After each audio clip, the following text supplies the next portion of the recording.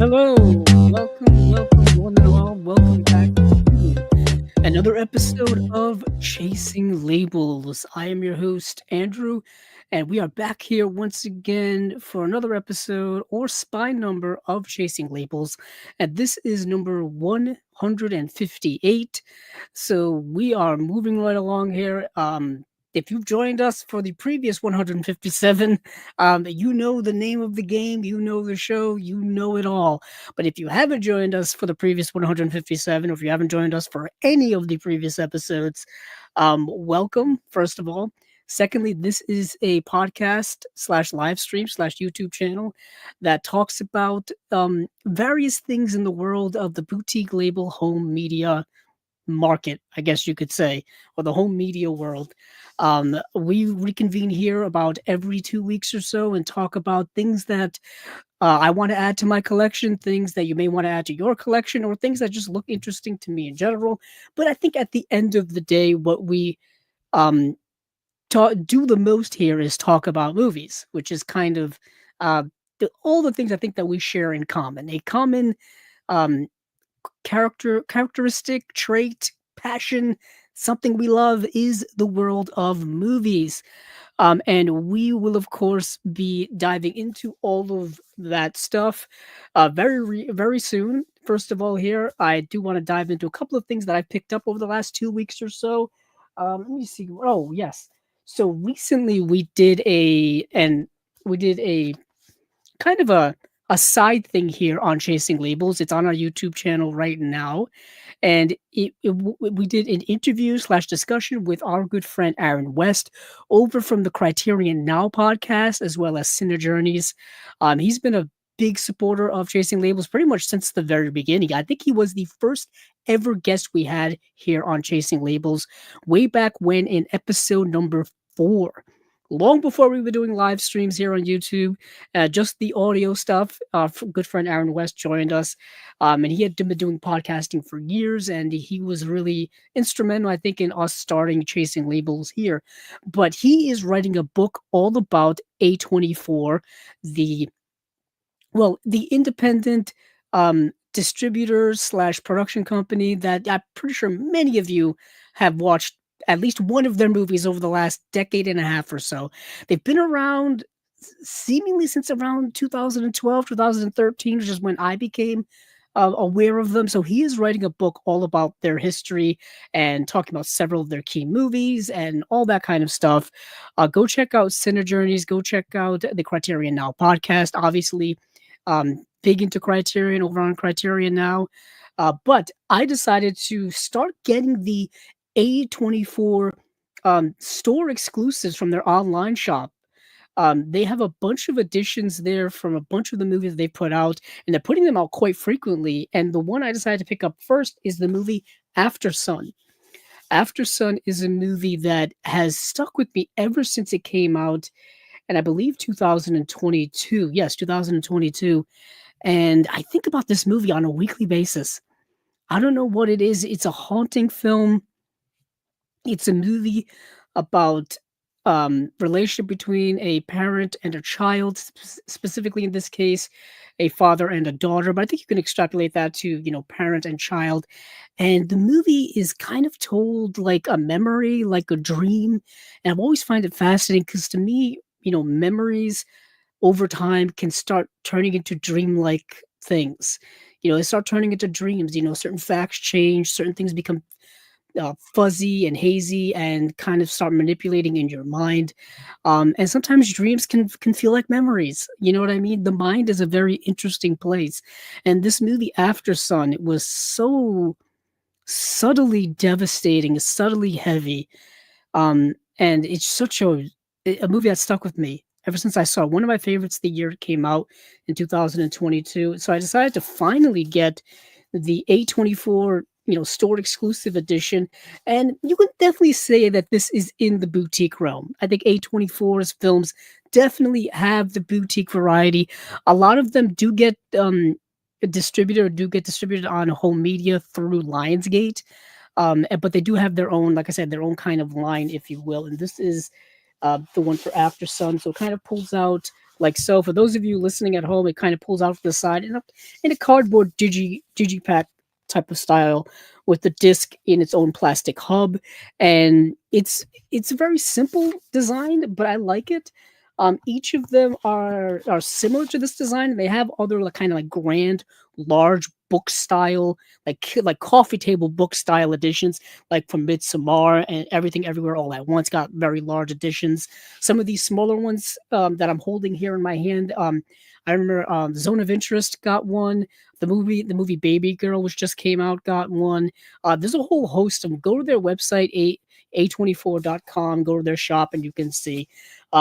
They have like an own like a membership program, excuse me, and stuff like that, which I haven't really delved too far into, but I do want to start getting their editions. They have started coming out in stores actually. After several years of just being online exclusives, they're starting to come out in actual stores. I know that Walmart has a couple of them. I've seen Marcel the Shell with shoes on at Walmart. I've seen Midsommar at Walmart. I've seen everything everywhere all at once at Walmart. Um, um, and I know Barnes and Noble is starting to get a lot of them. I know my local Barnes and Noble has After Sun. They have the Zone of Interest. They've got a bunch of other ones at the in store as well. So check that out if you can. If you can't, go online to their store. So I got that. I got a couple of other things here. I can't remember if I showed these last time. I got the 4K UHD release of my second favorite film of 2024, and that is The Substance. The Substance, the Coralie Fargeau film. And this is, of course, the film starring Demi Moore, Margaret Qualley, and Dennis Quaid. Yeah, Dennis Quaid is in the movie a little bit. But I got this. This is my second favorite movie of last year. I was completely blown away by it. Just an utterly incredible film. it's it reminds me a lot of early David Cronenberg when it comes to body horror and just the squishy gooiness of it all, taking a little sci-fi angle, satirical angle with Hollywood. So it's good. It's damn good film. If you haven't seen The Substance yet, it gets the highest recommendation from me, but it's a movie not for everyone. If you're squeamish about body horror and stuff like that, perhaps it's not for you. And then switching gears here, I am buying this now, I think for the third time in my collection. This is the Alfred Hitchcock film North by Northwest, the 4K UHD edition of this, and it looks utterly incredible.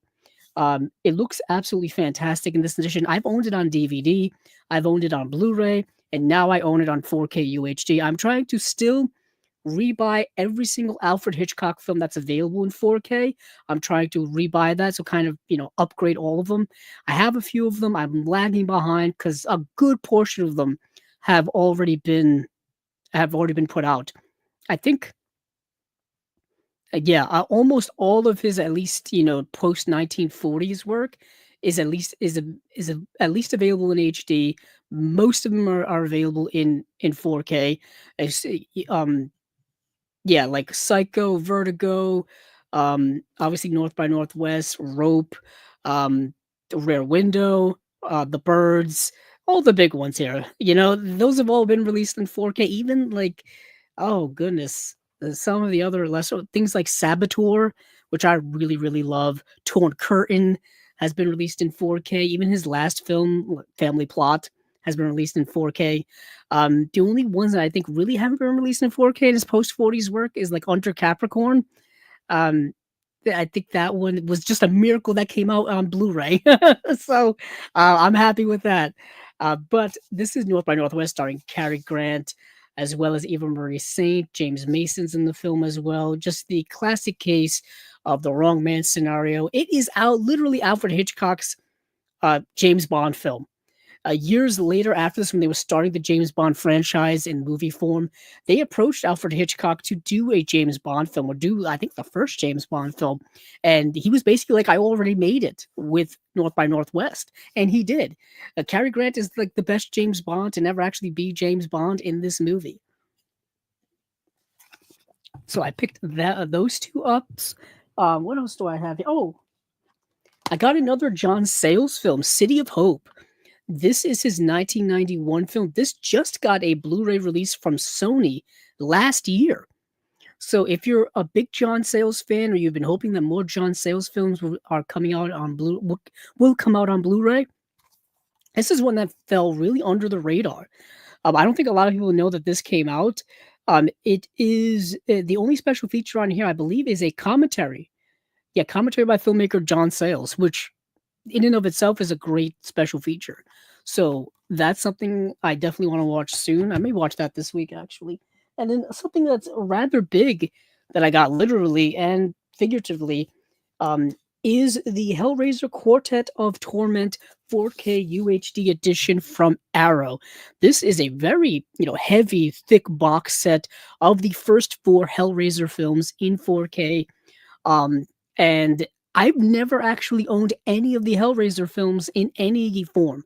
No VHS, no Laserdisc, no DVD, no Blu-ray, um, at all. And I think the reason being is I was just waiting for a really good edition. I know a lot of the earlier Blu-ray editions weren't that great.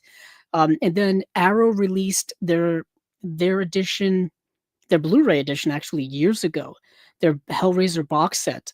Um, and I know that was really good, and that I know a lot of people who bought that. Then they re-released, um, then they re-released the Hellraiser films in the Quartet of Torment 4K that was only released in the UK, and then that was in 2023. And then in 2024, they re-released a US version of their release from the previous year.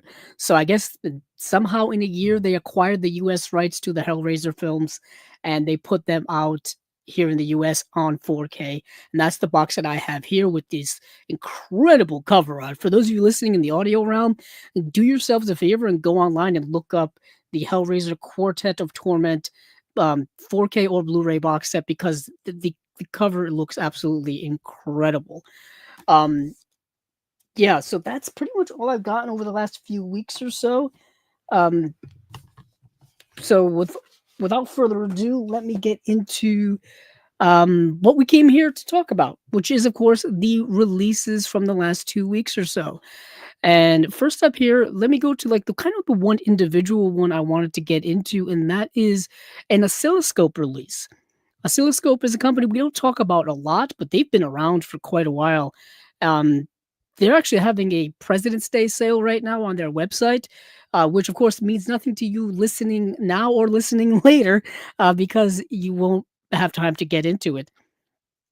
But I thought I would just mention it because they do have some sales from time to time. I know they have a Black Friday sale that they that they do every single year. Kind of flies under the radar. I don't think a lot of people know about it.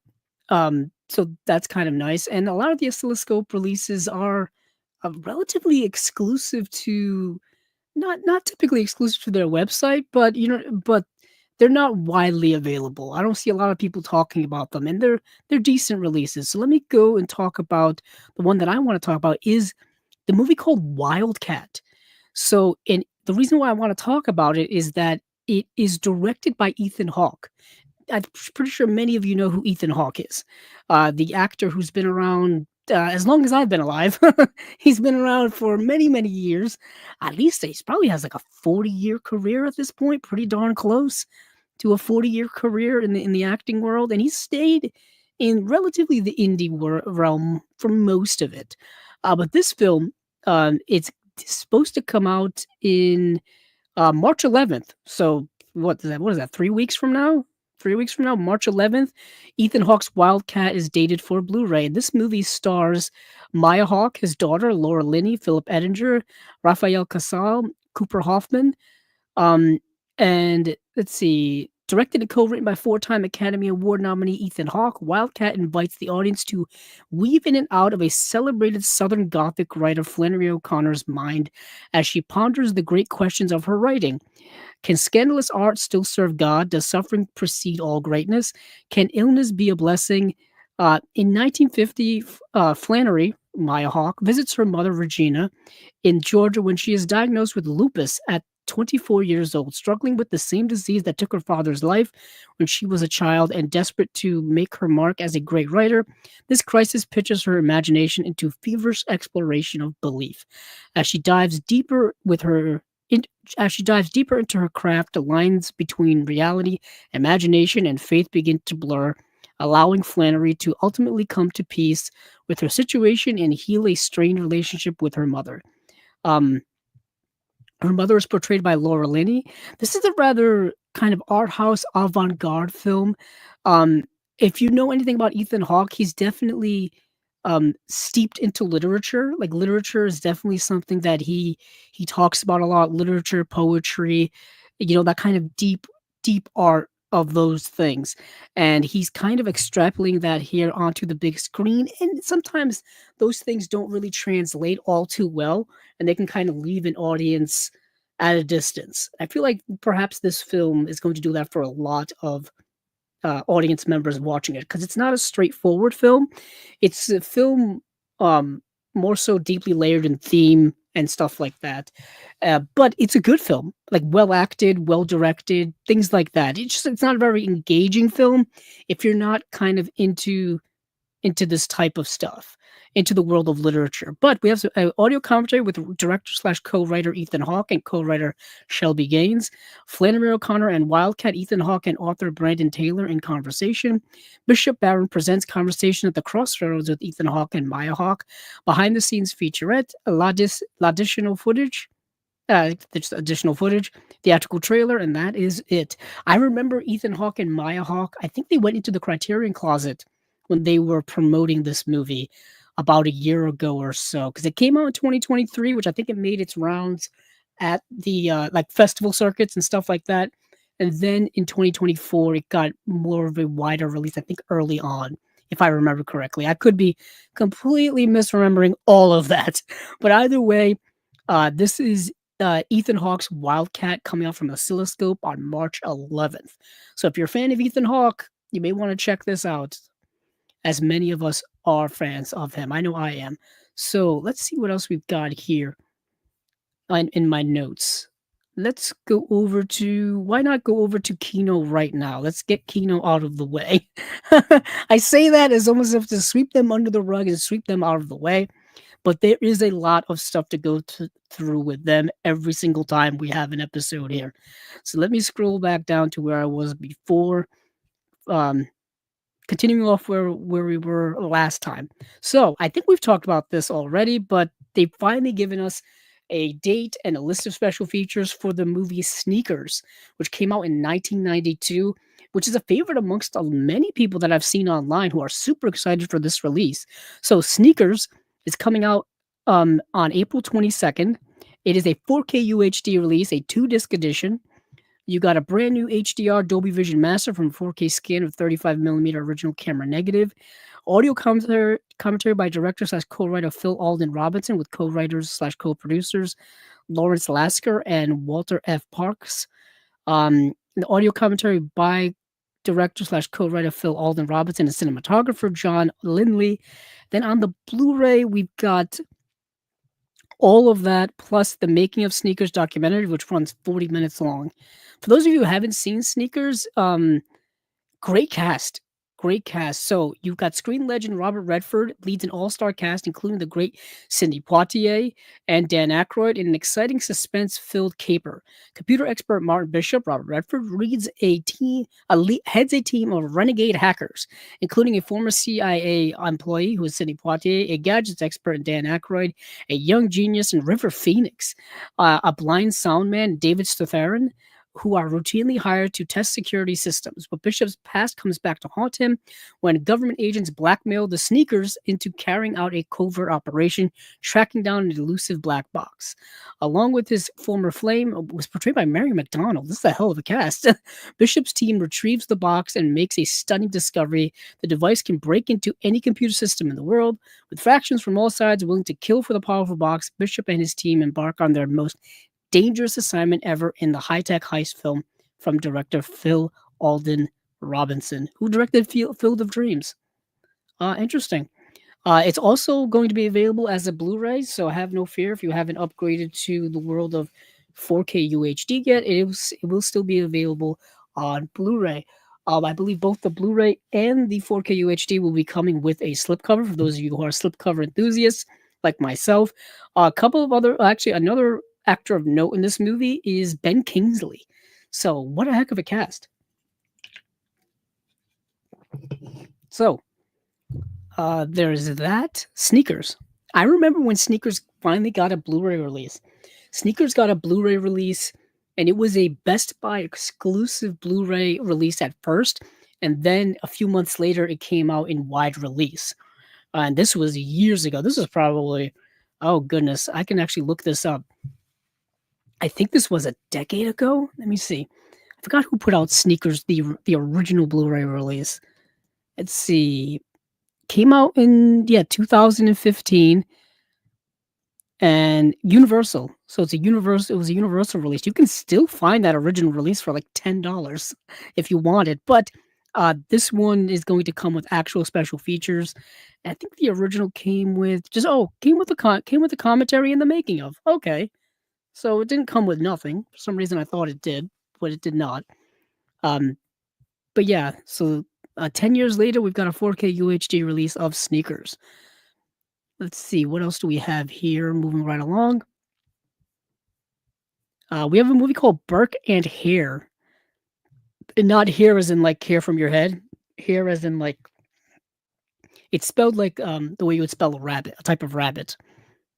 So we got Burke and Hare from 1972. Two of the most notorious figures in the history of medicine, William Burke and William Hare, were a pair of enterprising street thugs who provided anatomical specimens to the Edinburgh Medical College, often by robbing the graves of the recently dead, sometimes through even more nefarious methods. So what you have here is like a 1972 dark British comedy about these two guys who are like digging up dead bodies and selling them to the local medical college to make money, and then they get into all kinds of other shenanigans.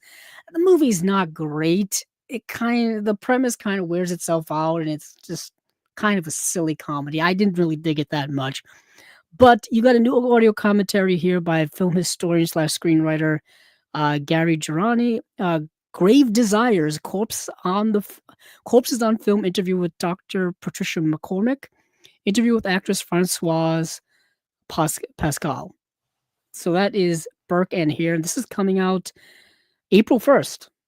So April Fool's Day. And then next up here, which is coming out April 8th and April 15th, two British classics by the Bolting brothers, starring Peter Sellers. That's the selling point with these two, is I'm All Right, Jack, and then Heavens Above. So I'm All Right, Jack is getting a new audio commentary. Actually, I should probably read what these movies are about. Let me go over to my letterbox because they don't have any descriptions here on Kino's Facebook page. So I'm All Right, Jack. Before we get into the special features, let's see. Apparently, I have seen this movie from 1959. Naive Stanley Windrush returns from the war, his mindset on a successful career in business.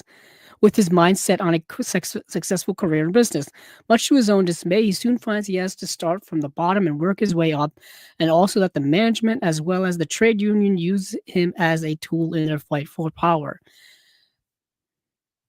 Yep, starring Peter Sellers, Ian Carmichael, Richard Attenborough's in the film as well. Margaret Rutherford, who's a hilarious actress. She's in this as well. Let's see. Let me look up Heavens. Let's see. Did Heavens Above or Heaven's Pursuit? Hold on. Heavens Above.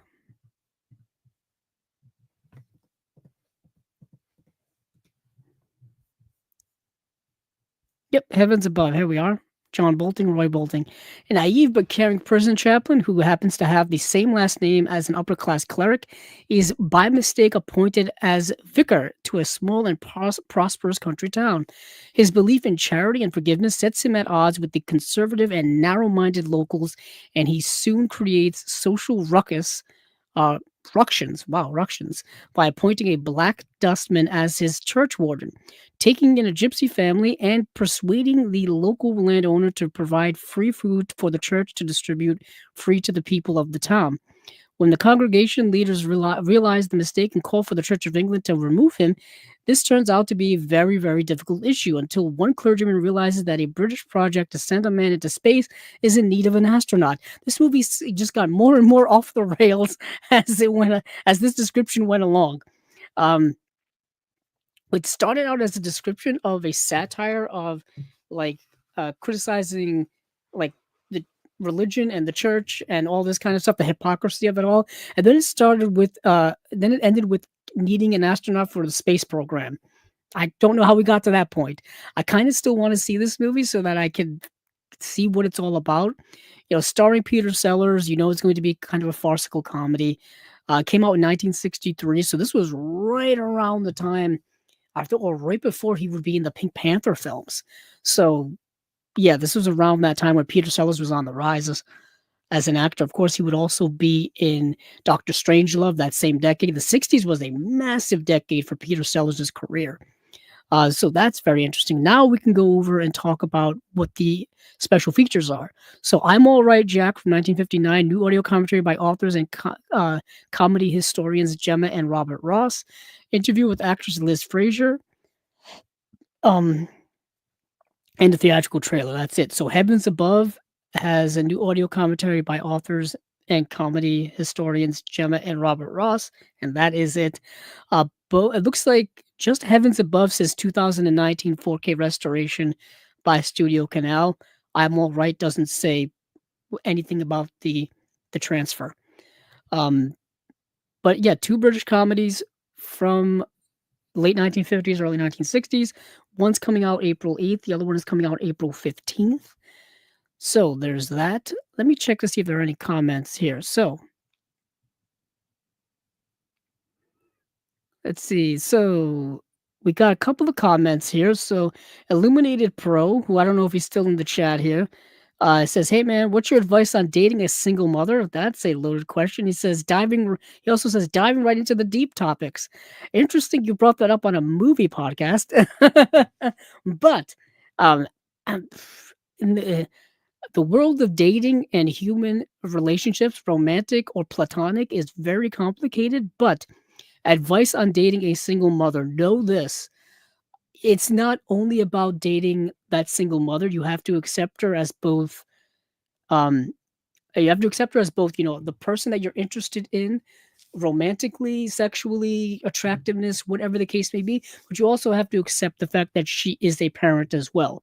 That is part of who she is as a person now. That's a huge part of her life. So you have to accept her as not only the person she is, but know that part of that person is a parent. You know what I mean? And being a parent comes with a whole host of other things, responsibilities and things like that. And those are things you're going to have to uh, be aware of and accept, and perhaps make them part of your life as well. You know what I mean? It can be very complicated as opposed to dating a single person, where you have to kind of just concentrate on them and other things going on in their lives, and the parenting thing is a whole different nature of a relationship and of a person. I've known people who have become, who've gone from single to parenthood, and it changes them, and expectantly so. You know what I mean? Because becoming a parent is a massive thing. It's a life-changing thing. It's a lifelong commitment. This isn't, it's not just a side thing. It is your life.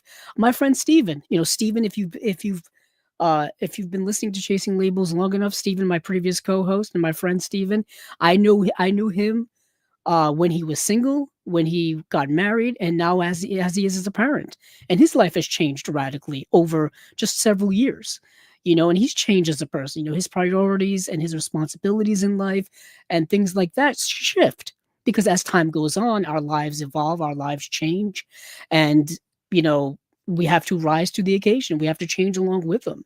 It would be nice to kind of stay in a world of arrested development, but as we know, that's just not the way things are, unfortunately, as much as we want to.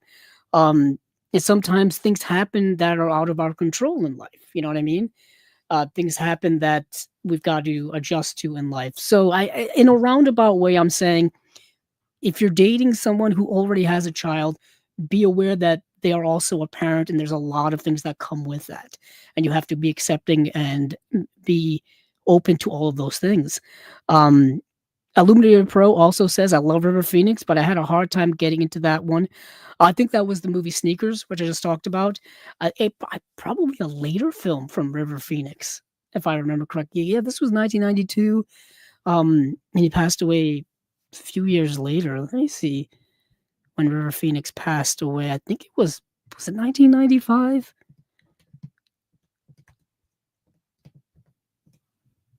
Let's see. River Phoenix, 1993. Wow.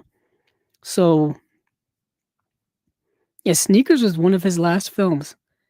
Let's see. He did Sneakers, and then he did two more films. Then he passed away. There's some posthumous stuff here.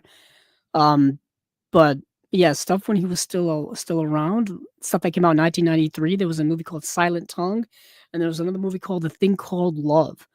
So I even if you're just a River Phoenix fan and you just want to get all of his work, Sneakers is definitely worth getting for your collection. And the movie's actually pretty good. It's going to be a little dated.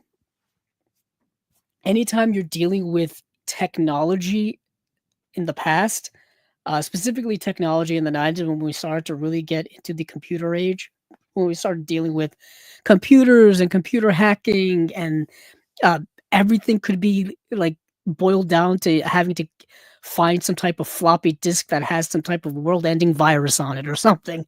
you know, even stuff like that is kind of somewhat dated, if you will. No, I don't think a lot of people have the concept of what a floppy disk is nowadays, or even what a disk is nowadays for a computer. Heck, we don't even most computers don't come with disk drives at all for CDs or CD-ROM or DVDs or anything like that. You have to buy them separate if they're available at all. That's just the way our technology world has so far advanced in 30 years. Um, it's very interesting, but yeah, Sneakers I really dig. Um, so Illuminator Pro also says Running on Empty and Dogfight are amazing, great Blu-rays. Yes, Running on Empty, that's a movie. That's a movie that it's available on Warner Archive Blu-ray. Warner Archive put out a Blu-ray on Running on Empty. I had a Snapper Case DVD of that in my collection for years. I was glad to upgrade that. Running on Empty, which I believe is a Sidney Lumet film, is fantastic. It's from 1988. If you haven't seen this movie yet, go out and see it. Yeah, it's one of Sidney Lumet's films, and of course, Dogfight. I've been a champion of Dogfight for so long. Um, I'm I'm getting um a little collection together of Nancy Savoca's films on Blu-ray. Not much of her stuff's been released so far, but hopefully more of it will be. I have it piled up on my chair over there. So yeah, if you haven't seen Dogfight, it's available now from Criterion Blu-rays. So there's no excuse anymore to not see it. Before then, it was only available, I think, on a made-on-demand DVD from Warner Archive. So a little tougher to get, a little tougher to see. Um, but now that it's available from Criterion, it's more widely available. Great film, starring River Phoenix as well as Lily Taylor. So yeah, two great works from the late great River Phoenix. Let's see, we got some other comments here. Jeff K says, evening, Jeff. Welcome back. Nice to see you. And then we've got another one here from the Wonderment Project. Keep up the good work. I always enjoy your show. Thank you very much. Thank you for watching. Thank you for checking in. Thank you for the support. We accept all support here. Any anything we can get, views, comments, well wishes of any kind, we will accept. But back to Kino and what they're up to. I think this is a movie I've talked about already. If I haven't, I apologize. But I think this was announced and we're just getting more details on it. Coming April 22nd is The Cruel Sea from 1953. One of the greatest British British war films ever made. The Cruel Sea is an unflinching portrayal of life at sea during World War II on a boat tasked with protecting convoys and seeking and destroying German U-boats. Filmed aboard an actual Royal Navy corvette, it tells the story of the sailors aboard the HMS Compass Rose, the bonds that form between them, the daily pressures they face, and their epic struggle to overcome the enemy. Based on the best-selling novel by Nicholas Montserrat, and featuring heroic performances from Jack Hawkins, Sir Donald Sinden, Denholm Elliott, and says Virginia McKenna and Stanley Baker. The Cruel Sea is an enduring war movie classic.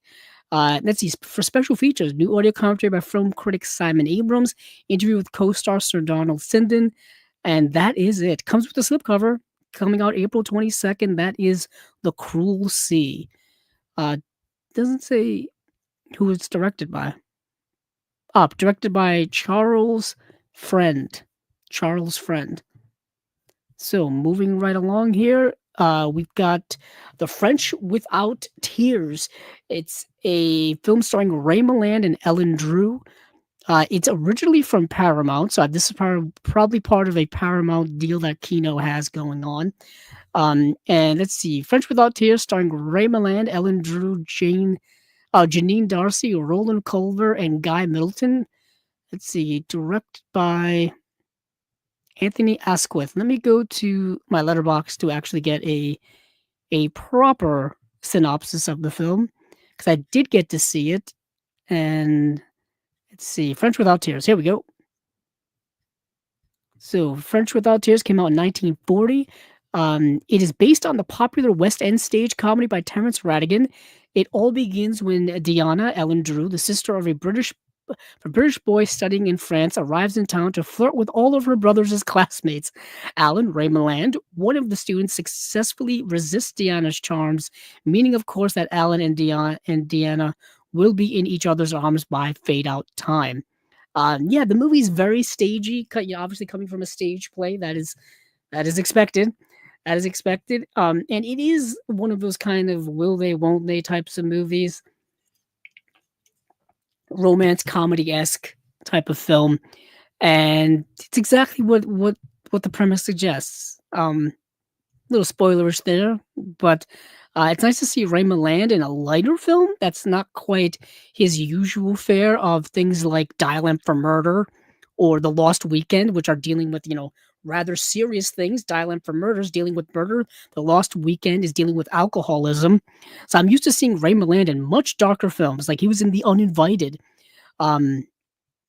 He's in Ministry of Fear, I think that's the Fritz Lang film. Yes, the Fritz Lang film. So I'm used to seeing him in like film noirs and stuff like that. And so it's nice to see him in a lighter film. Yeah, a lighter film. So that is French Without Tears. Interesting title. It just says coming soon on Blu-ray. New HD master for 4K scan by Universal Preservation. Nothing in the way of special features have been announced yet, so we will stay tuned for that. Something else that's also just says coming soon on Blu-ray from a brand new HD master, doesn't even say any other specifics, is a movie called Night World, starring Lou Ayres. Now, Lou Ayres is an interesting actor for me. I remember seeing Lou Ayres first time I saw him is in All Quiet on the Western Front. This movie also stars Boris Karloff, Mae Clark. Hedda Hopper is in the film. George Raft, a young George Raft, is in this movie. And it's directed by Hobart Henley. Let me get a synopsis of this film as well. This is an early, I want to say pre-code film. Let's see. Where are you? There you are. From 1932, so we're right on the cusp of pre-code and not pre-code, but I think this is a pre-code film. Yeah, because I think pre-code film started in about 1934. So we are in the pre-code era. So Happy MacDonald and his unfaithful wife own a Prohibition-era nightclub. On this eventful night, he is threatened by bootleggers, and the club's star dancer falls in love with a young socialite who drinks to forget a personal tragedy, among other incidents. So you've got, like I said, Lou Ayres, May Clark, Boris Karloff, Hedda Hopper, who would later go on to be a gossip columnist in Hollywood. I think that's later on in the 60s or so. Uh, but before then, she was an actress, and she's in this movie. This is an interesting film that takes place all in one night, and all you get is all of these different characters in this one location, in this Prohibition era nightclub. And they're all interacting, and their characters and worlds kind of all overlap with one another in positive ways, in negative ways, in different ways. And it's one of those types of films. It reminds me a lot of like the Grand Hotel, but not quite as, you know, great as the Grand Hotel. Obviously not as star-studded as the Grand Hotel, but this idea that you've got all of these characters in one place all at the same time, and they all have like different storylines going on, and some of them crisscross and stuff like that. So that's called Night World. Really good film. You can find it to watch right now. I think it's in relatively the public domain, so you can find a less than great quality version of it out there. So I'm hoping that this looks a heck of a lot better than what I saw. So moving on from there, we've got a movie that we've talked about here on Chasing Labels way back when, because it got an imprint release once upon a time, like a long time ago. And that is Things to Do in Denver When You're Dead. Now, this is getting a 4K UHD release from Kino, a 2-disc edition. The 4K UHD disc is getting a brand new HDR Dolby Vision Master from a 4K scan of the 35mm original camera negative. 2 new audio commentaries. First up here is by director Gary Fleder and writer Scott Rosenberg, and then the next audio commentary is by filmmaker slash historian Daniel Kramer. And then on the Blu-ray disc, we got both of those commentaries, plus Things to Direct in Denver When You're Dead, interview with director Gary Fleder, Things to Perform in Denver When You're Dead, interview with actor Andy Garcia, Things to Write in Denver When You're Dead, interview with screenwriter Scott Rosenberg, Things to Design in Denver When You're Dead, interview with production designer Nelson Coates, production featurette, and that is it. For those of you who haven't seen the movie, this is a pretty decent film. It's a pretty decent film.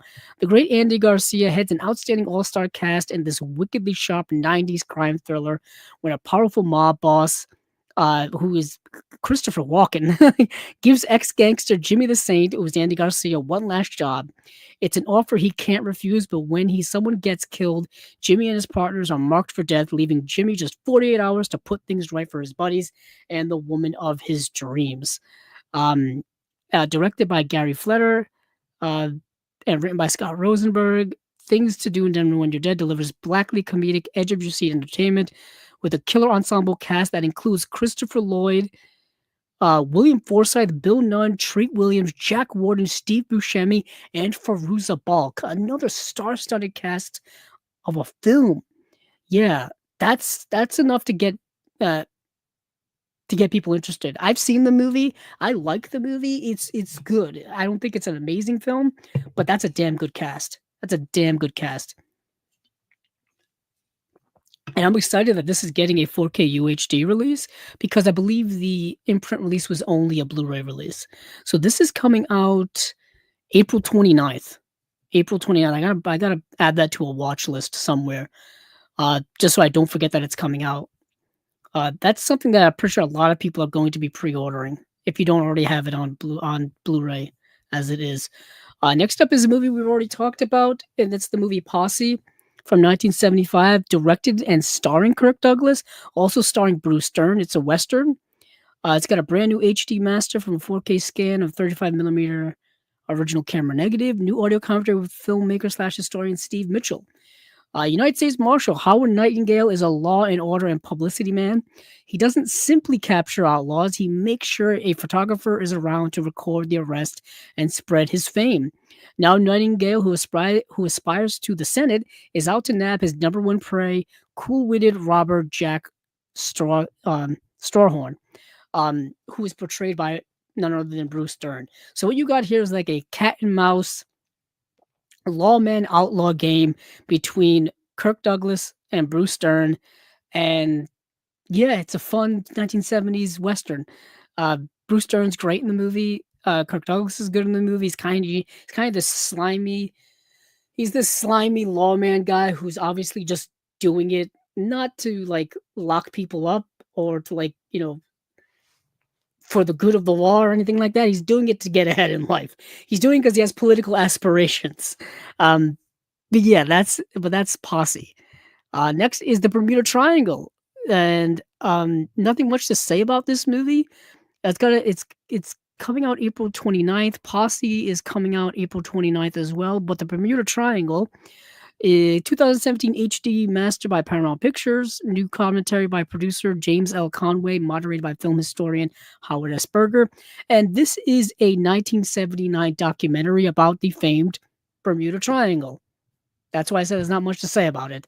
Um, famously, weird things happen around the Bermuda Triangle, that area of the Atlantic Ocean. Boats get lost, planes get lost, weird things happen there. Um, yeah, that's the Bermuda Triangle for you. Well, I talked about this last week, but I'm just going to talk about it briefly. Kino Cult number 29, Pete Walker Crime Collection, coming out April 29th. We've got special features here. It says Die Screaming Marianne, audio commentary by director Pete Walker and film historian Jonathan Rigby. Moon, or Man of Violence, audio commentary by film historians Kat Ellinger and Martin Conterior. So Kat Ellinger's on it, and this is worth watching. Pete Walker and I for Terror, interview by editor/filmmaker Elijah Trenner. And that is it. So this is I talked about this last time, the Pete Walker Crime Collection. It's got the movies Cool It Carol, Die Screaming Marianne, Moon, and The Big Switch, the 2-disc set. Coming out April 29th. And then we've got a movie that's going to appear twice here on this episode of Chasing Labels. That's right, people. I don't think this has ever happened before. And if it has happened, I just straight up don't remember. So this movie called Dead of Night from 1945 is getting a 4K UHD release from Kino here. It says coming soon. So it could come out this year, could come out next year. We don't really know. We're just making guesses here. But I can tell you it is definitely also coming out in a double feature from Imprint. Because we will be talking about that when I get to talking about the Imprint releases. So yeah, we've got the Kino release and we've got the Imprint release. Once again, if you've been following us here long enough on Chasing Labels, or if you've been following the boutique label world, Imprint and Kino have this game of long distance patty cake going on, where they do one thing and the other one does the other, or one does one thing and the other one does the other. And they go back and forth with releases. Sometimes they do them in the same calendar year. Sometimes they do them a year apart. Sometimes they do them several years apart. But they seem to have the same type of deal with whichever company they get these movies from. I'm assuming Paramount. That seems to be the case here. And they are doing it. So they're doing it once again with Dead of Night. This movie stars Michael Redgrave, Mervyn Johns, Roland Culver, Frederick Valk, Sally Ann Howes, and Googie Withers. Sorry, Googie Withers, directed by Cavalcanti. And yeah, so directed by Cavalcanti, Charles Crichton, Basil Dearden, and Robert Hamer. So this is a movie that is fascinating. It set a lot of precedents, I think, within the horror thriller genre, I would say.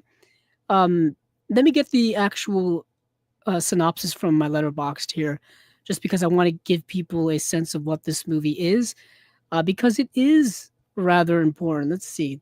Where are you on my Letterboxd? Nope. I'm probably just... there it is. Dead of Night. It's in the middle of something else. So Dead of Night from 1945. Architect Walter Craig, seeking the possibility of some work at a country farmhouse, soon finds himself once again stuck in this recurring nightmare. Dreading the end of the dream that he knows is coming, he must first listen to all the assembled guests' own bizarre tales. So that's why I think we get so many directors, is you got this guy, Walter Craig, this character. He goes to this farmhouse, and he's an architect, and he's thinks he's going there to find potential work, a job, if you will. But what ends up happening is he ends up hearing these weird stories from all of these people there. And so you get this kind of like mini anthology of all these people telling these stories of these dreams that they've had. And they're weird, like horror dreams, dealing with all kind of macabre stuff. They're like mini episodes of Alfred Hitchcock Presents all within this movie. And yeah, I don't want to say anything else. He just has to hear all of these people's dreams. It connects eventually, I'll say. Um, but yeah, and it's movie's called Dead of Night. It's good. It's really good. I liked the structure of it. I liked how weird it got. I liked how trippy it got. I like 1940s horror for some reason. I can't quite say why. It's that early days of horror where things were like moody and atmospheric and the sense of the macabre and things like that. I think a lot of that stuff would then, of course, go on to the decades after, especially with Vincent Price's work with Roger Corman in like the 1950s and 1960s. Like that's so macabre, and that stuff feels like 1940s horror, just done at in a different time in a different decade. But Dead of Night, definitely recommend people checking that movie out. Yet again, it's getting a 4K UHD release, so that's not a small release for Kino. And then last but certainly not least, they announced this yesterday, which was Sunday. So we got a Sunday announcement, which we don't really usually get from Kino or anyone really. It's a movie that's getting a 4K UHD release in the future, just as coming soon from brand new HDR master, and that is Night of the Juggler, starring James Brolin specifically. James Brolin is in this film. Dan Hedaya is in this film. People you may know. Let's see, directed by Robert Butler, who's directed a few things I'm pretty sure people have seen as well. Let me get the synopsis here. The movie's premise is not something you haven't heard of before, but I think it's just good to get an official synopsis here. It makes things easier on me. So it's a one-line synopsis here. An ex-New York cop is desperate to find his kidnapped daughter. So, yes, James Brolin he's a former New York cop. He's left the force for some nefarious reason. You kind of find out a little bit about it during the movie. And what happens is his daughter ends up getting kidnapped in a case of mistaken identity. Like the person kidnapping her thinks she's somebody else or somebody else's daughter, and she ends up getting kidnapped. And it's about him basically pursuing to find her the whole time. Does it sound like the movie Taken with Liam Neeson? It does. Does it sound like Taken meets Death Wish? It also does. But it's James Brolin in that role, and the movie's very good. Like for what it is, it's very good. It's a tight film. It runs 101 minutes long, and the movie is constantly moving forward. Like once that premise is set up and his daughter's kidnapped, James Brolin is constantly on the move to find her. Like it takes place like within all within like the same day or something like that, or maybe like a day and then the next day, but it's a very short amount of time, and the movie's constantly moving forward. It's cut down and edited to the bone. No fat on this movie whatsoever. No real pacing issues I found. You got a little high and low Akira Kurosawa thing going on when it comes to like certain plot elements here. I really like the movie. Yeah, I had never heard of this movie until yesterday, and I saw people super excited that it got announced, and I was like, "Oh, I got to pay attention. Let me see what it's all about." And yeah, Night of the Juggler.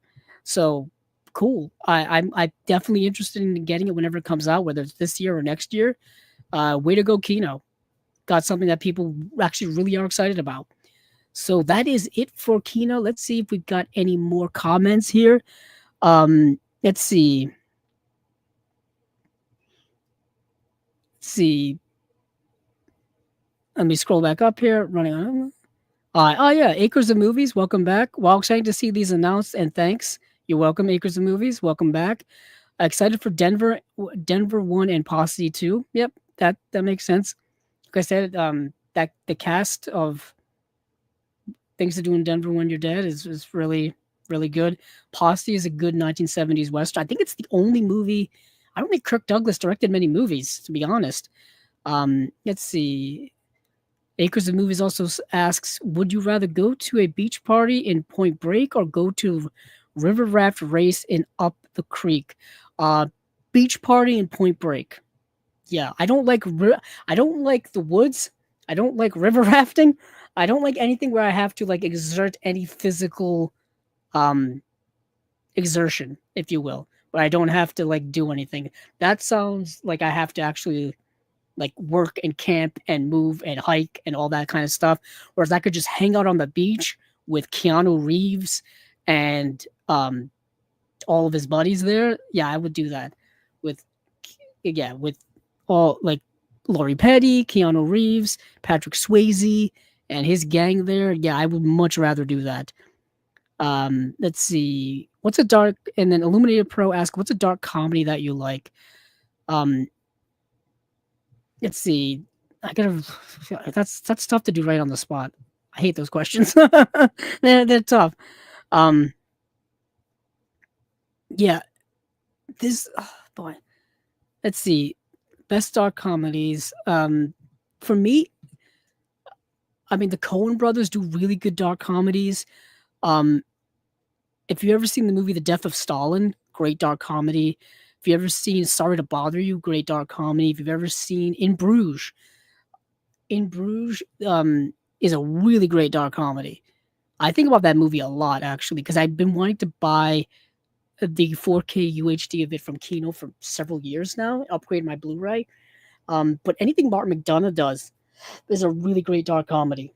Or is really good dark comedies. Some would consider Fargo a dark comedy. Which I guess kind of, yeah. Now that I think about Coen Brothers stuff, sure. Um, let's see. It's there's a lot of them over the years. Even Doctor Strangelove. Doctor Strangelove is a dark comedy. That's probably one of my favorites. Um, let's see. I'm trying to think of some other ones here. The Producers, dark comedy. Um, The Lobster. Yorgos Lanthimos' films are considered dark comedies, but like I've said many times here, I don't consider Dogtooth a dark comedy. That's a horror disturbing film. Um, yeah, definitely. Even something like Election, Groundhog Day, those are considered dark comedies. Um, so yeah, Bing John Malkovich is another one. Let's see, Royal Tenenbaums, sure. Anything done by John Waters is a dark comedy. Like for example, I always have it next to me because I need it for moral support. Uh, Pink Flamingos. Pink Flamingos or any other John Waters film is a dark comedy. Because the movies are so weird and over the top and absurd and nuts that they have to be comedies. You have to laugh at the absurdity of it all. Um, this is gonna sound wild, wild, wild, wild. American Psycho is a dark comedy to me. It's satirical, it's horrific, but there's so many dark comedy elements within that satire and within its horrific elements. So those are some off the top of my head. Let me move that back over here. Let's see. Um, Illuminator Pro also says Dead of Night. Hell yeah, yeah. Illuminator Pro also says Night of the Hunter. Also good. One of my favorite movies of all time. Juggler. Acres of Movies says Juggler. Great movie.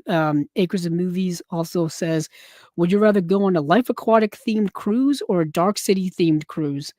Um, a Life Aquatic with Steve Zissou. Life Aquatic probably. Dark City is not, yeah, Dark City's too dark for me. Not too dark for me in the sense like, oh, it's disturbing, but that movie's like the neo noir aspect of it all. Although a neo noir cruise does sound kind of cool. Now that I think about it, I don't know. That's a tough one. That's a tough one. Um, let's see.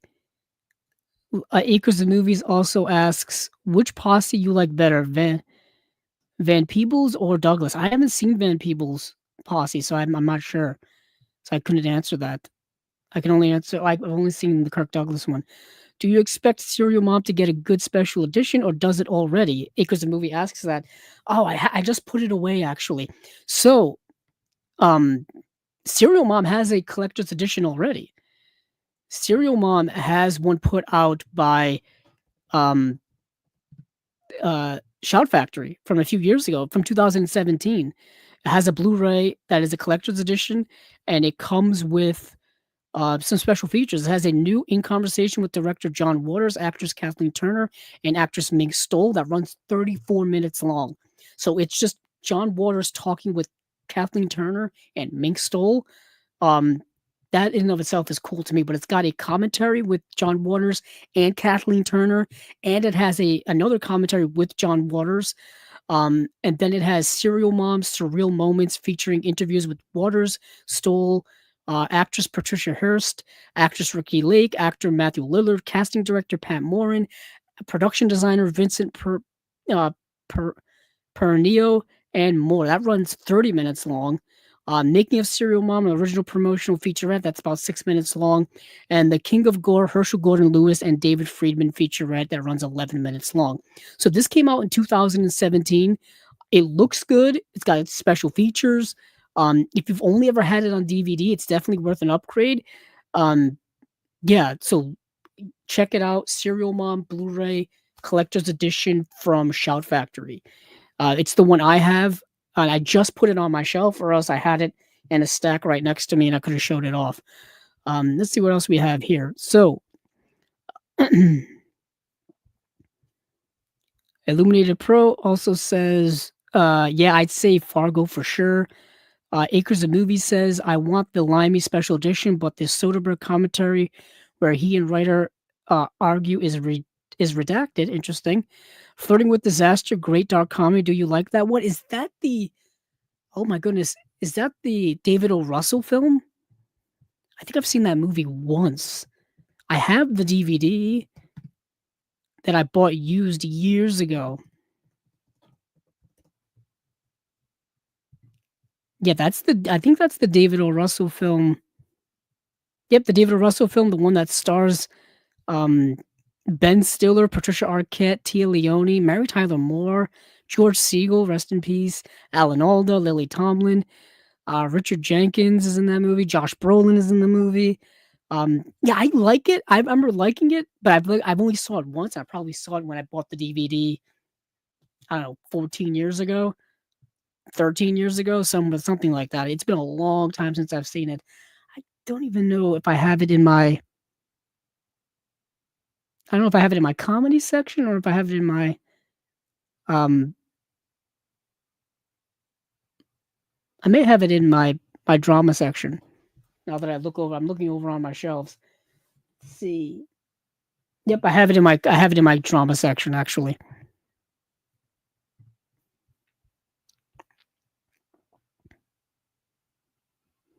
Acres of Movies says Mike Lee movies, many dark comedies indeed. Very much so. I do agree with that. His movies are such an amalgamation of so many things. Illuminated Pro says Election, Cable Guy, Illuminated Pro says American Psycho, yes. Acres of Movies says Wag the Dog, dark comedy. Do you like that one? Have I seen Wag the Dog? I don't think I've ever seen Wag the Dog. I've known about it for years, and I've been wanting to watch it for so long. Or let me see. Have I seen Wag the Dog? I have not seen Wag the Dog. That's the movie directed by Barry Levinson. Let's see who wrote the screenplay for that film. David Mamet, I think, was one of the writers on that. Yeah, I remember seeing Wag the Dog, the DVD, at Barnes and Noble for so long.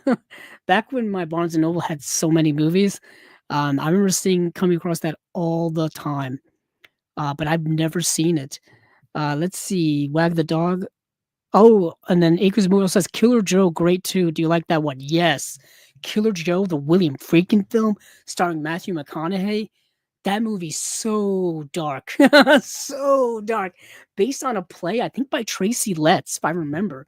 Killer Joe, man, that was part of Matthew McConaughey's resurgence, his McConaissance, as it was so appropriately dubbed. because he is so good in that movie, so good. Juno Temple is in that film as well. Yeah, I agree.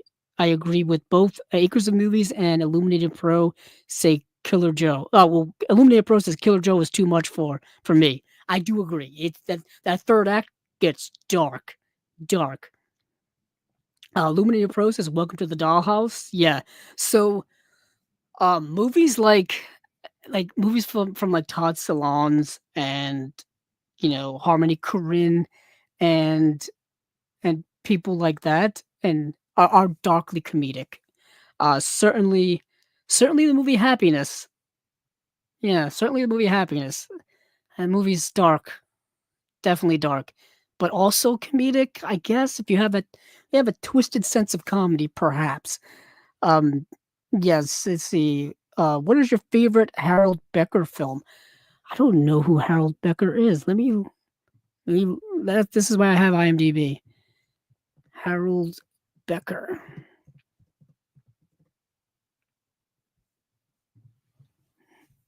Da, da, da, da. Let's see. So Harold Becker. I think the only Harold Becker film I've seen is Sea of Love. Let me go check my IMDb because I've seen Sea of Love. I actually, coincidentally, we just finished talking about um, Kino, and Kino's 4K edition of Sea of Love just came out. Let's see. Yeah, I've only ever seen Sea of Love. I still have to see Mercury Rising, which I believe stars Bruce Willis. I still have to see Vision Quest. So yeah, I'm behind. I'm behind.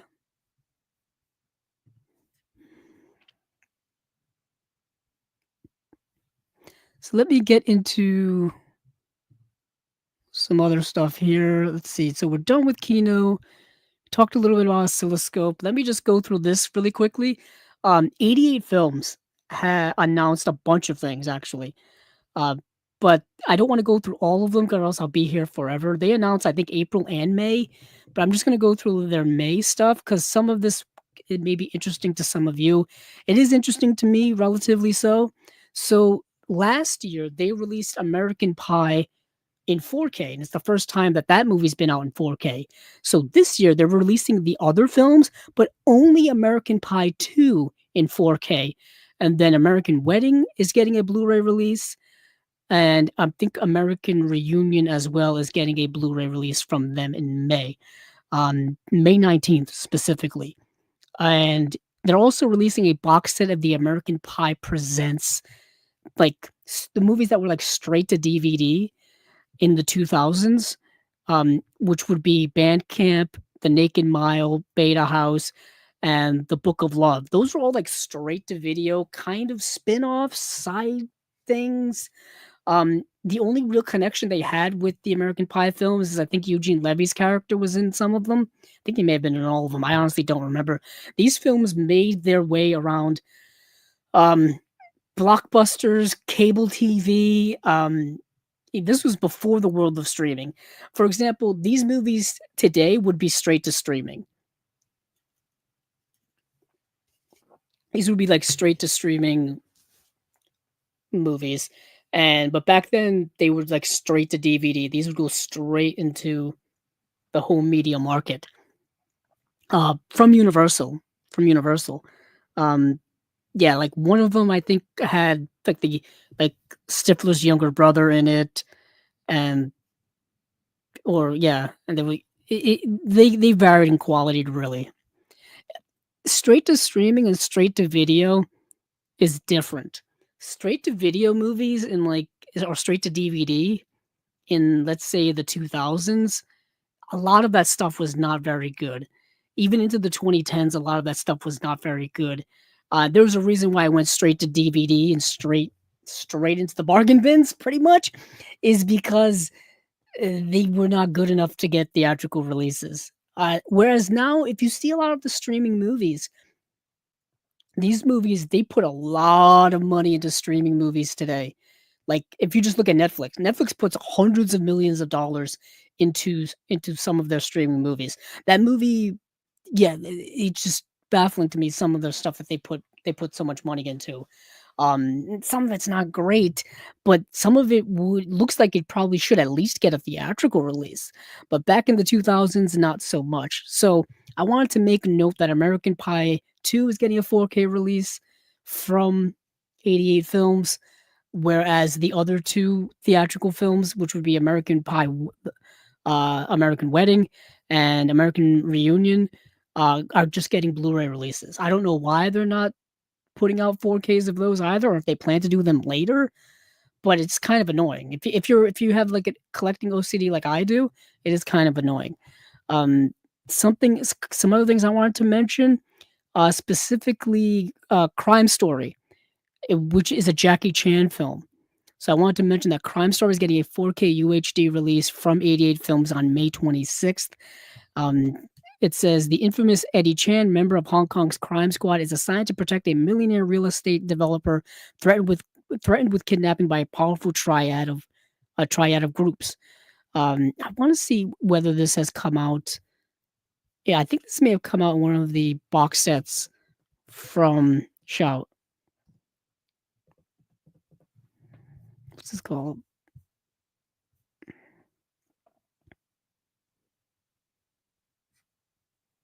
No, it has not. At least not that I'm seeing here. They did put it out on Blu-ray back in 2013 with a double feature with The Protector, another Jackie Chan film, but I don't know if they put it in one of their um Jackie Chan box sets. I don't think they did. So that's the movie Crime Story, and there was another one I wanted to talk about here. Let's see. Where are you? Sunset Warriors. Yes, Sunset Warriors I want to talk about. Now, why did I want to talk about Sunset Warriors? I think because it's a John Woo film, if I remember correctly. Yeah, it's an overlooked classic from an action master, made by John Woo just before the game-changing A Better Tomorrow. Sunset Warriors was hacked about by the studio and eventually released as Hero Shed No Tears. For years, John Woo's original cut has been a holy grail for action fans. Now, finally, you can see it for yourself, an explosive story of mercenaries battling drug lords. Sunset Warriors is a war movie such as only John Woo could make. Now restored to the director's original vision, it can stand alongside The Killer and Bullet in the Head as one of his essential films. 88 Films are thrilled to present the UK Blu-ray premiere of a resurrected masterpiece, Sunset Warriors. Now, this is coming out on May 19th. Very cool. Let's see. I wonder if that's gotten a Region A release yet. It does not, and I don't know if it ever will. But yeah, so that's I want to quickly mention those 88 Films releases. So we've got the American Pie 2 in 4K, American Wedding, American Reunion, the American Pie Presents box set. Those will be on Blu-ray. You've got A Crime Story with Jackie Chan getting a 4K release, and then Sunset Warriors, which is a John Woo film from the 80s in its original version, getting a Blu-ray release. Definitely worth talking about. Let's see what else we got here for comments. Um, let's see. Maybe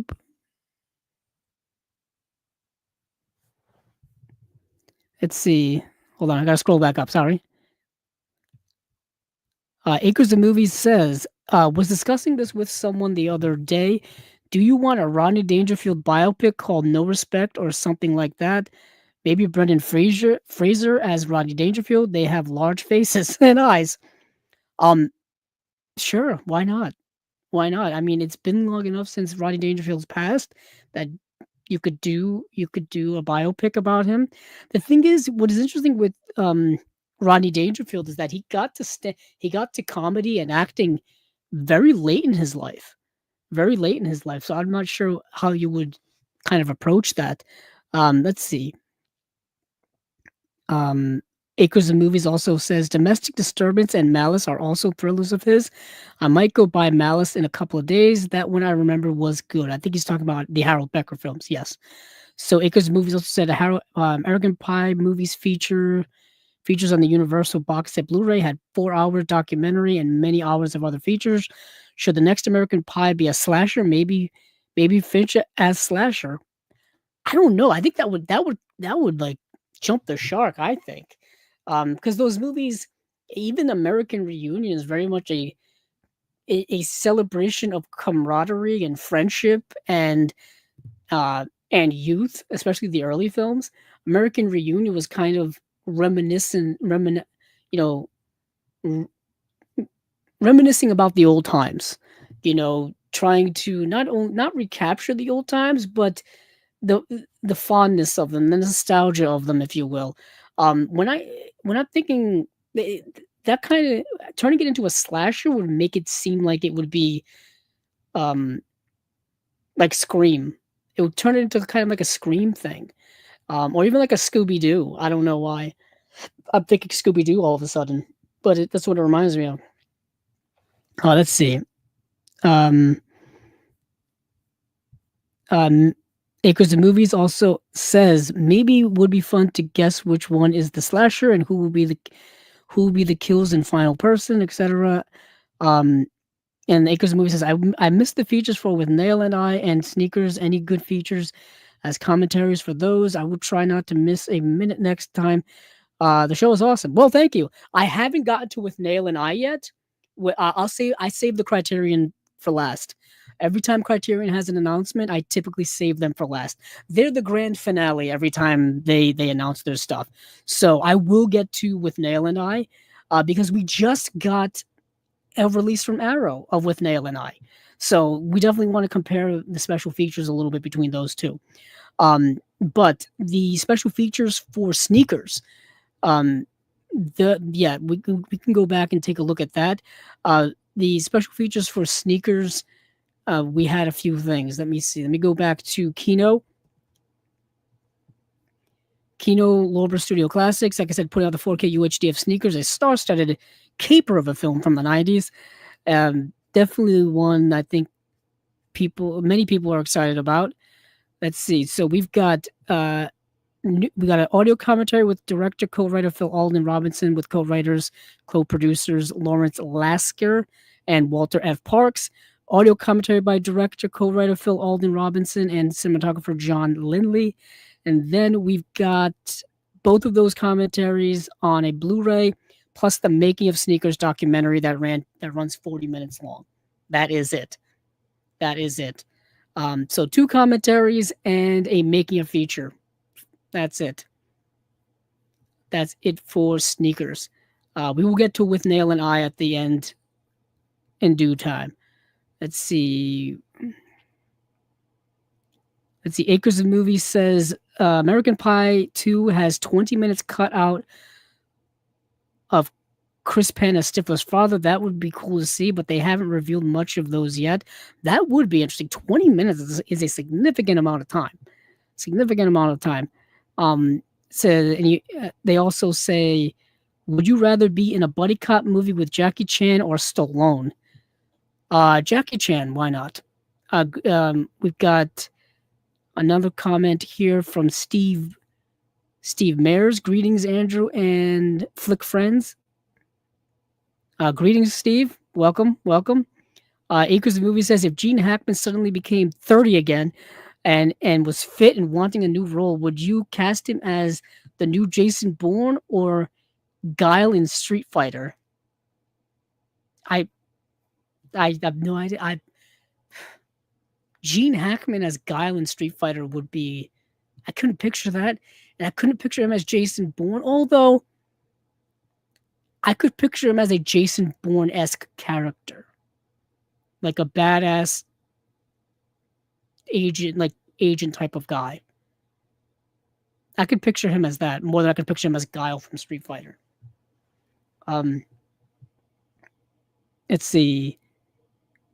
Acres of Movies recommends Jake Speed Arrow Special Edition.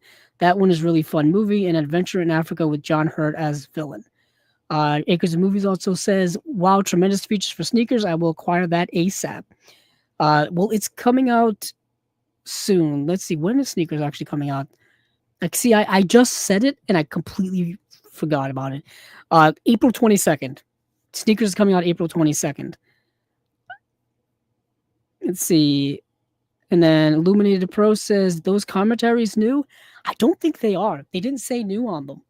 So I think I know for a fact that one of them is on the original Blu-ray release from back in 2015. Yeah, back in 2015. So the other one, I'm not sure where it's from, but it wasn't on that old Blu-ray. But let's see, where else am I going here? So I did 88 films. And Warner Archive. Let me go over to Warner Archive because they announced some stuff, and I wanted to definitely touch on their stuff because I always pick up Warner Archive things on a regular basis. I've got Warner Archive stuff strewn about me. I got one right here next to me. I've got the Warner Archive release of The Prince and the Showgirl right next to me. Just happened to have that out of nowhere. Prince and the Showgirl right next to me.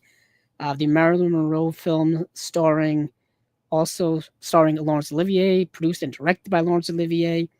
I happen to have this right next to me, so that's the Warner Archive. Let's see what they've got coming up for, March. Yes. Warner Archive has announced its March batch of Blu-ray releases. They are The Magilla Gorilla Show, the complete animated series, 1964 to 1967. For those of you who don't know me, one of my long-standing collecting goals is to buy everything when it comes to the old Hanna-Barbera cartoons. I'm talking Jetsons, Flintstones, Yogi Bear, Scooby-Doo, Magilla Gorilla, Top Cat, everybody, Snagglepuss, everyone. So to see them starting to come out on Blu-ray is amazing to me. So that's the Magilla Gorilla, the complete animated series, 1964 to 1967. Then we have Monogram Matinee Volume 1.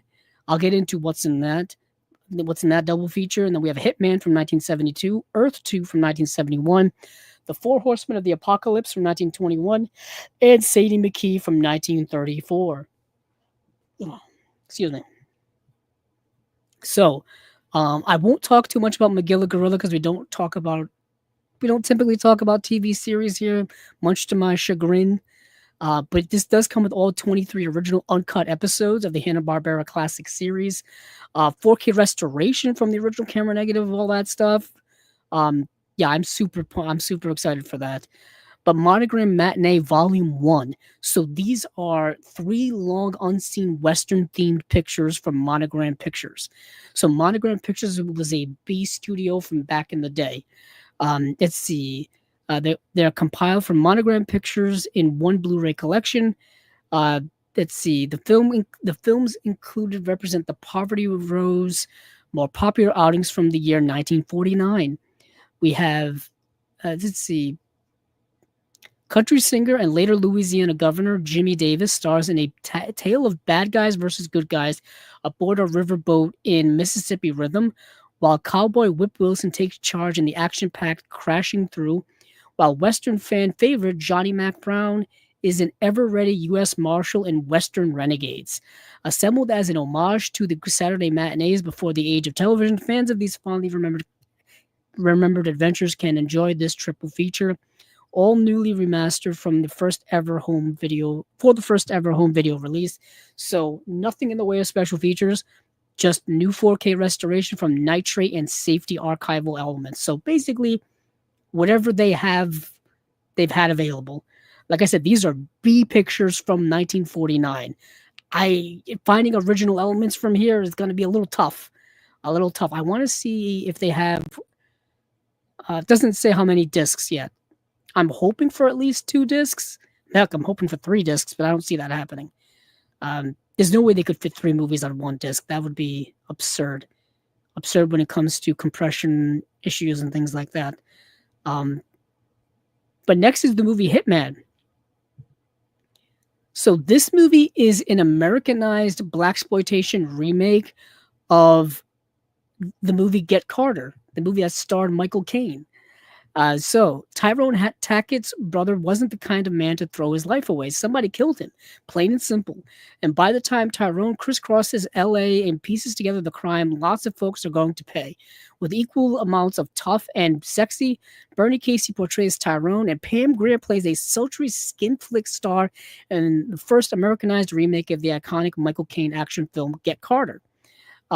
Yeah, that's what it is. If you've seen the movie Get Carter, you kind of know what I'm talking about, but that's the premise here. You have this guy whose brother gets killed and he's not quite buying that he committed suicide. That's the story that's going around, that he committed suicide, but he's like, my brother's not the type of person to do that. Something is going on here. And he goes and investigates and starts picking up trails on things, starts investigating things. He gets caught up in some big things, and that's the movie. And you've got 1970s Pam Grier's in the film. She looks amazing in it. I dig the movie. It's got a new 4K restoration from the original camera negative, and that is it. Nothing in the way of special features. This is coming out March 25th. Monogram Matinee is coming out March 25th. And Magilla Gorilla is coming out March 25th as well. Next, we have Earth 2. Now, Earth 2 is interesting. So, Earth 2 was originally a television pilot that they then turned into a TV movie.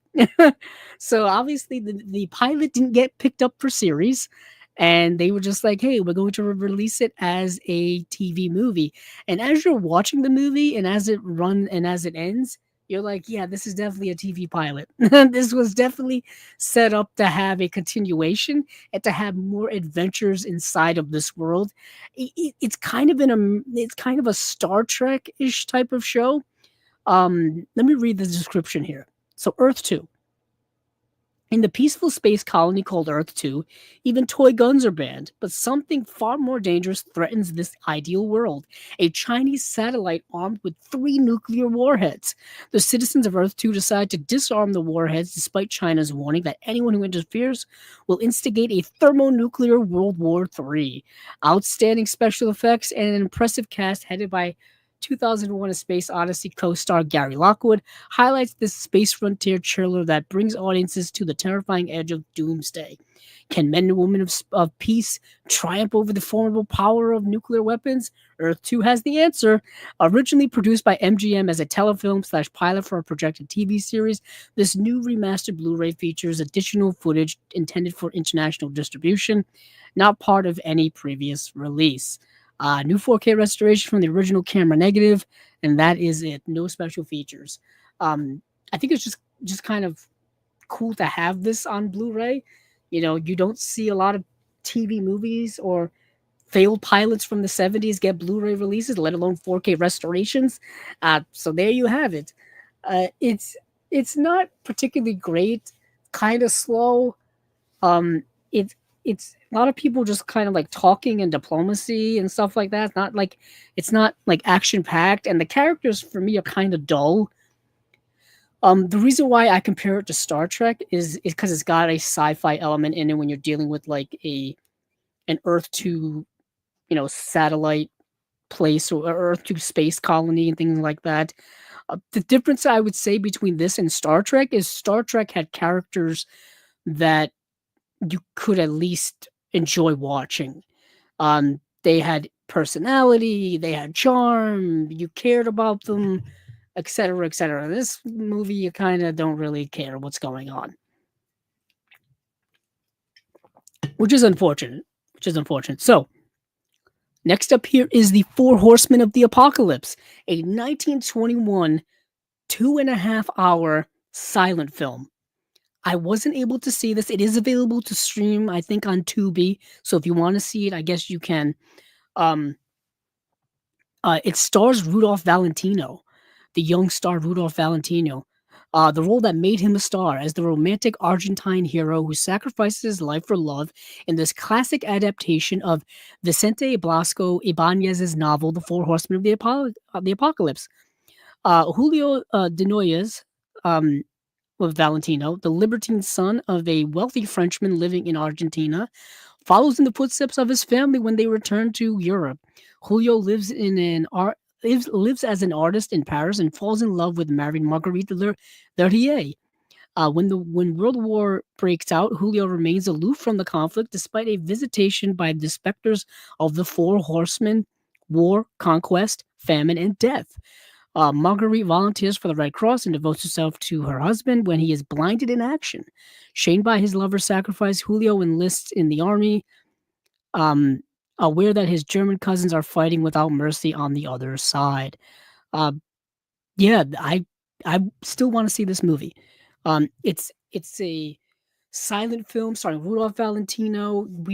We're starting to slowly get more and more silent film in the HD world on Blu-ray, some even in 4K. Um, the big thing for me when it comes to this is preservation and restoration. Right here, it says new 4K restoration from the Nest Preservation Elements. I don't know if that's supposed to say best.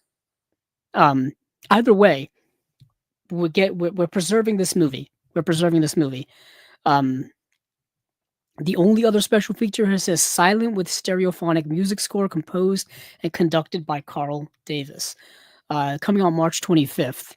So more silent film goodness. And then last but certainly not least is a Joan Crawford film. Um, One of my also collecting goals is to own every Joan Crawford film. I've got to get my rear in gear when it comes to that because I'm way behind on getting a lot of her stuff. Let me read here what this movie is all about.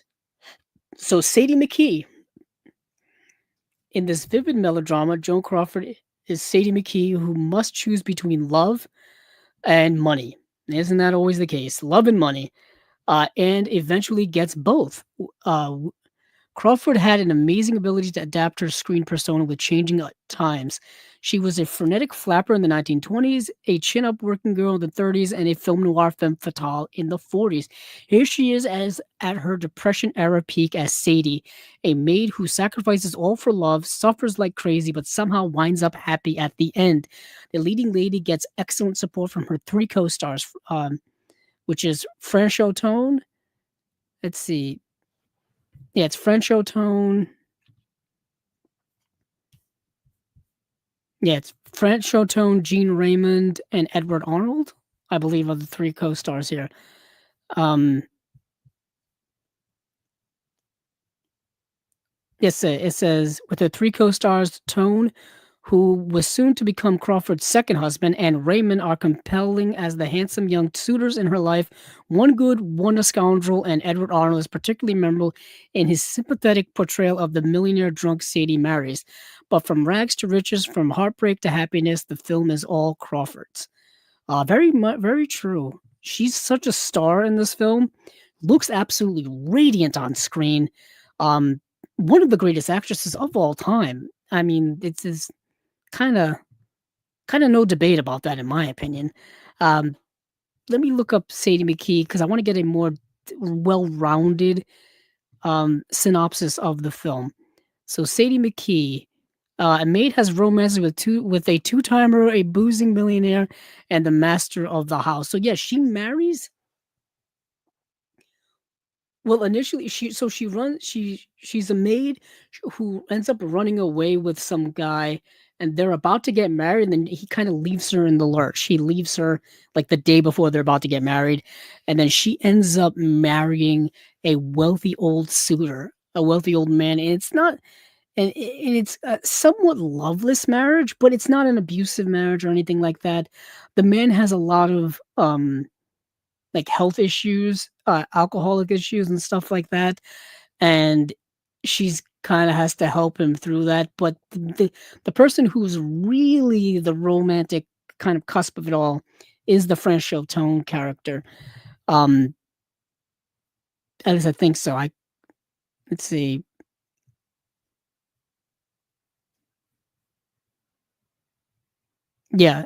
So I think it's the French Tone character. Sorry, I'm starting to blank out on a lot of the details here. But either way, it's one of those where, like, the real romance is kinda hidden in plain sight the whole time.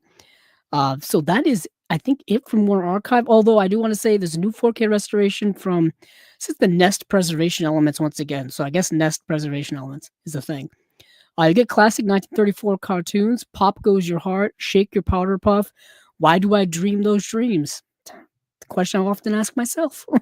Coming out March 25th. Coming out March 25th. Um, to be honest, out of I kind of what I want most out of these is Sadie McKee, Four Horsemen of the Apocalypse, and the Magilla Gorilla, and I think the Monogram Matinee Volume 1, 'cause I think to get that B-movie stuff in any good quality is kind of a miracle. Before we move on, let me check out what else is cooking in the comment section here. Um,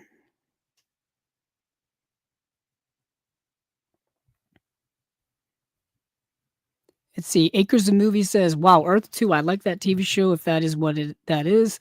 Apparently, it was a failed pilot for a TV show. Um, and then Acres of Movies asks, "How would you best build out a live-action Hanna-Barbera cinematic universe? A Jetsons live-action movie, then a new Flintstones movie, then Jetsons meet the Flintstones, or adapt Hanna-Barbera other characters first?" Well, they've been working on a Jetsons movie live action for many, many, many years. There was rumors about it so long ago, and it just never happened. They did, of course, in the '90s. They did a live action Flintstones back in 1994 with John Goodman as Fred Flintstone, with Rick Moranis as Barney Rubble. Um, I think Rosie O'Donnell's was Betty, and I think was it Elizabeth Perkins as Wilma. Let me look this up. I should know this. I saw that movie in the theater when I was like 7 years old. Um, the movie doesn't have a great reputation. Um, Which is kind of baffling to me because if you watch the movie, it is literally what a live action Flintstones movie would look like. And all of its campiness and all of its weirdness and all of its over the top comedy and situations and all that stuff, it's exactly what a Flintstones live action movie would be. And oftentimes people are baffled that when you get kind of a one-to-one adaptation or as close as you can get to a one-to-one adaptation, that it doesn't there's something off about it or that it doesn't quite work for them. I'm thinking of most recently, maybe this is a little bit of a hot take. Um, Rob Zombie made a Monsters made a Monsters movie. Monsters were already live action, but he made a Monsters movie, and it was over the top, it was campy, it was silly, it was not great, but it was exactly what the Monsters is. That's what the monsters are. The monsters are campy, they are over the top, they are silly. That's what it is. The Addams Family movies, the ones from the '90s, that's exactly what the Addams Family is. You know what I mean? Um, so if you're doing a live action Flintstones movie, it's going to be zany, you know? Um, yeah, it was Elizabeth Perkins as Wilma. Halle Berry was in the film as well. Kyle MacLachlan was, I think, the bad guy in it. Um, I still need to get that movie just for the sense of nostalgia and for collection sake. They did I think straight to video sequel to that, well, actually prequel. Was it Viva Rock Vegas? I think Mark Addy played um Fred Flintstone in that. Uh, yeah, they were looking at doing a sequel to this 1994 Flintstones film, but I think John Goodman just wasn't interested in it. Because I believe it was a success, like a financial success at the box office. Uh, I believe it was Elizabeth Taylor's last film too. A little trivia there. Um, but yeah, and when it comes to this question of how I would do it, um, what's interesting is you asked me how I would do it. They've already kind of done it. Like I said, there was a live action Flintstones film. There's been live action Scooby Doo movies, which are great. I had them. I brought them. I'm starting to collect a Scooby Doo collection, so I put them with all the other Scooby Doo stuff I have. Um, yeah, the James Gunn films. You know, the James Gunn live action films. Um, I would like, yeah, the Jetsons meet the Flintstones would be kind of cool. I think you need a Jetsons live action. I think you could do a Jetsons live action now because the technology exists to where you can make that future world look really cool and futuristic and stuff like that. If you do it right, you give the CGI and the visual effects teams time to do it, you can make it look very, very good. I love the Jetsons movie, the animated movie. I have it on DVD. I've been wanting to get the Blu-ray for many, many years now. It's available through Kino, coincidentally. We were just talking about them. I think I have it on my Amazon uh, like save to later card. Anywho, um, yeah, other characters in live action form, I don't know how well they would work. Because a lot of them are anthropomorphic animals. Like they did a live action Yogi Bear film, like what, 15 years ago or so, 14 years ago or so. Um, and it kind of worked, kind of didn't. Um, yeah, I would do the ones with human characters first, see how it works before you get to the anthropomorphic animals. And I know they've done it with other animated worlds. For example, they made so many Smurfs movies. They made Alvin and the Chipmunks movie. These are not Hanna-Barbera directly related, but you understand what I'm saying. In that era, in that time frame, children's properties that are specifically anthropomorphic animals, or creatures, really, because the Smurfs are not animals. Uh, but yeah, interesting question. Let's see. Let's see. Acres of Movies asks, do you have the spook that sits by the door? They announced that would be made as a streaming series, but I don't know. But I don't know if. But I don't know if that is occurring. The book and the movie are very interesting. No, I don't. I don't have that. Acres Movies also says, "Oh, that is a different Earth too. The TV program from the '90s was different than that." Yes.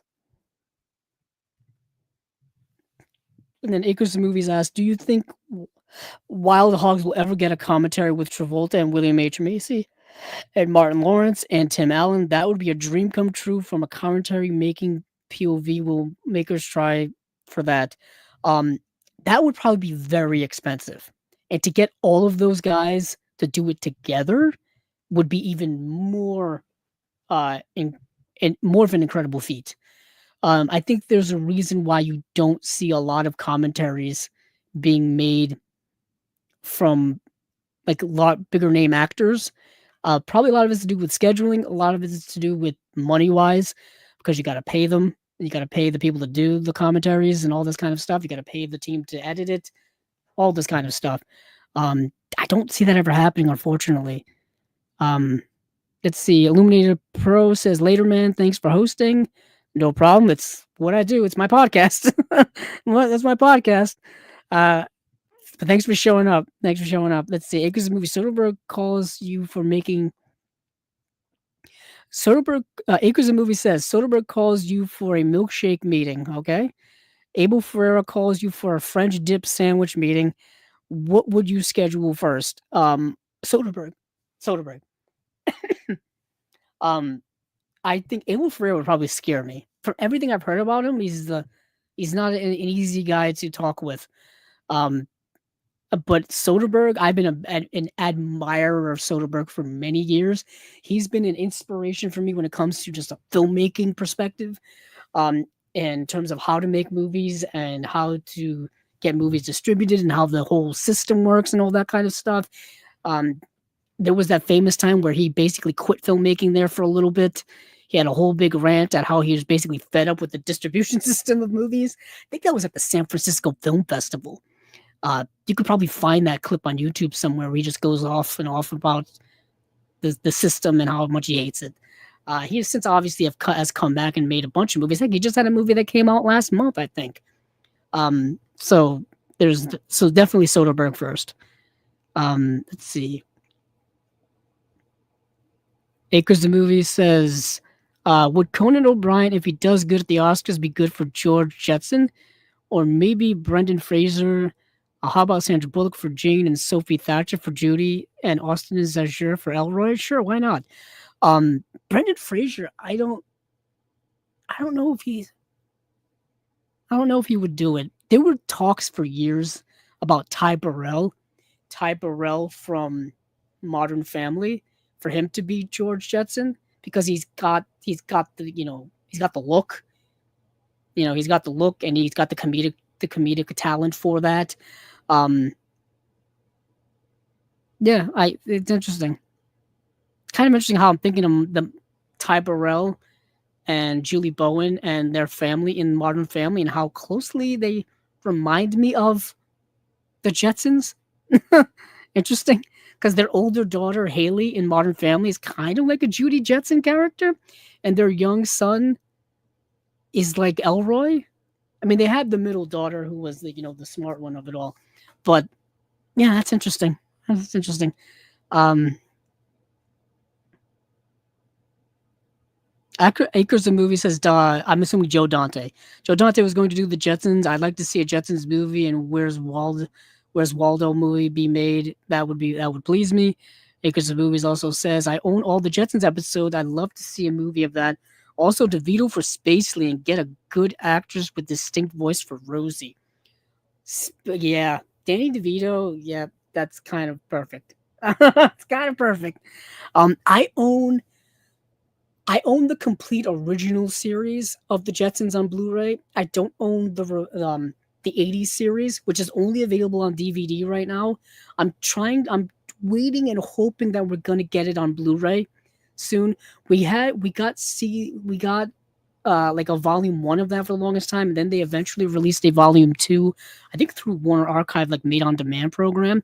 But we just got Jetsons Meet the Flintstones on Blu-ray. We got the Judy Jetson movie on Blu-ray. So I'm hoping that that's cracking the vault and getting the rest of the Jetsons series on Blu-ray. Because all we have is that original, like 1967, I want to say 1967 series, and we need to get that 80s one out already. The movie, like I said, already has a Blu-ray release. The Flintstones has a complete series release on Blu-ray already. The original series of Scooby-Doo already has a complete series on Blu-ray already. So things are in the works. I would love to see Yogi Bear. That's only on DVD. Hopefully that's the next one because they've been releasing a lot of the Yogi Bear movies, animated films on Blu-ray recently. So hopefully things are starting to move in the right direction. Acres of Movies says excited for that Magilla Gorilla thing. Thanks for letting me know on that. Yeah. Um, like I said, I typically don't talk about I don't talk about TV shows on here because that's just a whole other, you know, ball of wax. Um, that's a whole other separate podcast you could do just movie releases, and that's always been a collecting passion of mine is collecting TV shows. Um, Collecting TV shows was my one of my first major collecting passions when it came to DVDs, and then of course transitioning to Blu-rays, and then we've got some 4K TV shows now. Not a lot. Not sure how that market's going. I'm not sure how much demand there is for that market. I know we just got what Friends and Seinfeld just got 4K complete series releases, which is crazy to me because sitcoms on 4K is not something that I think is necessary. There was a lot of other TV shows in that same era that I think probably could use better Blu-ray releases or 4K releases. Um, but I digress. I'm going off on a tangent now. Let me get back to the task at hand. Let's see. Where am I going to go now? Let me go over to Severin. Let's go to Severin. Why not? Severin had an announcement of three things, and Severin is putting out a box set plus two individual releases. So we have the House of Psychotic Women Rarities Collection Volume 2. It's a 4-disc Blu-ray set. We have In My Skin, which is a 2-disc 4K UHD edition. And um, we have a Entertaining Mr. Sloane, which is a Blu-ray edition. First and foremost, we got to talk about House of Psychotic Women Rarities Collection Volume 2. This is big. Why is this big, you may ask? Because a couple of years ago, they released House of Psychotic Women Rarities Collection box set. And now I guess you can call this Volume 1. So for those of you listening at home, I am holding up the House of Psychotic Women Rarities Collection. Uh, you can, like I said, you can call it Volume 1 now. 4 long unseen visions of female madness with 13 hours of special features. This is produced by Carola Janice, who um, wrote a book called House of Psychotic Women. This box set, and I guess its subsequent volume, is kind of based on the work that she did on that book. I would love to get Carola Janice as an interview guest here on Chasing Labels. That's kind of a dream of mine, just because she's produced so much good stuff, and she's a film scholar and an author and all that kind of stuff. And she's worked with a lot of people that we've had here on Chasing Labels: Kat Ellinger, Alexandra Heller Nicholas. Um, yeah, this is great. So this is one of my favorite box sets from Severin, is the House of Psychotic Women Rarities collection. This original box set had Identikit, I Like Bats, Footprints, and The Other Side of the Underneath. But this Volume 2 box set, which is coming out, let's see, when is this bad boy coming out? So it's on pre-order right now. May 27th. May 27th. So, restored from the original source elements with 10 plus hours of special features, we've got Butterfly Kiss, Morgiana, The Savage Eye, and The Glass Ceiling. Now, I was able to see 3 of these movies. I saw Butterfly Kiss, I saw Morgiana, and I saw The Savage Eye. So, the Butterfly Kiss is directed by Michael Winterbottom. This movie is fascinating. It stars Amanda Plummer. Amanda Plummer, probably many of her know her from Pulp Fiction. She is at the diner at the beginning of the movie with Tim Roth. She plays Honey Bunny. That, I believe that is Amanda Plummer. And of course they're there at the end of the movie as well. But yeah, I know her from that role in that film. Of course, she went on to do other roles and stuff. I'm just going based off of what people will recognize her from. Yeah, she's a drifter on a cross-country killing spree in Butterfly Kiss. She is somebody who is dealing with a series of mental illnesses, and she's going along from place to place on a disturbed killing spree. And what's interesting about the movie is there's one character that she spares who ends up like tagging along with her on her journey, an aimless journey to nowhere. Really, that's what it is. It's an aimless journey to absolutely nowhere, and the movie's a fascinating investigation of a lost, disturbed soul. And yeah, it reminded me a lot of the movie Monster with Charlize Theron, because it's these two characters in this weird, disturbing relationship that are just going along aimlessly. It's like broken people doing broken things on a broken journey to nowhere. Fascinating movie called Butterfly Kiss. Check it out if you haven't already. But be aware, it's a dark and disturbing movie. Next is the Czech film called Morgiana. Yeah, it's a movie about rival sisters. Let me go actually to the letterbox for this one. Let's see. Here we are. So from 1972, so we're going from the 90s to 1972. Jealous of her vapidly good sister's popularity, poisonous Victoria doses pretty Clara's tea with a slow-acting fatal substance. As the latter grows hysterically weak, the former finds success increasingly compromised by guilt, blackmail, and pesky need to kill others lest she be exposed. So what you've got here is good old-fashioned sibling rivalry. Well, you've got not so much sibling rivalry as you have a jealous sister wanting to get rid of her other sister. And while doing so, begins to regret her actions and begins to be haunted by her actions. And that regret and that haunting starts to manifest into kind of a psychosis, if you will. And that's the movie Morgiana. So kind of a surreal, trippy 1970s guilt trip of a movie, but from what is modern day Czech Republic. Back then, different name, different country. Um, but yeah, that's Morgiana. And then you've got the movie, The Savage Eye. The Savage Eye runs from 1959, runs 68 minutes long, so barely a feature. This is a super avant-garde film. Super avant-garde, laid back, vibey type of movie. So, resentful after an ugly divorce from her unfaithful husband, Judith McGuire moves to Los Angeles, adrift and detached. She spends her days and nights wandering through her new city, cynically remarking on the hypocrisy, vanity, and brutality of the modern world and humanity's alienation from themselves and each other. Okay, the way in which the movie is told is the avant-gardeness, is the art houseness that I was just referencing. The movie is done entirely in narration. It's narration between uh, actress Barbara Baxley and actor Gary Merrill, and I believe so. And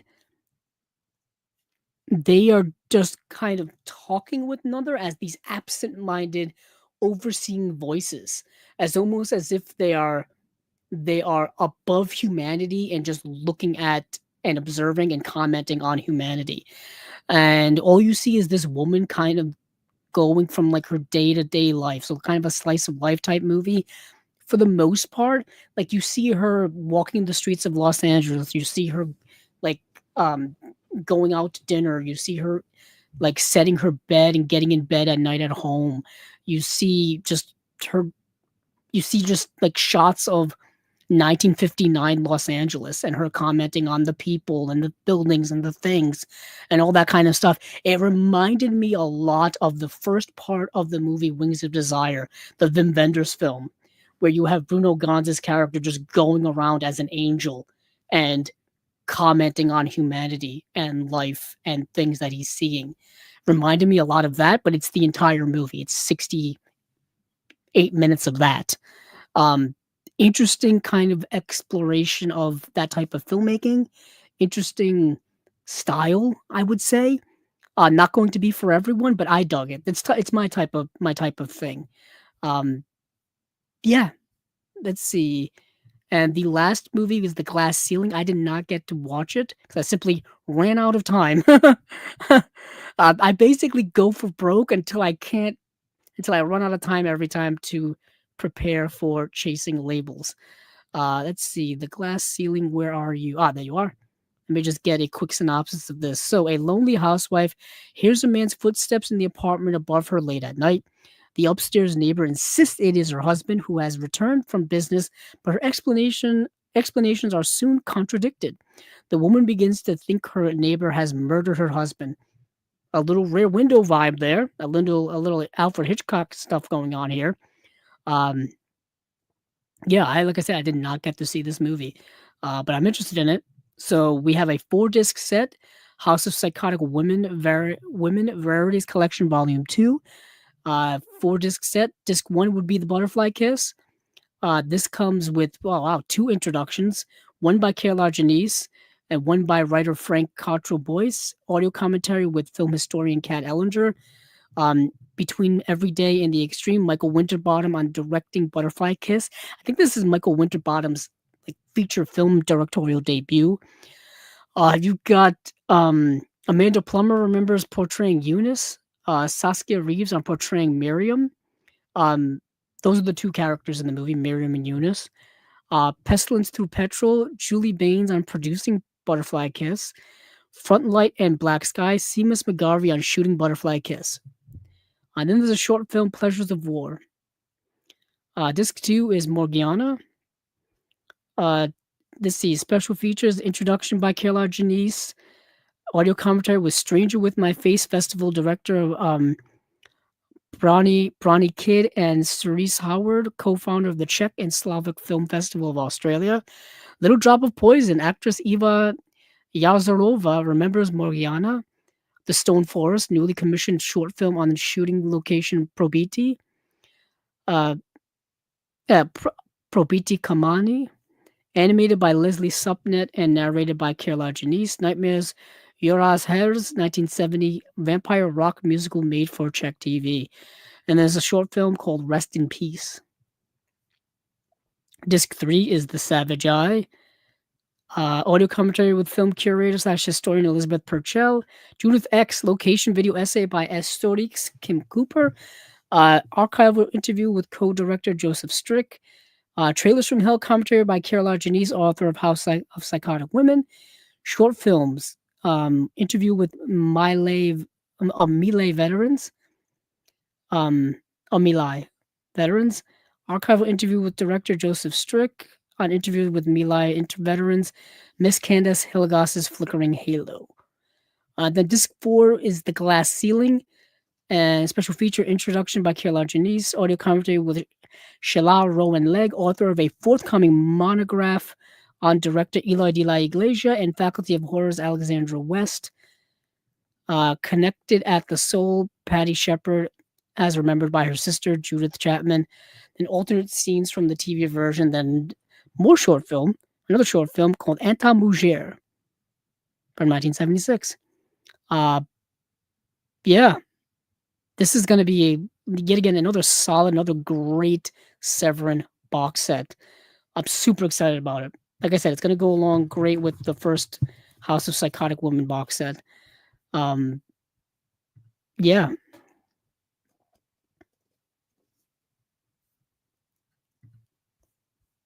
Let's see. So we've got House of Psychotic Woman Rarities Collection Volume 2 coming May 27th. Let me get through these other two releases really quickly. We've got In My Skin. There's a 4K UHD edition of this, and I think there's a Blu-ray edition of this as well. So, a film by Marina Devan. So, let's see. Let me read this here. Sorry, I'm losing my voice already, and I'm only 2 hours in. 2 hours in. So, In My Skin, you may be shocked, you might turn away, but you will never forget the uniquely disturbing, spectacularly grotesque, superbly acted, and brilliantly made debut film by writer-director star Marina Devan. After a disfiguring leg injury, a woman develops an unsettling secret relationship with her own body in which pain is pleasure, mutilation is love, and hungers of the flesh have a mind of their own. Yeah. If you've seen just the cover art for this movie, or if you've just seen the poster for this movie, you can kind of make your own connections and you make your own conclusions as what that all of that is referencing. I won't give it away here. I won't give it away. So the first disc here in the 4K UHD edition is, of course, the 4K UHD disc. We've got a commentary by writer, director, and star Marina Devan. And then another commentary by film critic / Fantasia International Film Festival programmer Justine Smith. Coincidentally, we've had Justine Smith here as a guest on Chasing Labels at one point. So that's really cool. It's another Chasing Labels connection. We had Kat Ellinger doing a special feature on the House of Psychotic Women Volume 2 set. She's been here on Chasing Labels twice, actually. Our good friend Kat Ellinger. And now we got Justine Smith is doing a commentary for this film, In My Skin. And then, let's see, disc 2, we got an intro by Caroline Janice. Commentary, the two commentaries I just said. And then we have Exposed Skin interview with Marina Devan. Fear of a Female Cannibal. Barbara Creed, author of The Monstrous Feminine, on In My Skin. Under the Surface video essay by Dr. Alexandra Heller Nicholas, author of 1,000 Women in Horror, 1895 to 2018. Once again, a Chasing Labels connection. Well, we have had Alexandra Heller Nicholas here on Chasing Labels before as well. So it's like a reunion we've got going on here. Kat Ellinger on the other one. Justine Smith, Alexandra Heller Nicholas, all of our friends are here. It's pretty awesome. It's pretty awesome. Let's see. So we also have exclusive Faculty of Horror episode on In My Skin with Andrea Subissati and Alexandra West, and that is it. We have Marina Devan's student short films Bien Surtout Rapport from 96 and Retention from 1997. And then more short films, Cadavre Exquis, and then a Fermenting Woman. Yeah, that is it for In My Skin, 2-disc 4K UHD edition. You can buy that on 4K UHD, or you can buy it on regular old Blu-ray. So, let me see when that's actually coming out. Should probably see when that's actually. Let's see. May 27th, just like the box set. Just like the House of Psychotic Women box set. So, last here we have Entertaining Mr. Sloane. Just a Blu-ray release of this. This is coming out May 27th as well. I think this is a 2-discer. Nope, 1-disc edition. 1-disc. From the legendary pen of Joe Orton, hailed by The Guardian as the first rock star playwright, comes the sophisticated and devastating film version of the tale that has shocked and delighted audiences for over half a century. When voracious middle-aged calf of invites a strapping young stranger named Sloane to move in, the arrival of her upper crust brother Ed will lead to a most unexpected triangle of lust, murder, and pickled onions. Yeah. Now scanned in 2K from the original camera negative with 4 hours of new and archival special features. So we've got a movie here. I didn't get to see this, unfortunately. Yet again, I ran out of time in terms of preparing for the podcast. But what you got here is a twisted triangle of madness. That's what I'm going to go with. If I know anything about Severin films and the stuff they put out, it's going to be at the very least that. So we've got some special features here. Audio commentary with film historian Nathaniel Thompson and Orton scholar Dr. Emma Parker. Archival interview with actor Peter McHenry. All My Sloane, 60 Years of Joe Orton's Mr. Sloane, featuring Malcolm McDowell and Maxwell Caulfield. Archival interview with John Lair, author of Prick Up Your Ears, the biography of Joe Orton. Archival interview with Leonie Orton, remembering her brother Joe. Ortonesque, screenwriter David McGilvray on the lasting influence of Joe Orton. Active character Rosie White on the inimitable identities of Beryl Reed. Archival locations featurette with Richard Dacre, Threads of Desire, Costuming and Sexuality, and Entertaining Mr. Sloane. Video essay by costume historian Alyssa Rose. That is it for Entertaining Mr. Sloane. An outrageous, hilarious, pitch black comedy, according to the Los Angeles Times. North American Blu-ray premiere, May 27th. So that is it from Severin. Let's see. Let me see. I'm trying to think of where I'm going to go to next, but let me check on the comments first. Let's see.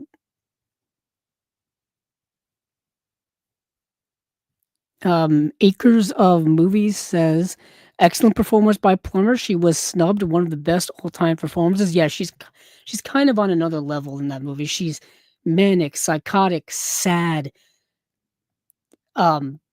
funny, I guess, darkly comedic at times, disturbing. It's what is interesting, it's very much Patrick Bateman from American Psycho, but you know how Patrick Bateman, a lot of his stuff is inward and it's internal. Amanda Plummer's character in Butterfly Kiss, all of her stuff is external. It's all out in the open, which makes it even that much more disturbing. Let's see. Barry the Tick, welcome. Severin has really been killing the last year or two. Vinegar Syndrome releases a ton of titles, but overall, I prefer Severin. You know what? There's this never-ending kind of, I guess, debate between Severin and Vinegar Syndrome. Obviously, I like them both because I buy from both. Severin is definitely more concentrated, more focused. Whereas Vinegar Syndrome obviously has expanded greatly over the years.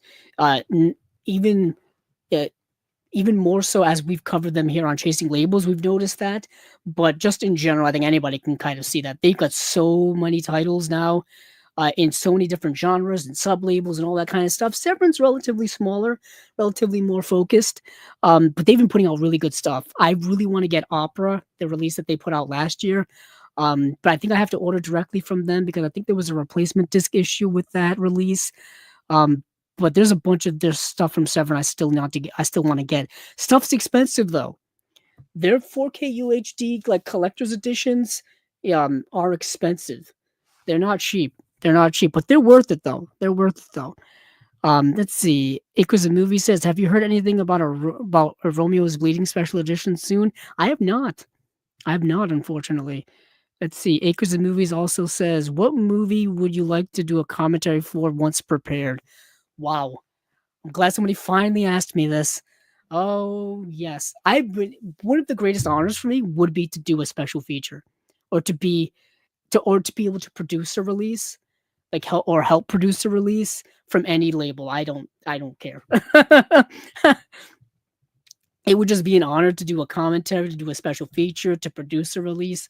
I've thought about this a lot actually. The movie The Station Agent, the movie starring Peter Dinklage. Um, I love that movie so much. It's a shame it doesn't have anything outside of a Blu-ray release. Anything outside of a DVD release. Sorry, it's the movie starring, like I said, Peter Dinklage, Patricia Clarkson, Bobby Cannavale, and Michelle Williams, and it's a movie directed by Tom McCarthy. Tom McCarthy, who has of course gone on to win an Oscar and done some other great movies, and he's also an actor too. But the movie The Station Agent, I would love to do something with that. Um, there's another movie called actually it's actually a remake. Um, actually I may go grab it off my shelf because I can see, where are you? Ah, there it is. The Station Agent. I bought that movie blind buy on a whim just because I saw it starred Peter Dinklage, and this was probably 2012, 13, right around the time Game of Thrones had really just started and was starting to become super popular, and people started to know who Peter Dinklage was, and I'm like, oh, movie starring Peter Dinklage, I'll buy it. I bought it like a used DVD, watched it, and I was like, this movie's incredible. Why is nobody talking about it? And then of course Tom McCarthy won the Oscars for his movie Spotlight, stuff like that. I've always wanted that movie to get a Blu-ray release, to have special features.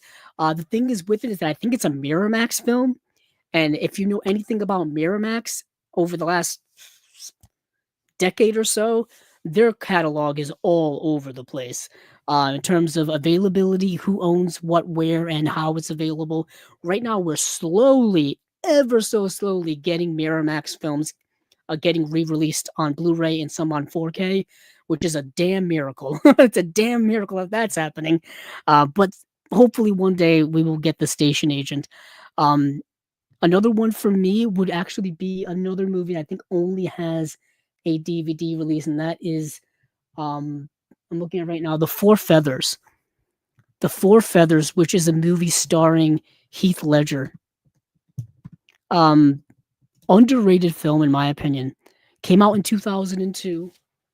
So this was after Heath Ledger had made his transition from from Australia to Hollywood, and it's a remake. It's a remake of a film, and it's only ever gotten a DVD release, and it stars Heath Ledger, Wes Bentley, Kate Hudson. I think it's a criminally underrated movie.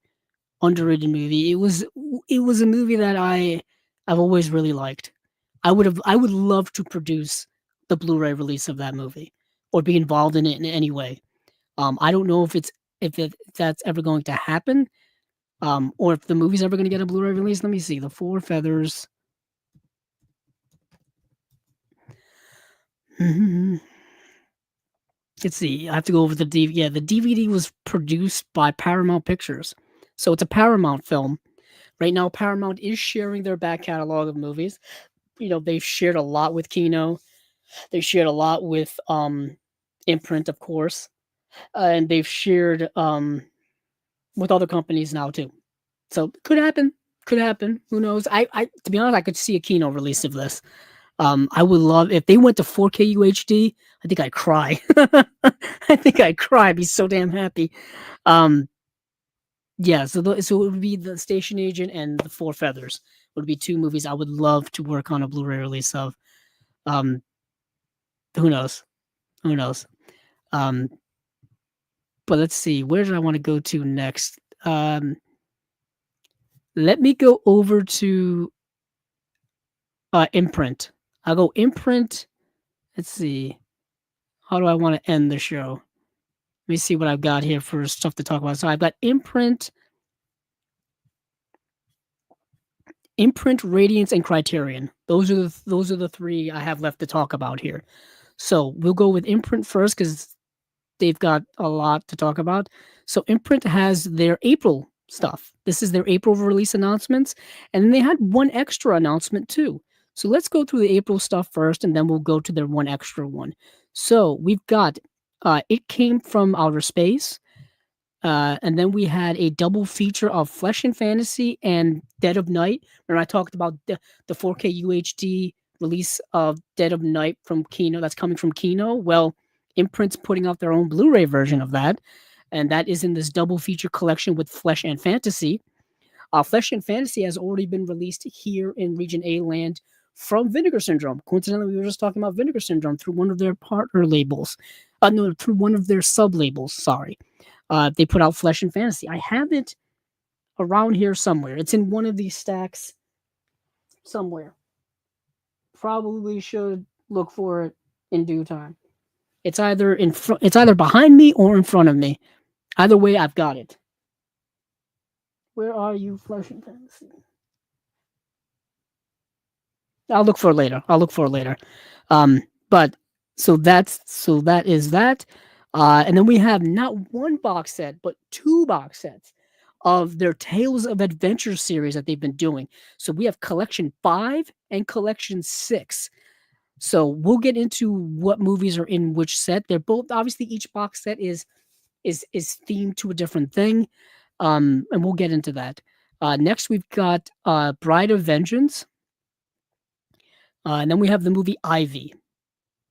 And then their one extra announcement that they had is that Stir of Echoes, they're putting out a 4K UHD release of the Kevin Bacon starring film Stir of Echoes, which I believe they've already released an imprint edition of early on.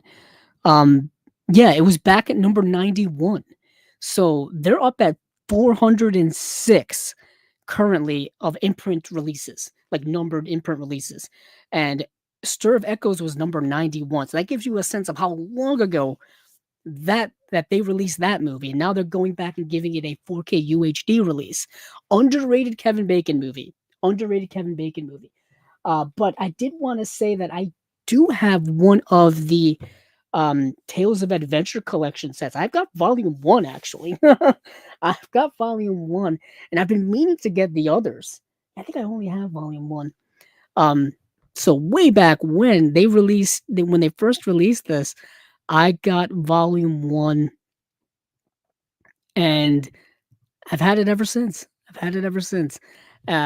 Volume 1 was kind of their epic tales of cunning thieves, forbidden love, and deadly betrayals with 5 timeless adventures of 1,000 delights in this 4-disc limited edition Blu-ray set. And this has Arabian Nights, The Desert Hawk, Zarek, 1,001 Nights, and Omar Khayyam. So it's kind of like these Middle Eastern folklore tales. Think of like Aladdin and the Genie and stuff like that. So I've had this set. They put out, like I said, they're up to number 6 now. So let's dive into while we're talking about. Let's dive into those sets. So where was I? I'm losing my place. There's the tab. So Tales of Adventure Collection 5. 1954 to 1957. This contains imprint collections number 397 to 400. And we've got what do we have here? 1, 2, 3, 4, 5 movies. Let's see. 5 exciting and terrifying 50s films that are out of this world come together in the next installment of Tales of Adventure. These sci-fi thrills are filled with suspense and destruction, quintessential entries from the golden era of cosmic obsession blast off. So these are atomic age sci-fi films, essentially.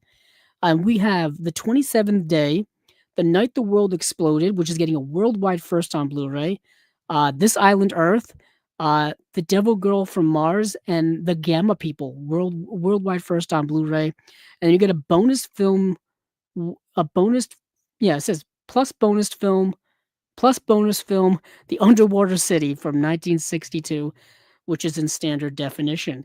I won't go through the synopsis of all of these because I'll be here for absolutely ever, and I don't want to be here for 4 hours again. So all you have to know is that these are all atomic age sci-fi films, um, where various things like end of the world type scenarios with earthquakes and um, things like that, or you've got um, let's see, yeah, you people get whisked aboard a spaceship and all kind of stuff going on here. Um, these are yeah, I love atomic age sci-fi. That's another kind of thing that I really really love. This Island Earth, I've seen This Island Earth at least twice. The reason being is because I'm a big fan of Mystery Science Theater 3000. And Mystery Science Theater 3000 had a theatrical film back in the 90s. And the movie that they watched in Mystery Science Theater 3000, the movie is This Island Earth. So I've seen This Island Earth in that version at least twice. I have the Mystery Science Theater movie on DVD. I still need to get the Blu-ray that's put out by Shout Factory. Um, but yeah, I've seen This Island Earth twice. It's not a good movie. It's not a good movie, but it's so quintessential atomic age sci-fi where these people they get taken to this uh, yeah, it says two rocket scientists are spirited away from Earth by a mysterious alien to aid in the defense against the Zagons. They are determined to escape, even if it means a battle to the death. Yeah, it's a wild movie. It's so silly. These aliens come down and they basically recruit these scientists to go back to their home world with them to help them fight off these enemies and or whatnot. But yeah, we've got some special features for these movies. I do want to get into the special features. So, unfortunately, the 27th Day does not have any special features. Um, yeah, what happens is a bunch of these people get whisked away on a spaceship. They're given these capsules, and these capsules are basically powerful enough to destroy the world, but they run out after a certain time.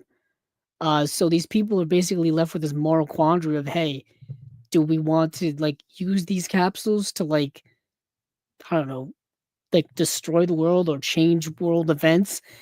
Like if you want to like destroy an enemy in a foreign country, you can if you know the longitude and latitude, you can basically use your mind and open this device and these capsules and use them as such. But after a certain amount of time, 27 days, I believe, um, they basically they run out. They become inert. They don't work anymore.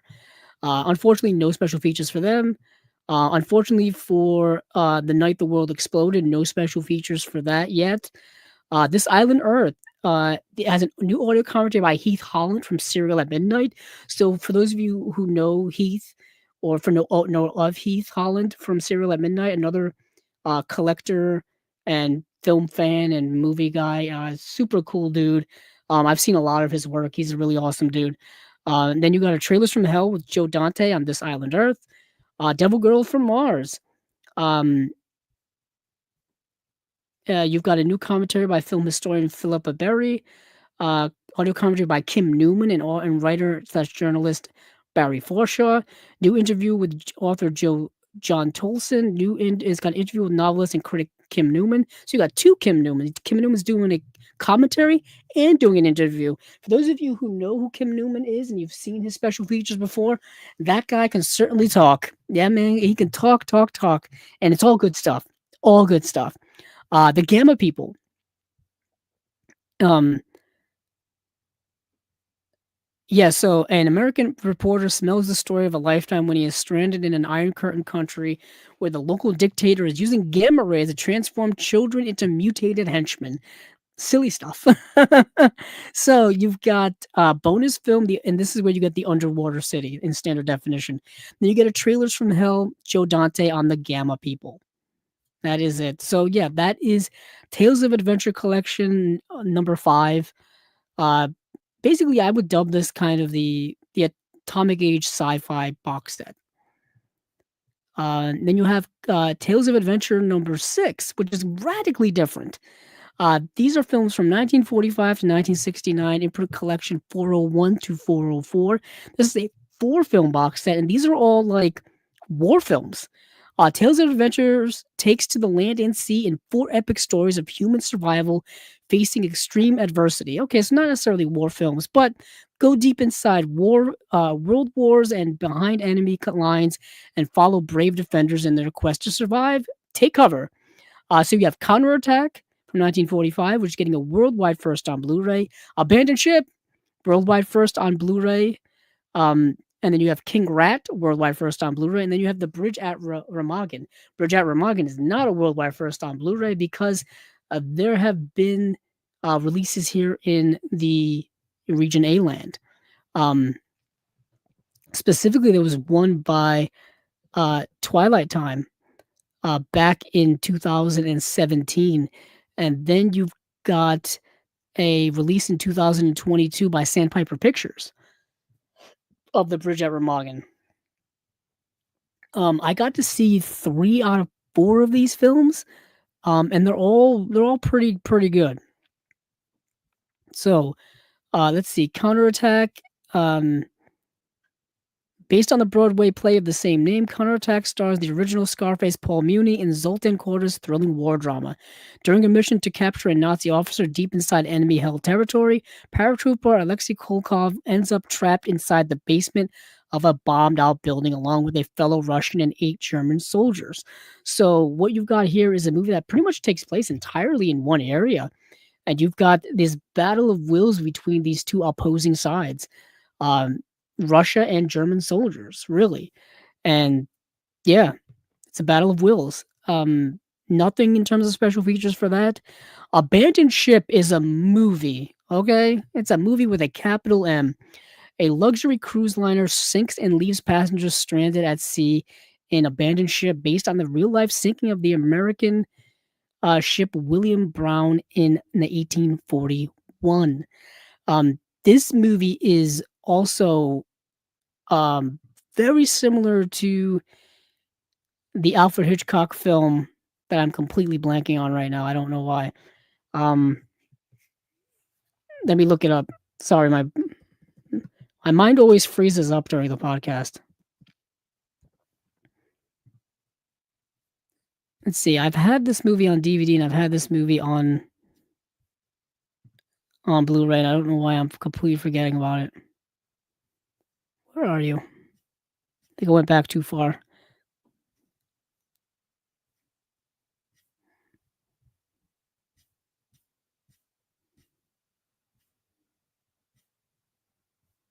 Oh, Lifeboat. Lifeboat. 1944's Lifeboat. Reminds me a lot of Lifeboat. But this movie is darker and more serious.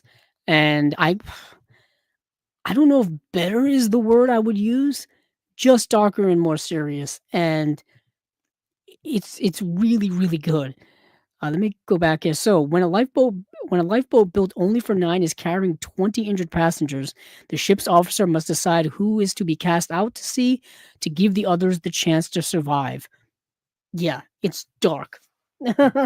So you've got this life raft that's only supposed to hold 9 people, and you've got over 20 people that are hanging on to it, that are either inside of it or hanging on the sides, and some of them are injured, some of them are slowly dying, and you come up with the moral quandary of what do you do in this situation? And tough decisions have to be made. Tough decisions have to be made. Decisions I don't want to ever have to make in life. I can tell you that. Unfortunately, no special features have been announced for this for that Blu-ray.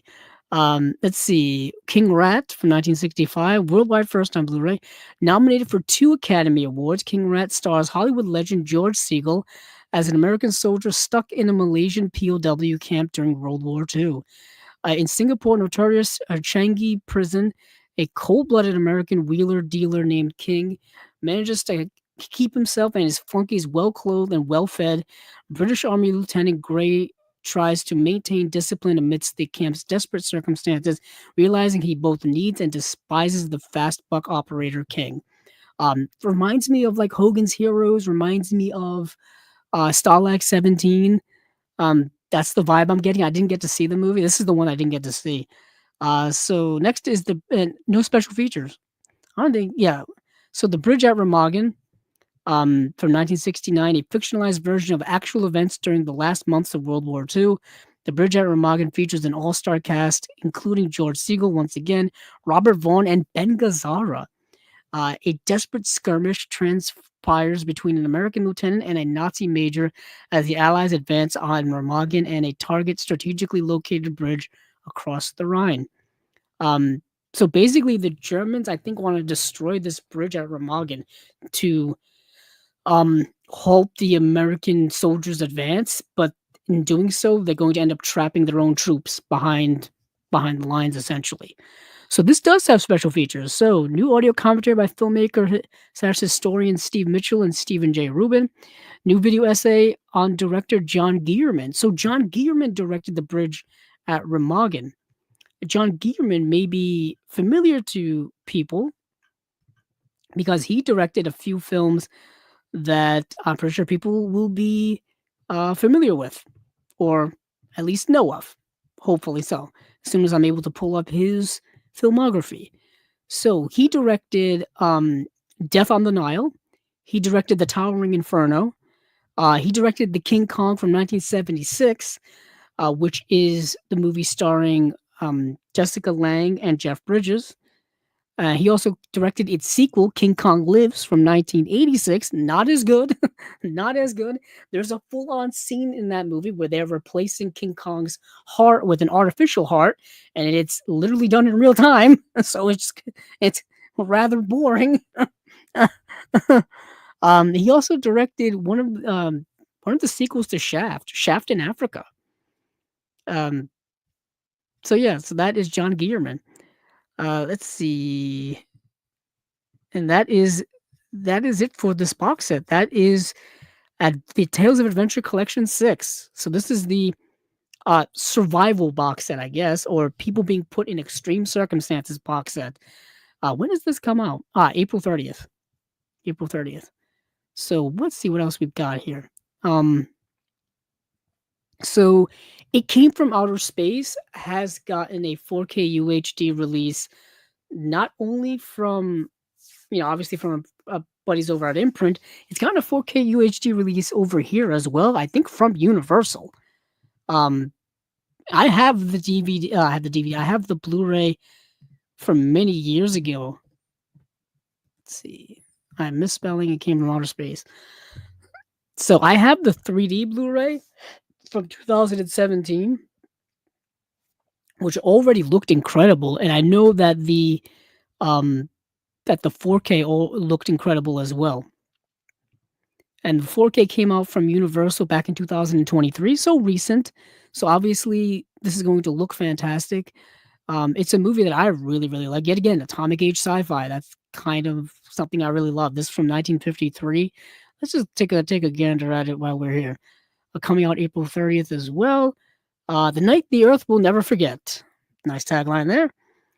Based on the idea by Ray Bradbury, the famous sci-fi author, It Came from Outer Space is one of the most beloved sci-fi films from the 1950s and must-see for fans of The War of the Worlds, starring Richard Carlson and Barbara Rush. Our limited edition release includes the classic film in 2D on 4K, UHD, and Blu-ray, the 3D version of the film on Blu-ray, and the made-for-TV sequel, It Came from Outer Space 2, from 1996 in standard definition. Okay, I thought they were gonna really wow us there with everything in HD, all in a limited edition lenticular hard case. So this is one of their bigger editions here. An amateur astronomer and his fiancée are branded crackpots when witnessing a spaceship crash to the ground and a mysterious creature who disappears into the darkness. Before long, strange things begin to happen, but will the tide of disbelief turn in time? Who knows? So we've got a 2-disc edition here. One is the 4K UHD release, ultra high definition presentation of the 2D version in HDR10, so no Dolby Vision. Audio commentary by film historian Tom Weaver, The Universe According to Universal documentary from 2000, and that is it on that disc. And then you get disc 2, which has all of that, plus it has It Came from Outer Space 2, the night from 1996, the sequel in standard definition. So, yeah, if you're a fan of that era of sci-fi, atomic age sci-fi, this is a standard. I think this is a standard for any collection of that kind. It's right up there with like all the other ones, like The Day the Earth Stood Still and stuff like that. Let's see where else we did those two bad boys. Let's go with Flesh and Fantasy and Dead of Night. Like I said, Dead of Night getting a 4K UHD release from Kino at some point. So we want to hold your horses on getting this release. This is a double feature with Flesh and Fantasy. Flesh and Fantasy came out in 1943, Dead of Night 1945. Let's see. Let's see. Okay. So Flesh and Fantasy, 3 occult tales based on stories by Ellis St. Joseph, Oscar Wilde, and Laszlo Vadnais. When a jittery businessman complains of a disturbing dream, a friend relates 3 stories to help calm his nerves. In the first, a homely dressmaker wears a mask of beauty to attract a man on Mardi Gras night. A fortune teller predicts an eminent lawyer will commit murder, and a high wire artist haunted by a nightmare in which he suffers a fall romances a woman who resembles the one he had seen in his dream. So what you have here is an anthology film, with 3 different stories. And like I said, it's already been released from Vinegar Syndrome, one of their sub labels. I probably should have gotten it out beforehand. Yeah, because if I go start looking through stacks, it'll take too much time. But for this release of Flesh and Fantasy is a new audio commentary by film historians Rodney Barnett and Adrian Smith, video essay by film scholar Joseph Dwyer, new interview with John Tolston, author of The Turn to Gruesomeness in American Horror Films, 1931 through 1936. For the sake of everything we hold dear in life, let me go over to Vinegar Syndrome and do a quick comparison. Vinegar Syndrome actually had a sale over the weekend as well, which definitely now up. They had a Valentine's Day sale, which was kind of cool. They had 50% off of several things. Let's see, which one is it? I think it's this one.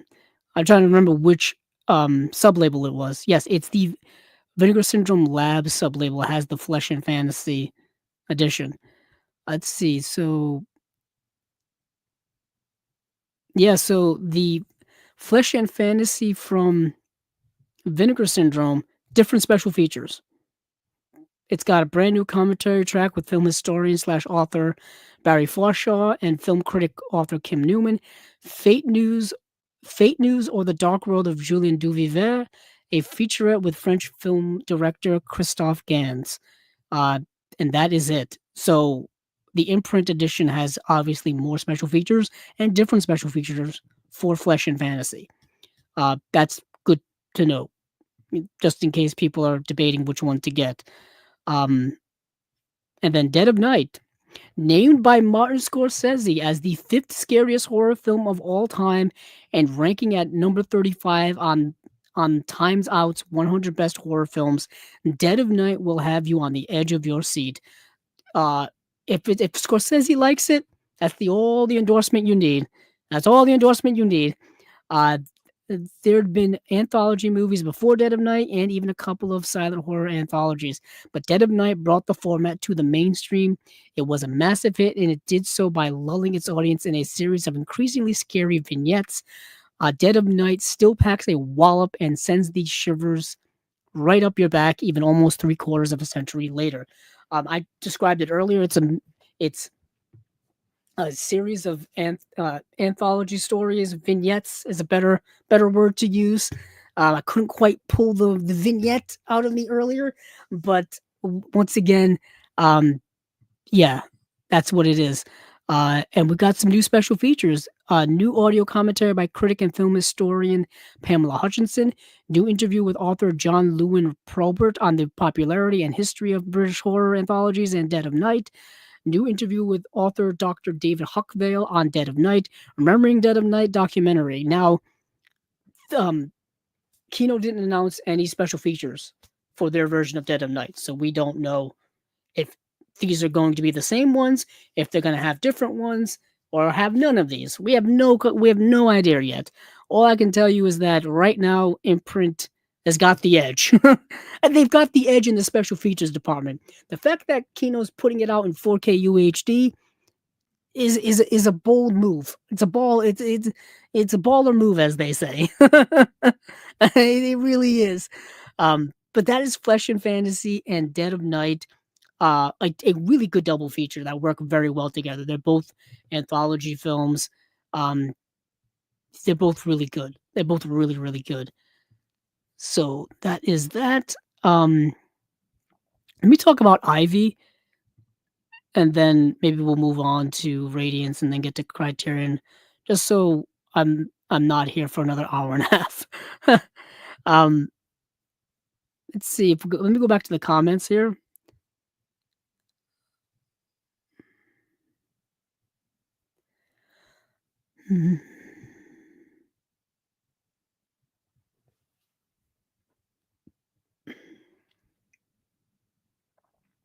Let's see. Acres of Movies asks, would you cast for a Sea of Love remake?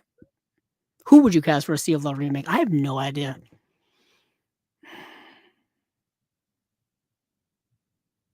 I have no idea. Maybe, I don't know. Pedro Pascal? I don't know why that name, why he's floating in my head lately. Or even someone like a Adam Driver. Is that too serious, too stoic? It's tough to recast Al Pacino if you think about it. It's tough to recast Al Pacino. Um, Acres of Movies also says, also, do you like Pacific Heights? What special features or commentary would you ideally want for that one? Have I seen Pacific Heights? Acres of Movies, you always bring up movies that I've never seen, which is both good and bad. Because it's good because then it gives me things that I still have to watch.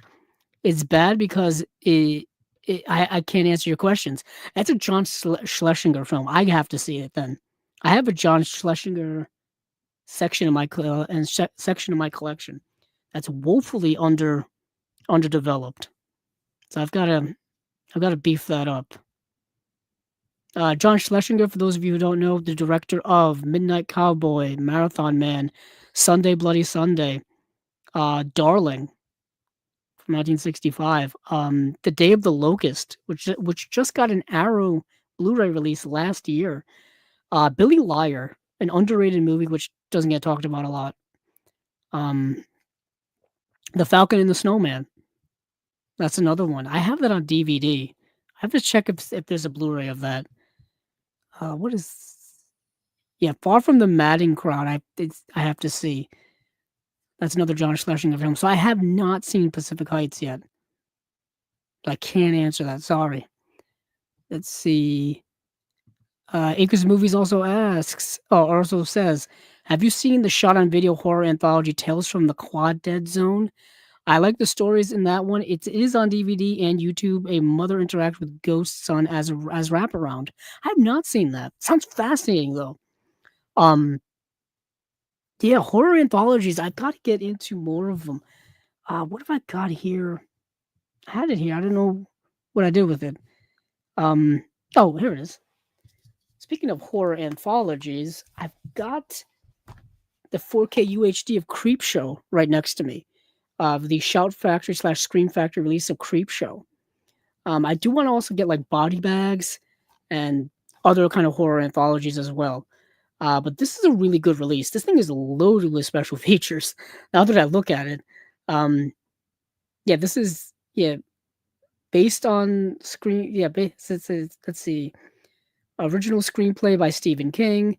This is directed by George A. Romero. So obviously, for George A. Romero fans, um, this is something that you'll probably have seen already. Probably interested in. I was way late to seeing this. I think I saw this only a couple of years ago. Only a couple of years ago. Let's see. Acres of Movies also says other stories in that family is that the family can feed one less person each day. They kill and fight for their meals. Oh boy, that's like Lord of the Flies out there. It is done very dramatically. Other story: a brother dies and a brother dresses him as a clown for a funeral. Gee, morbid, very morbid. Let's see. Acres of Movies. The wraparound resolves how the ghost boy died and what his mother goes through, and is very endearing story. Interesting effects, like a wave of sound flashes over her when Ghost Boy talks. Interesting. Acres Movie says, "I'd love that to get a special edition or big budget remake." Hmm. They are remaking everything now, seemingly so, um, or reviving everything. Let's see. Acres of Movies also says Neon making two new action-oriented movies for next year called Escalator Bombs, set at an 80s mall that they can't get off the escalator or the whole mall explodes. Kind of like Speed. It's Speed in a mall on an escalator. Um, but thing is with that though, like escalators do have an ending point. You know what I mean? Or do they just kind of have to like, if it just stay on the escalator any way they can, keep their legs moving, I guess. Like if the escalator's going down, they got to keep, or if the escalator's going up, they got to keep trying to go down it. Oh, sounds awful. Yeah, I've seen Acres of Movies also says surprised you have not seen that one. Also highly recommend Day of the Locust. I have seen Day of the Locust because when it was announced by that Arrow was putting it out, I watched it. We talked about it here on Chasing Labels. Really good. It's been on my watch. It's been on my wish list on orbitdvd.com for months, probably a year. Orbitdvd.com is where I get a lot of stuff because they're great over there. We know the owner of Orbit DVD, super nice guy Mark. We've talked to him a few times. He's been on Chasing Labels a couple of times. He was the Orbit DVD was a sponsor for Chasing Labels. Um, yeah, the great inventory, great stuff over there at Orbit DVD. Um, if anybody's interested in like where you can find a lot of these boutique label stuff, orbitdvd.com, diabolicdvd.com, uh, uh, grindhousevideo.com. That's typically where I go. Let's see. Acres of Movies. Buster Keaton comes to life. Uh, Acres of Movies says Buster Keaton comes back to life. He wants to act. He calls you for advice. He wants one comedy. Should he work with Wes Anderson or Sean Levy for his second movie? He wants drama, Villeneuve or Nolan. Wes Anderson for the comedy. Sean Levy. There's a lot to be said about Sean Levy. Sean Levy, good director, safe director. He's the guy you call when you want to make a competent, like regular movie. That's not. There's nothing. I don't find anything truly amazing about Sean Levy's work, but I don't find anything too terrible about it either. He's kind of just in the middle, kind of like I said, he's the guy you call when you want to make like a regular movie. Um, Wes Anderson, obviously, much different. Um, Second movie he wants a drama, Villeneuve or Nolan. Nolan. Nolan all the time. I can't. Speaking of which, I know he's making his next movie, The Odyssey, his adaptation of The Odyssey. Can't wait for that. Can't wait for that. It's gonna be. I'm hoping it's going to be incredible. Um, but let me talk about the movie Ivy. Speaking of really good movies, Ivy from 1947. Golden Age of Hollywood favorite Joan Fontaine stars as the titular Ivy, an Edwardian belle with a dark side based on the novel The Story of Ivy. So when Ivy, an Edwardian belle, begins to like Miles, a wealthy gentleman, she is unsure of what to do with her husband Jarvis, and her lover Dr. Roger. She makes a plan to poison her husband. Um, yeah, that's the movie. So this woman is married to her husband Jarvis, who they're kind of she's got bigger aspirations than their stake in life can offer her. Basically, um, they're on the they're not poor, but they're not rich, but they're not aristocratic. They're not, you know what I mean? They she wants more out of life essentially that he can offer. So she is also having an affair with this other guy, this doctor guy, um, Dr. Roger. But she also is kind of flirtatious and having a little back and forth with a wealthy older gentleman too. So she's got to figure out what she wants to do. So she decides, I'm going to get rid of my husband and then pin it on my lover so then I can be with the rich guy. So you've got Joan Fontaine kind of pulling these strings behind the scenes, manipulating the situation here. And is it going to blow up in her face? Is it not? What's going to happen here? Um, yeah. Directed by three-time Academy Award nominated filmmaker Sam Wood, who directed Goodbye Mr. Chips, which is a really good movie. Sam Wood is kind of had a long career, a workman director, did a bunch of different things in a bunch of different decades. But this has a new interview with Jeremy Arnold, author of Turner Classic Movies, The Essentials, which I have, actually. I have that book. And that is it. That is it in terms of special features. But Ivy, the movie itself is good enough to warrant wanting to get this movie. Um, yeah, so that is about it. I mean, I'm pretty sure people know Stir of Echoes. Um, yeah, I'm skipping over Bride of Vengeance because I saw it and I didn't particularly like it too much. So let me move on to Radiance. So Radiance has three releases announced, as well as one from Raro Video. Um, Straight up right away, the one from Raro Video. What a connection here. So the last time I talked about their releases, they were releasing another Raro Video film called Rulers of the City. And every time they bring up Raro Video or Raro Video, I never knew how to say it, I always bring up the movie Shoot First, Die Later, because it's the only Raro Video release I have in my collection. And I hold it up here every time, and I'm going to hold it up here this time. But coincidentally, the one that they are releasing or re-releasing is in fact this movie. Shoot First, Die Later is getting a re-release. Yeah, I now this is a bit of a collector's item. Like I said, for those of you who don't know this little story that's not even exciting in the least bit, I bought this at a used movie store forever ago, and I knew nothing about this label. I knew nothing about this movie. I didn't know who Fernando De Leo was, the director. All I saw was this cover here, which the audio people cannot see. It's an incredible graphic cover, and I was like, wow, I don't know what this is, but I just know I have to have it, and I've had it in my collection ever since. Never actually seen the movie, coincidentally. Never actually seen the movie, but now it is getting a re-release from Raro Video.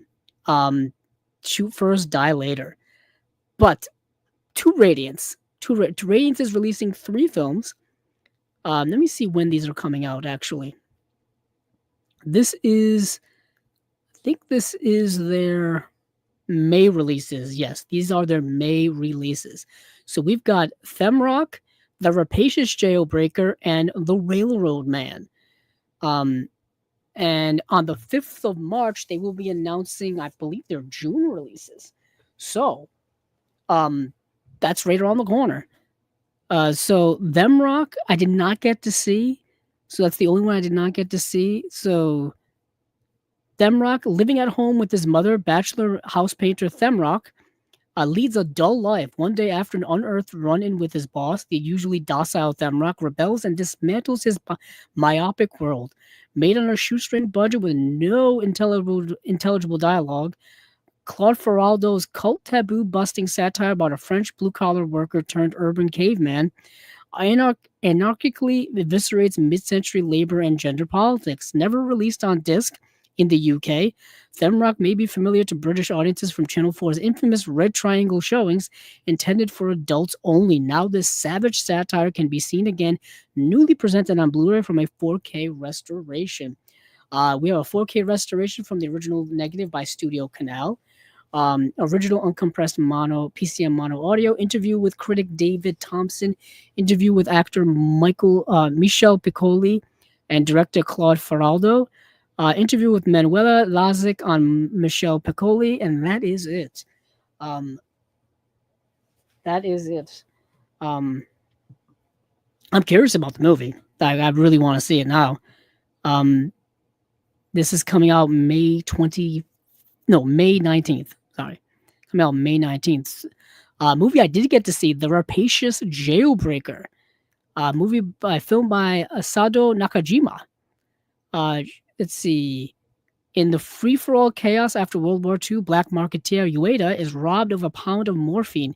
He takes his brutal revenge, but is arrested for murder and sentenced to 20 years.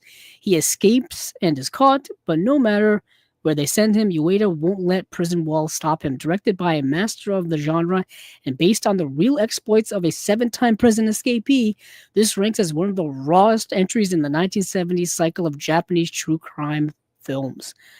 So what you have here is a film about a guy who just keeps he goes to prison, he's sentenced to 20 years for murder, and keeps escaping.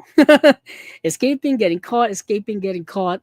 It reminded me a lot of something like Cool Hand Luke. Something like Cool Hand Luke, or even like The Great Escape. Not so much maybe The Great Escape, but like I was gonna say The Birdman of Alcatraz, but not quite like that. But also kind of reminded me a lot of Bronson, the Nicholas Winding Refn film Bronson, starring Tom Hardy, about the infamous prisoner, the guy who just kind of couldn't stay out of prison. In this case, in The Rapacious Jailbreaker, is he kept escaping, while as in Bronson, is every time he got let out, he just kind of went right back in. Just went right back in. But what do we have here for special features? High definition digital transfer, audio commentary by Yakuza film expert Nathan Stewart, visual essay on Sado Nakajima by Tom Mess. And what else do we have here? We've got New English subtitle translation, reversible sleeve featuring original and newly commissioned artwork, and that is about it. This is coming out on May 19th as well. It says The Rapacious Jailbreaker is also available in the USA/Canada from our partners MVD, Diabolic, Orbit, Grindhouse, Rough Cut Canada, and others. Just want to make sure people knew where to find these titles. You can also, you can buy directly from their website, but obviously if you're here in the US, paying for shipping can get expensive. So you may want to wait to find it on Diabolic, Orbit, Grindhouse, MVD, places like that. Lastly, but certainly not the least, is actually, I think, the last movie I watched in preparation for this episode this week is The Railroad Man. This movie is fantastic. This movie is really, really good. This is an Italian film. And it's directed by Pietro Germi, who also directed and starred in this film, but he also directed and starred in The Facts of Murder, which is another film that Radiance has put out on Blu-ray before. So Pietro Germi directs and stars in this deeply affecting drama about a train driver living modestly with his wife Sarah. Andrea Marcocci's life is thrown into turmoil when he witnesses a suicide on the tracks ahead of him. Tenderly narrated from the perspective of his young son Sandro, The incident has repercussions on Andrea and his extended family, including his unemployed son Marcello and pregnant daughter Julia, he is expected to support. A huge success on release with a tough, muscular performance by Jeremy at its center. The Railroad Man should sit alongside the likes of Bicycle Thieves and La Terra Trema in the pantheon of great neo-realistic classics. That just stole my thunder because I was going to say this movie reminds me of Italian neorealism. It reminds me of the works of Roberto Rossellini and Vittorio De Sica, but more polished. More polished. Those films of like Bicycle Thieves or of like Roberto Rossellini's War Trilogy and other works like that, those films are incredibly raw and incredibly um, genuine, not realistic, but you know what I'm saying? They were incredibly low budget, typically non-actors. This movie's more polished in the sense that there's a little more production going on here, but the themes and the feel and the mood and the energy is all still there from the Italian neorealism game. I'm also Italian neorealism. Early Fellini had Italian neorealism elements to it. As Fellini's filmography went along, he became more and more his own director and got a little more crazier as time went on. But his early stuff, very neorealistic esque. Um, but this film here is brilliant. This film here is, yeah, this is an essential film I think from Radiance. This is one of the best films I think they've released ever. I don't know how many movies they've released so far. It's got to be like 70 at this point, maybe more. Um, it's phenomenal. Um, it's told from the perspective of this young boy Sandro or Sandrino, and it's him observing his family as they're going through tumultuous things. Like the description suggests, the father character, he's a railroad man. He's a conductor on a train, and one day he's working, and some guy commits suicide by jumping in front of a train. And then that sets off and kicks off kind of a chain reaction of bad things in this family's life. He ends up getting demoted in his job because um, he ends because he's so traumatized by this event, he ends up screwing up. And if you screw up while you're a conductor on a train, bad things can happen. So they demote him, and that triggers the fact that he is also a borderline alcoholic. So his alcoholism gets worse. So therefore, it affects his family and affects his personal life. And then, like I said, his young daughter is pregnant but not married, so she's got to deal with that. He's got to deal. So there's that problem. The son Marcello is unemployed, but I think he's got a bit of a gambling issue, so he owes debts to certain nefarious characters. And you got this young son who's just kind of caught in the middle of all this, and he's viewing it and he's watching it and he's narrating of what's going on. So you get this perspective of this young innocent boy in a tumultuous situations. Really good film, really good movie. I can't stress that enough. It's called The Railroad Man, or what's it called? There's another title to it. It's like, let me get the other title, just because you may not be able to find it. You can find it to stream right now on Tubi, but it is not called The Railroad Man. That's why I gotta go to IMDb to find the Italian title. Because if you go to Tubi right now and try to watch it, and you type in The Railroad Man, that will not show up. That will not show up. I knew that last night at about 6 in the morning. Let's see. It's called oh boy, Il Ferroviaire. Il Ferroviaire. Yeah. ILFERROVIERE. Il Ferroviaire. That's what you have to type in on Tubi. If you have the time, which I certainly hope you do have, an hour and 45 minutes, watch this movie. It's obviously it's in Italian with subtitles, don't be afraid of subtitles. But it is truly a great film. Let's see what we have here for special features. Um, we've got um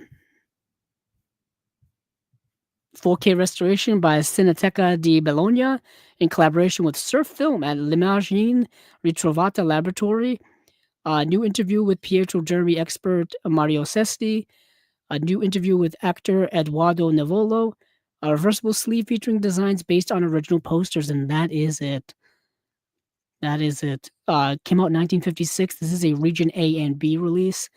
I think these are all Region A and B. I didn't see anything that said Region B locked to it.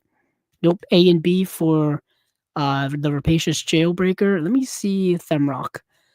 Themrock is A and B as well, so you can play them here in your regular Blu-ray player and be fine.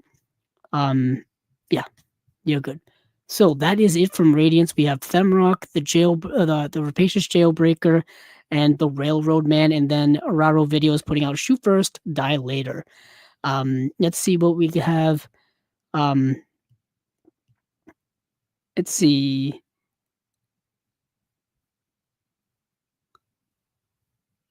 Acres of Movie says Berlinale and EFM are becoming bigger and bigger each year. A hot movie project studios are trying to outbid each other for is Blueprint. A diabolical architect makes a building that comes to life. Interesting. Um, Acres of Movies also says Lionsgate has the inside track on that. I really think a boutique label would splurge to go to EFM/Berlinale, and Meat Studios would help their relationship in securing movies for special editions. It's interesting that you mentioned all of this, Acres of Movies, because I was just talking about, obviously, I was just talking about Radiance Films, but Radiance Films, we know. Fran Simeone, the founder of Radiance Films, he's been on Chasing Labels twice, and he was just at the Berlin Film Festival and acquiring films from the film festival. And he gave us an update. I think let me go check. It was on the Twitter page for or the Twitter account rather for Radiance Films. Let me see.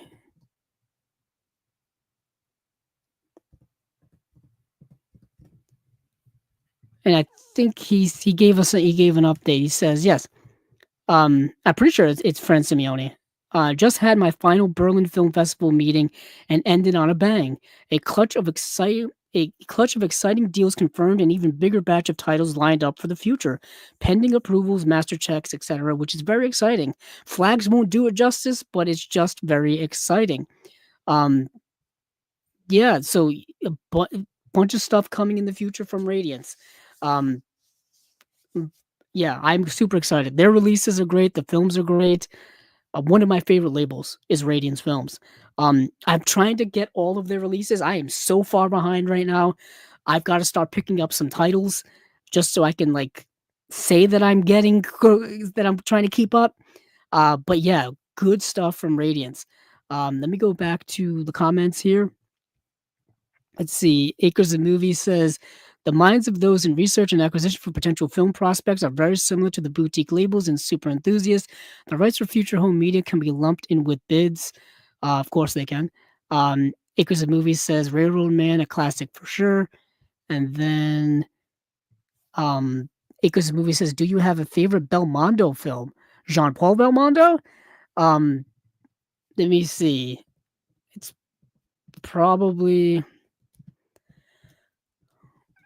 probably not going to be anybody's big surprise what I'm going to choose. So, yeah, Breathless. I know how boring. Boring. Although Leon Moore Priest is very good. Leon Moore Priest is very, very good. But obviously Breathless is the one that everybody's gonna go with. Yeah, I'll probably go with Breathless. Not original, but not exactly surprising. um, let's see. Have you seen Dominic and Eugene? If so, that is one of your top 3 Ray Liotta performances. Top Tom Hulce. Thanks. Um, I don't think I've seen Dominic and Eugene. No, I have not seen it. Let's see. Acres of Movies says, "Psych for that Railroad Man edition. Wouldn't have known unless you told me. Really excited. Good. The movie's great. I wouldn't have. I didn't know about this movie until they announced it. And then I watched it and I was like, incredible. Acres of Movies says, Sandra Bullock, Jane Jetson, or is it dependent on George casting? Um, I don't know if it depends on the George casting. Sandra Bullock is good. Is good. Let's see. Acres of Movies. Would you do a station agent commentary solo, or with the filmmakers or cast? If I could talk to Peter Dinklage and Bobby Cannavale and Patricia Clarkson and Michelle Williams, my life would be set. My life would be super set. Um, yeah, I think I would die a happy person. But if I had to do a commentary, I don't think I could do it solo. I would have to do it with somebody just because there would be a lot of dead air of me just not talking. There is a certain art and a certain way in which um, audio commentaries are made. There's a lot of people we've had here on Chasing Labels who do audio commentaries regularly, and they've talked about their process and how the process goes, and it can get very involved and can get very you can do there's a lot of work that goes into it, I should say. um so I would maybe want to do it with someone, one of those. To be honest, I would want to do it with my friend Steven, with my co-host from here, from Steven, because we have such a good rapport together and we know each other so well, and it would be fun to do it with a friend, because I would want to do a commentary as if I was watching a movie with a friend. You know what I mean? To have that type of camaraderie, to have that type of back and forth, to have that type of ease and confidence, to where it wouldn't feel like work. It would just feel like watching a movie with a friend. You know what I mean? So that would be something. Let's see. I think that's it for commentaries right now. Um, Now we go to the last thing we have to talk about, and that is Criterion. Yes, let's go to Criterion, and we've got their May releases, and they have 7 May releases. Yeah, 1, 2, 3, 4, 5, 6, 7 releases. Yep. So we have Killer of Sheep, The Three Musketeers slash The Four Musketeers, 2 films by Richard Lester, Withnail and I, How to Get Ahead in Advertising, um, The Wind Will Carry Us, The Umbrellas of Cherbourg, and In the Heat of the Night. So let's work through these, shall we? Um, right off the bat, let's go to the easiest one first. The one that I'm pretty sure everyone knows, In the Heat of the Night. And if you don't know it, I think this is an essential movie. I think this is a movie that should be in everyone's collection in some way, shape, or form, whether it be DVD, Blu-ray, the 4K from Kino, the 4K or Blu-ray from Criterion. In the Heat of the Night is such an essential film, starring the great Sidney Poitier as well as Rod Steiger. The music is done by Quincy Jones. It's a movie that is, unfortunately, its themes are timeless. Dealing with racism um, is something that is seemingly always going to be part of the times in which we live, whether it's before any of us that are listening have been alive, during our lifetimes, and probably after our lifetimes. Dealing with this, with racism at any level of the world, is going to be a thing. And this movie is dealing with that, but that's part of the film. That's part of the film. Let's see. So, passing through the backwoods town of Sparta, Mississippi, Philadelphia detective Virgil Tibbs, Sidney Poitier, becomes embroiled in a murder case. He forms an uneasy alliance with the bigoted police chief, Rod Steiger, who faces mounting pressure from Sparta's hostile citizens to catch the killer and run the African American interloper out of town. That's where the racism kicks in. Um, Directed by Norman Jewison. Yeah, it's also directed by Norman Jewison, who I think was a great director. With the help of, it's also shot by Haskell Wexler. This movie's got checks all the marks. Checks all the marks. Um, it's a really great film. And The Heat of the Night is one of the most enduring Hollywood films of the civil rights era. Like I said, dealing with its themes, and and it's contemporary as well. Um, great acting, great writing, great direction, cinematography, music, themes. It's damn movie, damn good movie. So 4K restoration with uncompressed monaural soundtrack, alternate 5.1 DTS HD master audio track, one 4K UHD disc of the film, and one Blu-ray with the film and special features. Interview with director Norman Jewison and actor Lee Grant. Segment from a 2006 American Film Institute interview with actor Sidney Poitier. Interview with Aram Gudzusian, author of Sidney Poitier, Man, Actor, Icon. Audio commentary with director featuring director Norman Jewison, Lee Grant, actor Rod Steiger, and cinematographer Haskell Wexler. Turning Up the Heat, movie making in the 60s, a program about the production of the film and its legacy featuring Jewison, Wexler, producer Walter Mirisch, oh Christ, there's another name, filmmakers John Singleton and Reginald Hudlin. Wow. Quincy Jones' Breaking New Sound, a program about Jones's innovative soundtrack, including this title song sung by Ray Charles, featuring interviews with Jones, lyricist Alan and Marilyn Bergman, and musician Herbie Hancock. Um, it's got an essay by critic K. Austin Collins as well.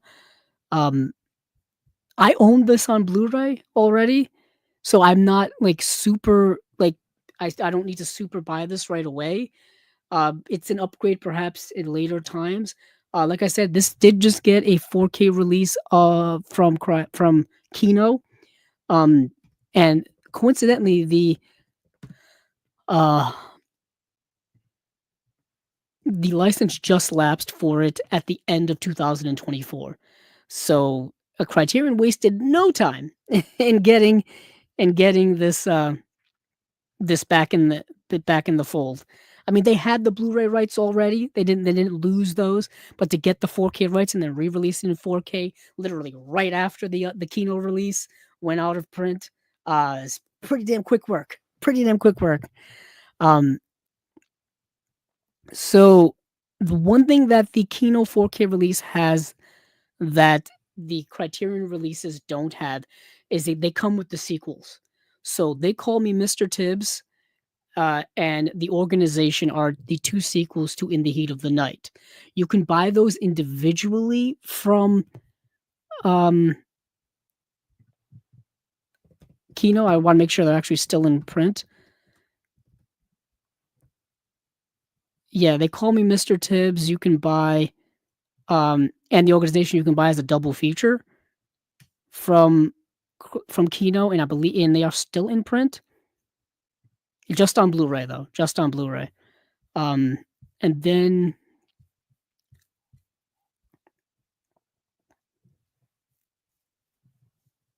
yeah, and there is an exclusive commentary on the Kino release.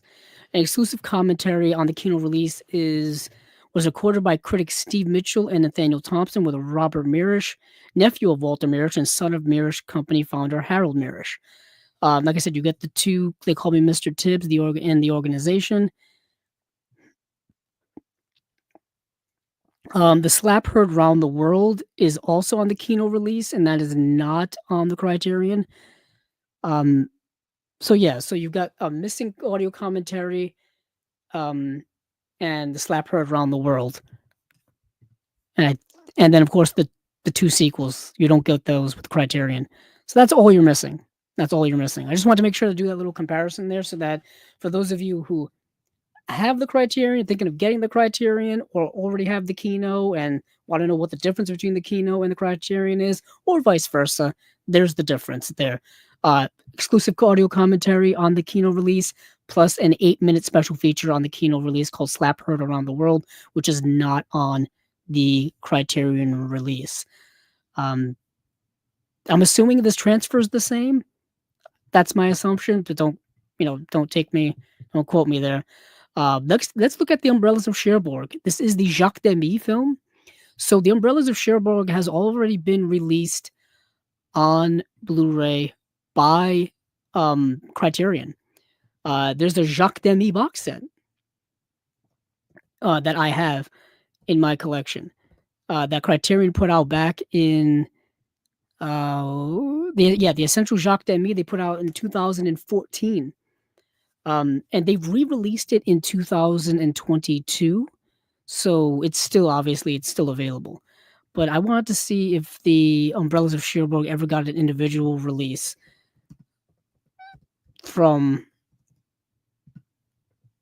it did. So the Umbrellas of Cherbourg was in that box set and got an individual release on Blu-ray in 2017. So 2014 and 2022 box set, 2017 individual Blu-ray release from Criterion as well, and now 2025 Umbrellas of Cherbourg 4K release. Trying to keep track of all this is hurt my head, hurting my head. So uh, this movie is utterly stunning on Blu-ray. I could imagine what this 4K is going to look like. It's probably going to blow my mind. Um, One of the most colorful films you've ever seen outside of Technicolor. The angelically beautiful Catherine Deneuve was launched to stardom by this dazzling musical heart tugger from Jacques Demy. She plays an umbrella shop owner's delicate daughter, glowing with first love for a handsome garage mechanic played by Nino Lenovo. When the boy is shipped off to fight in Algeria, the two lovers must grow up quickly, exquisitely designed in a kaleidoscope of colors, and told entirely through lilting songs by the great composer Michel Legrand. The Umbrellas of Cherbourg is one of the most revered and unorthodox musicals of all time. Every single line in this movie is sung. None of it is straight dialogue. All of it is sung. The visual makeup of this movie makes it one of the most stunning films I've ever seen. I can't stress that enough. Um, yeah, this movie was a massive inspiration for the movie La La Land, and Damien Chazelle in general. So new 4K restoration. You've got one 4K UH disc of the film and one Blu-ray film with the film and special features. So Once Upon a Time, The Umbrellas of Cherbourg, a 2008 documentary interview with film scholar Rodney Hill, French television interview from 1964 featuring Jacques Demy and composer Michel Legrand discussing the film, archival audio commentary with Legrand and actor Catherine Deneuve at the National Film Theatre in London, demonstration of the 2013 restoration. An essay by critic Jim Ridley. So that's the Umbrellas of Cherbourg, classic movie musical, classic movie in general. Like I said, I have it on Blu-ray. The Blu-ray looks incredible. It's stunning.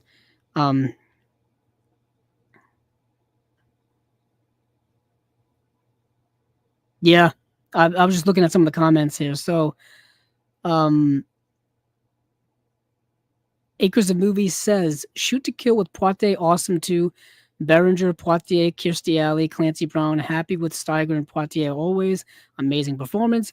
And then Acres of Movies says, Lee Grant, underrated actress from In the Heat of the Night, Shampoo, Defending Your Life. One terrific actress. I have Shampoo. It's actually, I think it's the anniversary of Shampoo this year. And then Thomas Armenta, Criterion needs to put out Scorsese's Alice Doesn't Live Here Anymore. Yeah, they do. Somebody does. Who's that knocking at my door? And Alice Doesn't Live Here Anymore. I think they're the only two Martin Scorsese films that don't have Blu-ray releases at this point. Heck, his short films have Blu-ray releases at this point. Yeah. I was gonna say Killers of the Flower Moon doesn't, but it does in France. It does in France. Thomas Armenta also says also the underrated Weeds with Nick Nolte. Yeah.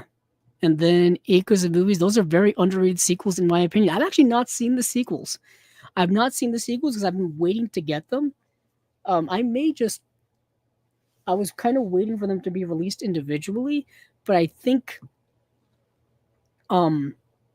Mr. Tibbs has been released individually. I don't think the organization has. Let me check that really quickly.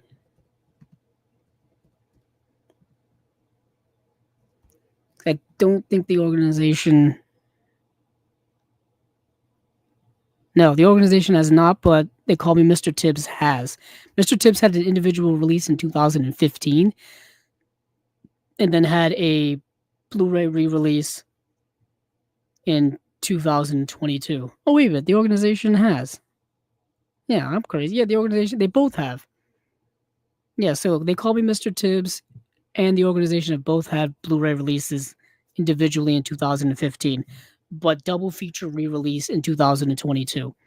I'm telling you guys, keeping track of the releases and re-releases of movies drives me crazy because there's it happens so often now. It happens so often from sometimes from different companies too, and different parts of the world. It's just hard to keep up. Hard to keep up. So let me go over to Abbas Kiarostami's The Wind Will Carry Us. Um, First of all, me personally, I think Abbas Kiarostami is one of the greatest filmmakers ever. His films, Close Up, A Taste of Cherry, is extraordinary. Certified Copy, what a movie. Um, Great director, great director, one of the greatest ever. I had never seen this movie, The Wind Will Carry Us. So it is this is what they have here on Criterion.com. The mysteries of everyday life come into astonishing focus in one of Abbas Kiarostami's greatest cinematic achievements, a slightly reflexive commentary on the director's own artistic practice. The Wind Will Carry Us unfolds with unhurried majesty as it follows an undercover documentarian whose assignment to cover a small village's funeral rites is continually frustrated by an elderly woman's refusal to die. Along the way, though, he forges surprising, unsettling, and enlightening connections with those he meets, suffused with Kiarostami's love for people, poetry, and the arid beauty of rural Iran. This meditative masterpiece reflects upon the boundaries between intimacy, alienation, tradition, and modernity with the utmost grace. Yeah, that sums it up. Um, as this guy who goes to this kind of remote village and he's kind of there just ingratiating himself with the people and the culture, and the movie is told with this documentary-esque type of style where you get just wide angle shots of scenes.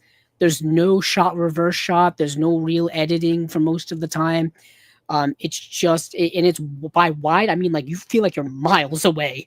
Like, you can see people walking in the distance and you can hear, like, dialogue, but you are far away. It's like you're an observer, like, in the distance with binoculars sometimes. Really fascinating style, beautifully shot, too. Really beautifully shot.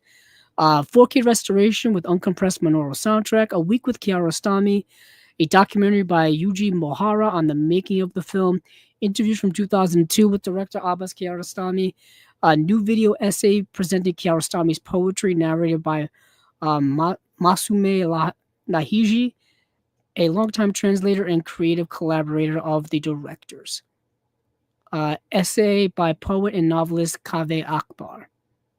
And that is The Wind Will Carry Us by Abbas Kiarostami. I'm just going in reverse here. How to Get Ahead in Advertising is directed by Bruce Robinson, who also directed Withnail and I, which we will talk about next. This movie is fascinating. Talk about dark comedy and satirical.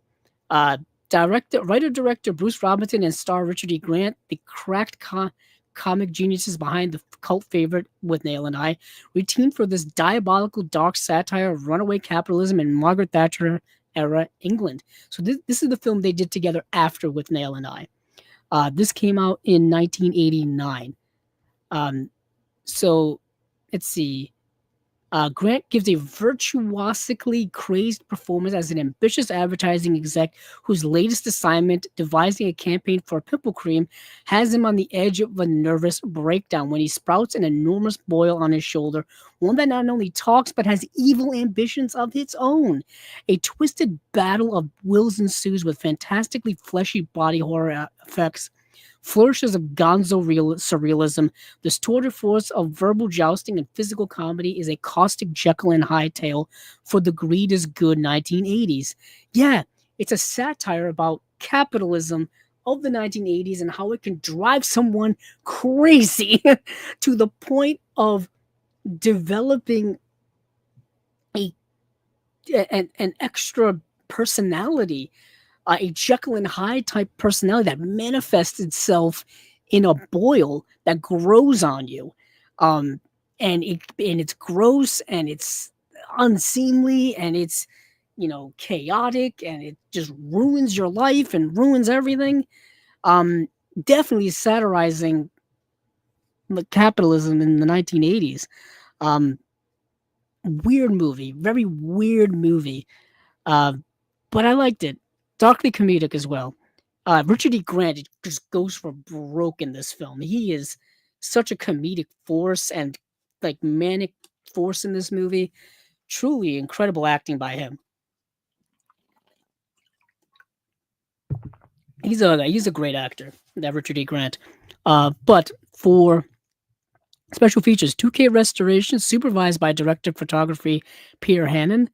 New with 2.0 DTS HD master audio track. A new documentary featuring interviews with writer-director Bruce Robinson and actor Richard E. Grant. And there's an essay by critic David Cairns, and that is it. That is it. So effectively one special feature, um, and an essay. Unfortunate. Let's go to Withnail and I. So, like I said, Withnail and I just had a Blu-ray release.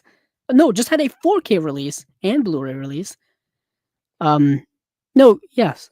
Yes, no. Yes, it had a Blu-ray release and 4K release last May. So not even a year ago. From Arrow Video. No, it had it. When did it come out? I'm losing my mind now. I'm looking at the wrong thing. Sorry.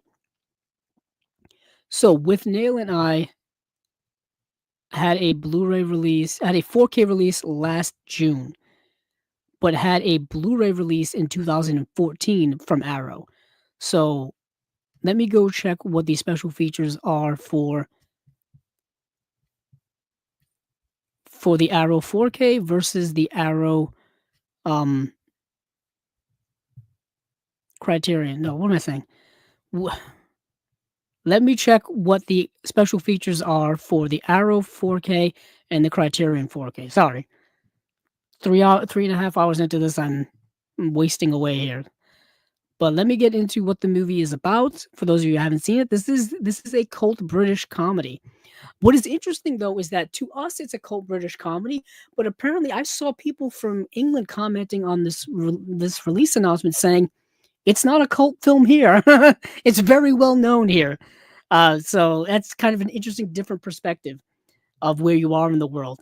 The ultimate cult British comedy, Bruce Robinson's semi-autobiographical cinematic bender, is a feast of delectably florid dialogue delivered with deadpan relish by stars Richard E. Grant and Paul McGann as respectively Withnail and I, a pair of perpetually soused, unemployed actors in 1960s London who, desperate to escape their nightmarishly grimy flat, embark on a hilariously misbegotten country getaway beset by menacing locals, bare cupboards, and a brandy uncle, all of which they may be able to withstand as long as they don't run out of alcohol. While Robinson's dazzling script yields quotable moments galore, it's the film's bittersweet evocation of a friendship gradually unraveling that gives this beloved end of the youth tale its lasting poignancy. So, what do we have here? New 4K digital restoration supervised by director of photography Peter Hannon with uncompressed monaural soundtrack. Two audio commentaries, one from 2020 featuring writer-director Bruce Robinson, and the other from 2001 featuring actors Ralph Brown and Paul McGann. A new short program featuring Robinson and actor Richard E. Grant with Nail and Us, 1999, a documentary on the making of the film. British Film Institute Q&A from 2017 with Robinson and Grant. Stills Gallery featuring photography by artist Ralph Steadman. I know that name. And then we have an essay by critic David Cairns. Now, let's swing ourselves over to Arrow. Arrow's release from last year had a commentary by Bruce Robinson. Is that the... Yeah, so that is perhaps the same one from here. Not quite sure. It doesn't specify. They do have a commentary by Kevin Jackson. That is not on the Criterion. So we have Withnail weekend documentaries. Originally aired on Channel 4 in England in 1999 as part of the marketing effort to promote the film, all four of these have great interviews and background information, along with snippets from the film, which may also subliminally or even liminally show how dramatic the picture improvement in Arrow's version is, given that these are obvious upscales. Okay, that's irrelevant. Um, so we've got With Nail and Us. So With Nail and Us is on the Criterion release. The Peculiar Memories of Bruce Robinson. Um, I have no idea if that's on the Criterion release.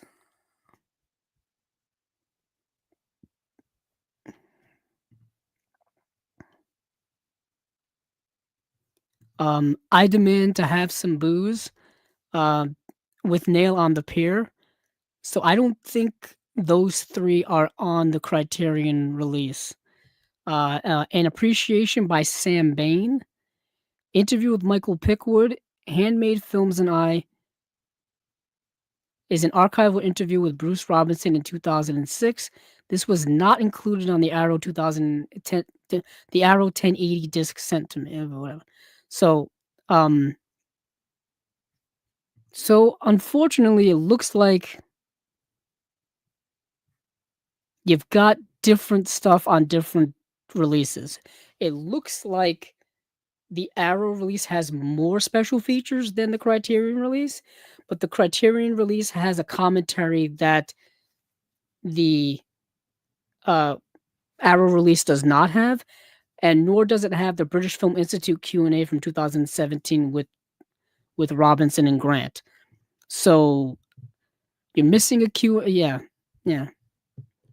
But the Criterion release does not have an interview with Michael Pickwood, does not have the Peculiar Memories of Bruce Robinson, does not have I Demand to Have Some Booze, does not have With Nail on the Pier, doesn't have that commentary with Kevin Jackson. Handmade Films and I is not on the Criterion release. So we've got about like 6 or 7 things on the Arrow release that's not on the Criterion, but the Criterion has an extra commentary and an extra Q&A. And it says there's a new short program featuring Robinson and actor Richard E. Grant. I don't know if that's... Yeah, I don't think that's on the that is not on the Arrow release. So you gain some, lose some, depending on which release you have. You don't really... I don't know if you really win. I'm assuming that the transfers are the same. I know this is not helpful at all.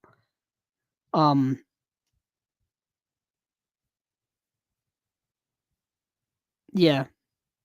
I know this is not helpful at all. Let me go back to the comments here. Acres of Movies is talking about the sequels to In the Heat of the Night. Those are very underrated sequels, in my opinion.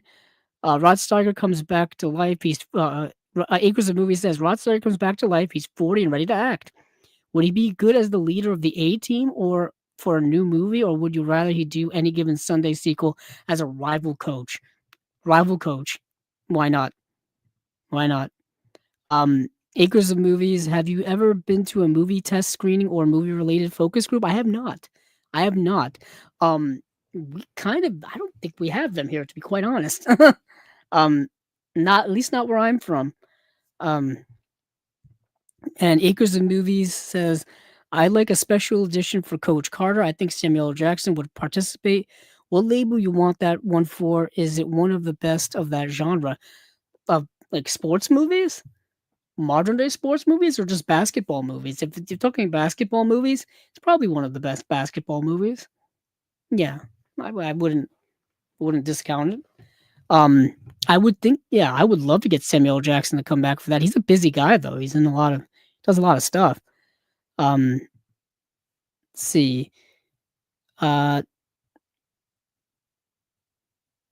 Acres of Movie says Tamamono, maybe known as Bento Box, is great from 2004. I recommend that Japanese movie highly. I'll add it to my list. I'll add it to my list. Let's see. Acres of Movie says the IP form that works for Sega slash Nintendo calls you. They say we are making Dig Dug, Castlevania, Bank's Adventure. They ask a pair of video game with each star. McConaughey, Colin Farrell, Glenn Powell. Jeez. Uh,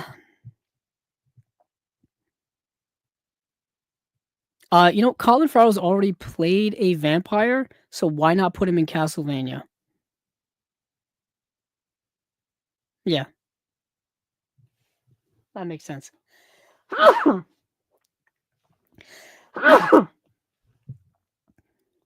um, let's see. Acres of Movie says, "Wow, Bruce Robinson commentary, Ralph Brown, Paul McGowan commentary, typing so I recall what you say. I'm too excited to remember properly. Wow, these were good features too. Acquiring ASAP as well. Let's see. Let's see. Acres of Movie surprised. Withnail was never on Criterion, yet this will be tremendous. One of my favorite comedies of the 90s. Um, you say that, good sir. Good person. Sorry. Um, but with Nail and I, if I remember correctly, with Nail and I was available on DVD from the Criterion Collection way back when. Let me check to make. Yep. So back in 2001, uh, Criterion released a With Nail and I DVD. So that is forever ago. And back then, I can't even read what the special features were back then. Yeah. So anywho, so it was on It technically is already in the Criterion Collection, which reminds me. Thank you for reminding me, Acres of Movies, because it is in the Criterion Collection already, and it is number 119. So it's number 119 because they're staying with the same number that it was before.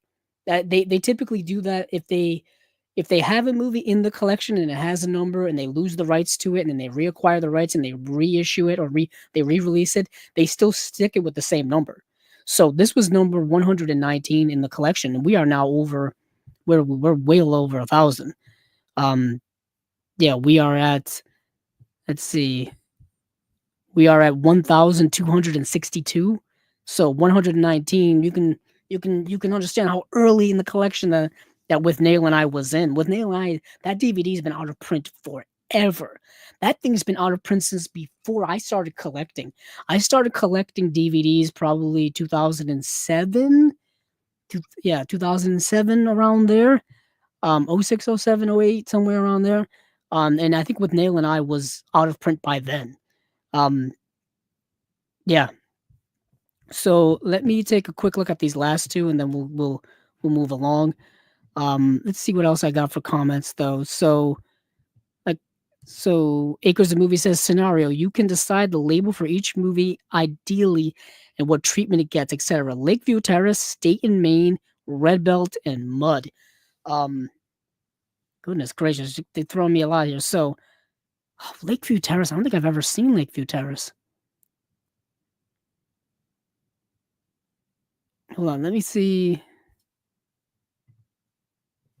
Lakeview Terrace, I believe, is the Samuel L. Jackson film. Yes, with Patrick Wilson.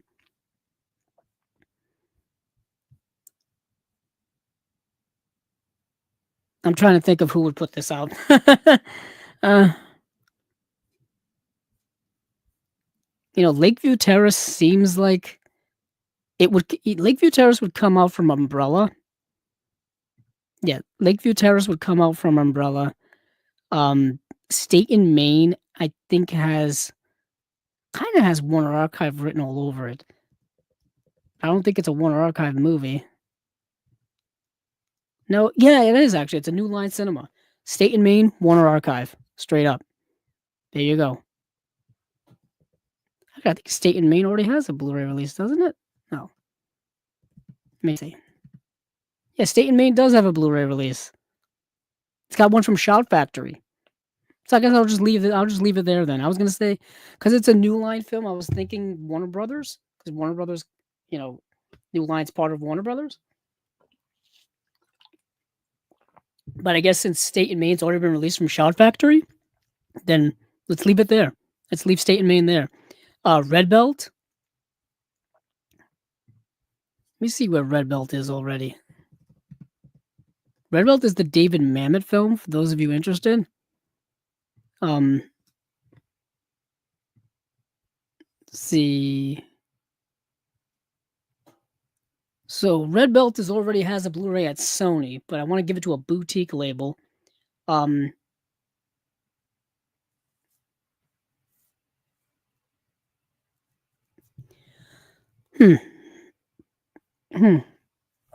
That's a tough one.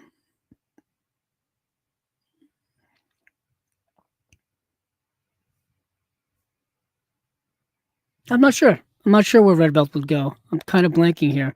Red Belt. It's not good. Yeah, I was gonna say it's not a Criterion.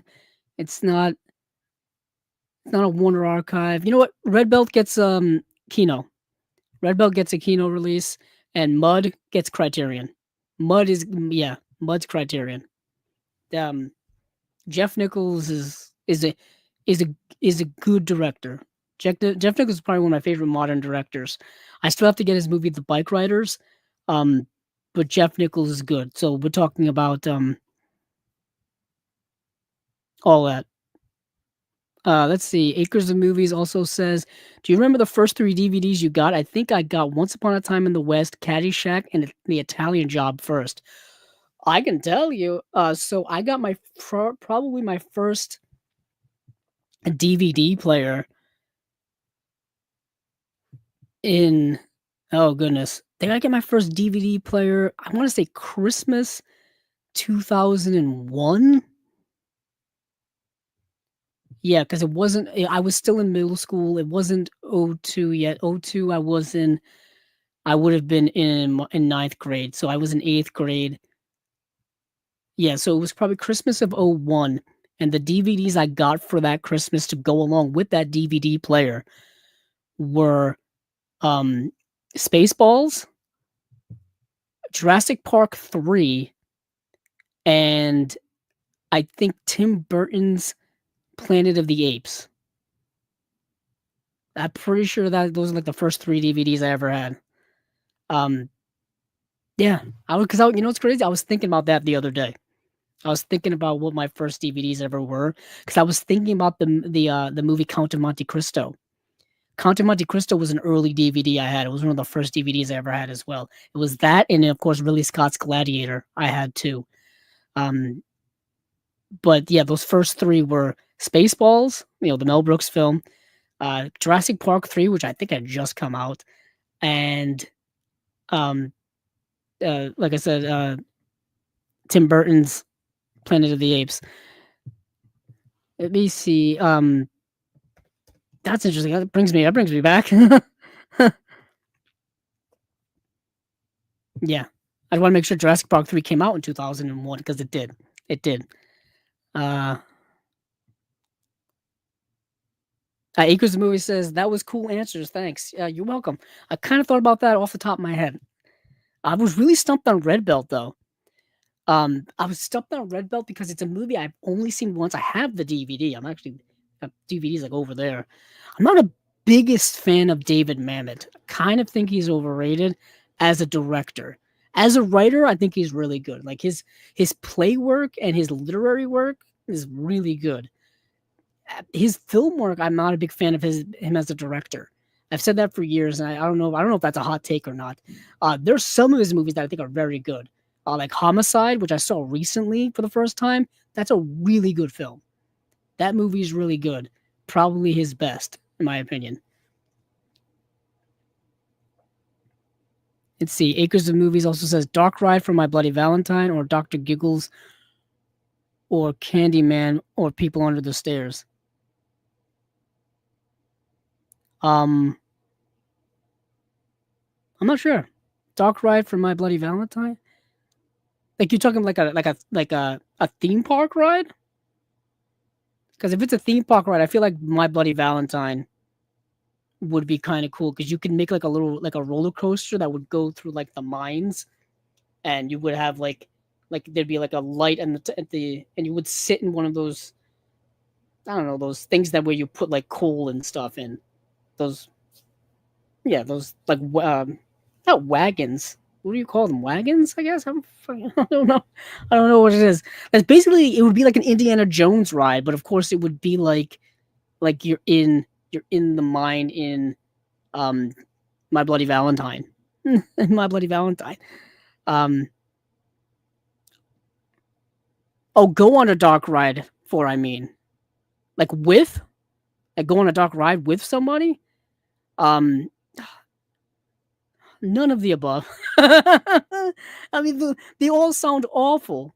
They all sound awful. Like they all sound like they murder you at any second. They, I, yeah, it seems like I'll just go with the people under the stairs because I feel like I could like hang out with them and be kind of okay. Everybody else seems kind of like Candyman. I feel like would kill you. I know it's, the late great Tony Todd, but still it's him as Candyman. Um, let's see. Hold on. Acres of Movies says Spanish Prisoner or Winslow Boy might be the best ones to. Olean is interesting too, way ahead of its time. I have Olean on DVD. Um, interesting. Interesting movie based, I believe, on one of his plays.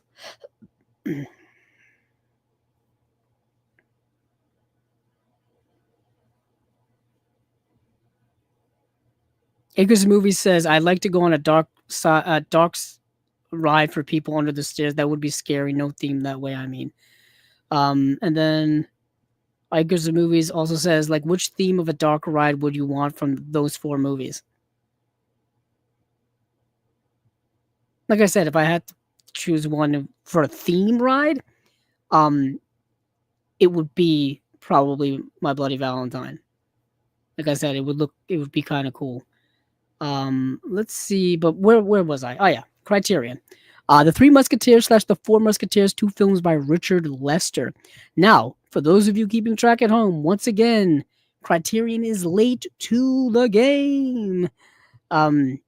Because Three Musketeers has already been released on both Blu-ray and 4K from Studio Canal several years ago.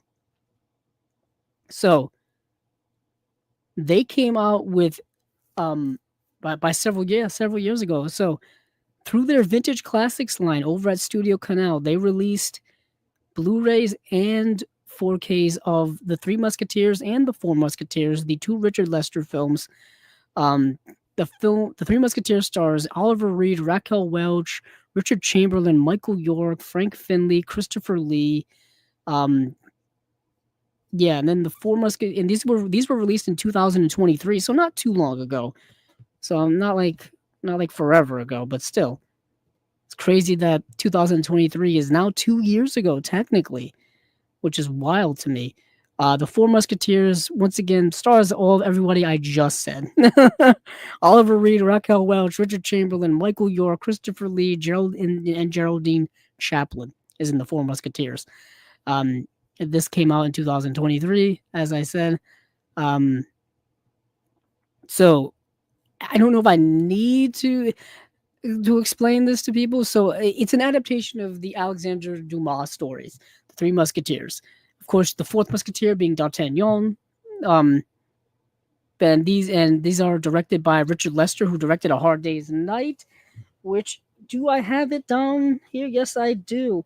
I have the Blu-ray, Criterion Blu-ray, mind you, of A Hard Day's Night, the Beatles film. I'm holding this up right now for all the audio listeners at home. I've had this Blu-ray in my collection for years. I think I bought this when it came out. When did this bad boy come out? 2014. This is the dual format edition, but they were doing dual format editions with Blu-rays. Really cool.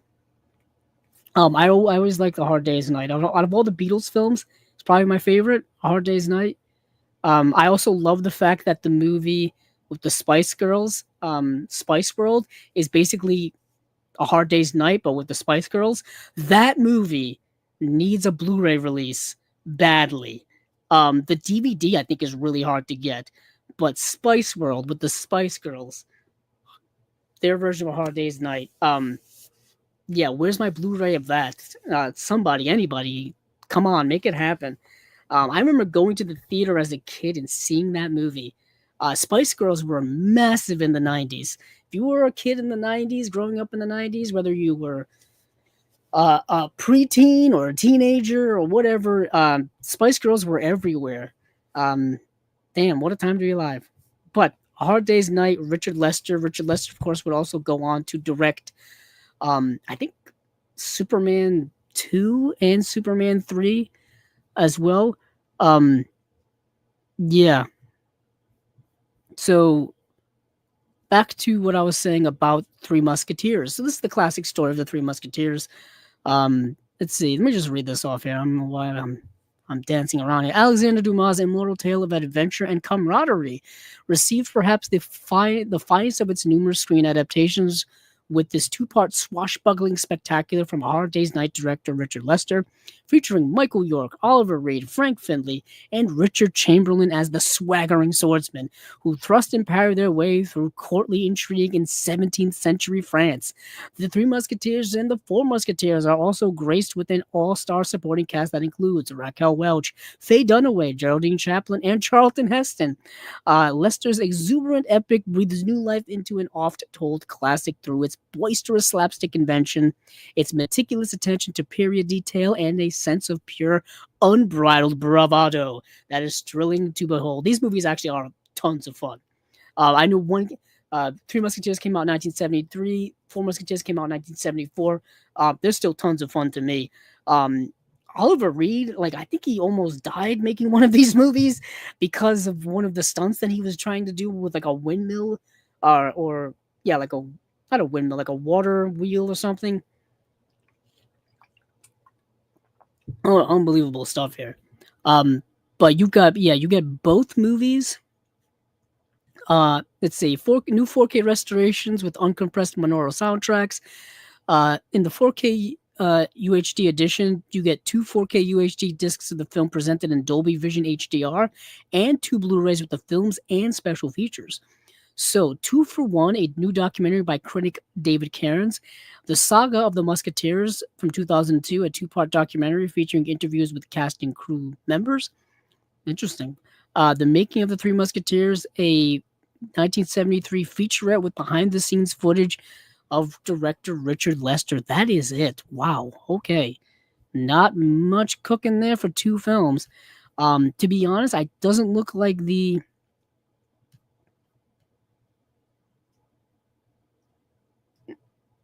Yeah, it doesn't look like the... Yeah, I would say it doesn't look like the Studio Canal releases were super robust in special features either. Um,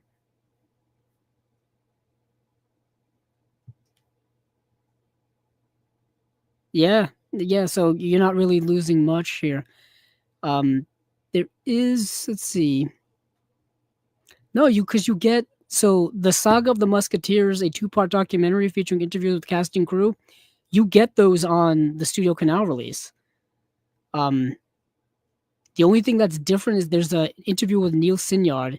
In this new program, critic Neil Sinyard discussed the Three Musketeers and the career of its maker, Richard Lester, that runs 32 minutes long, and you do not get that on the Criterion release, but that's seemingly the only thing. So yeah, not much lost here when it comes to comparing the Studio Canal releases versus versus the Criterion release. The only big difference is with Studio Canal, you can buy them both individually and put them in your collection anywhere you want, as opposed to the Criterion release where it's going to be two movies in the same, box set. I don't know, depending on what type of collector you are, yes.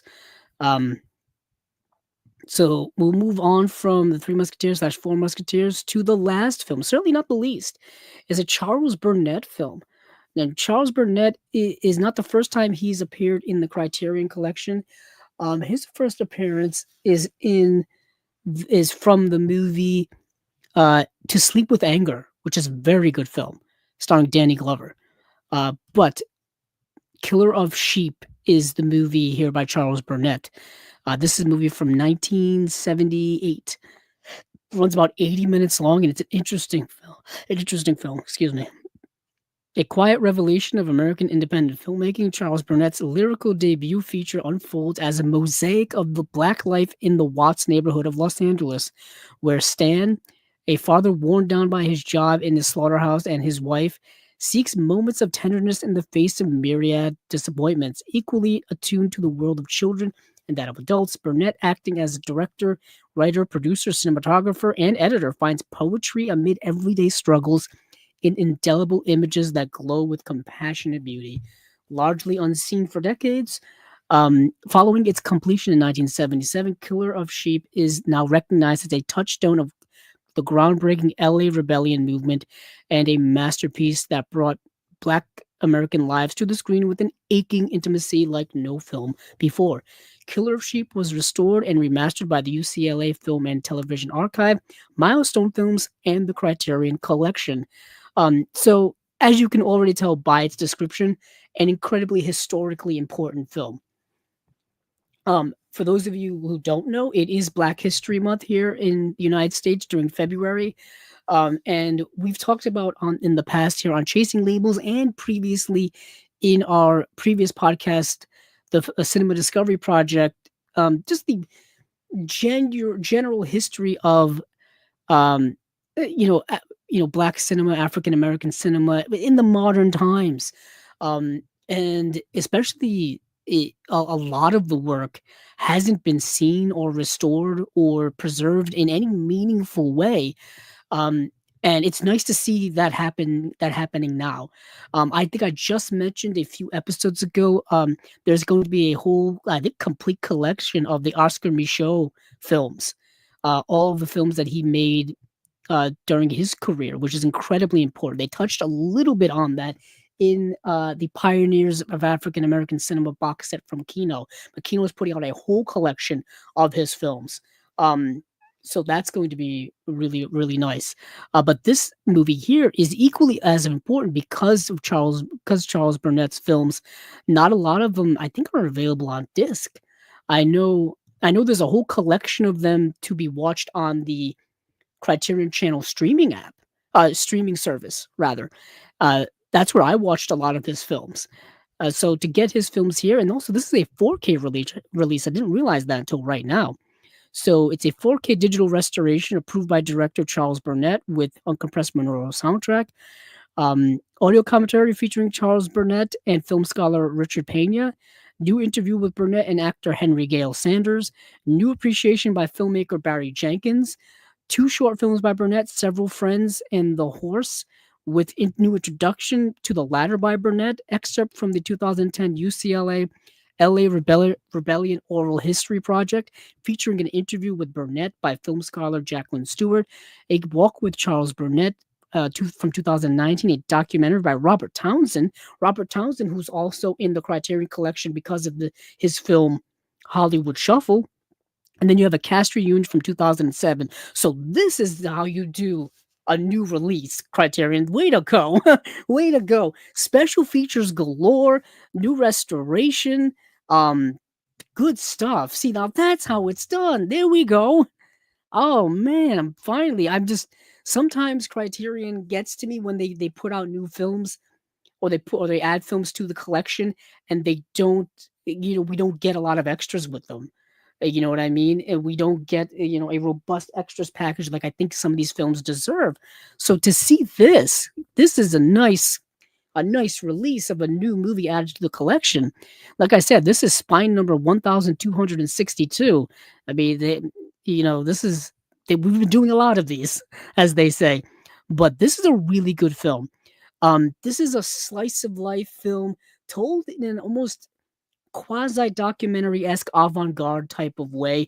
The movie's not really about plot. It's about mood. It's about scenery. It's about theme. It's about the observation of a black family in this era of society of that time, specifically in this area of Los Angeles. Really good film. A really good film, really important film, as I said.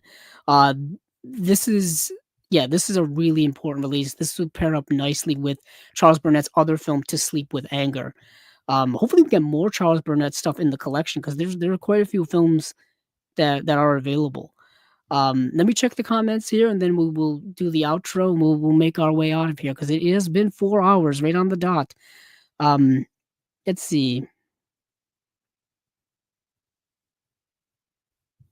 Scrolling back up here.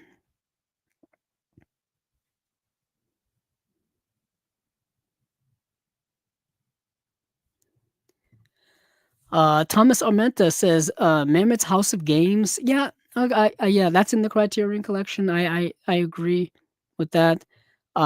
Acres of Movies. Studio Canal is not very good in my opinion. It needs better treatment. These movies are awesome. Oliver Reed for life. Nice. I'll tell you this. I kind of disagree with that for a few facts here. They've done some amazing work lately with some of their releases. Um, for example, their release of The Third Man is one of my favorite releases of last year.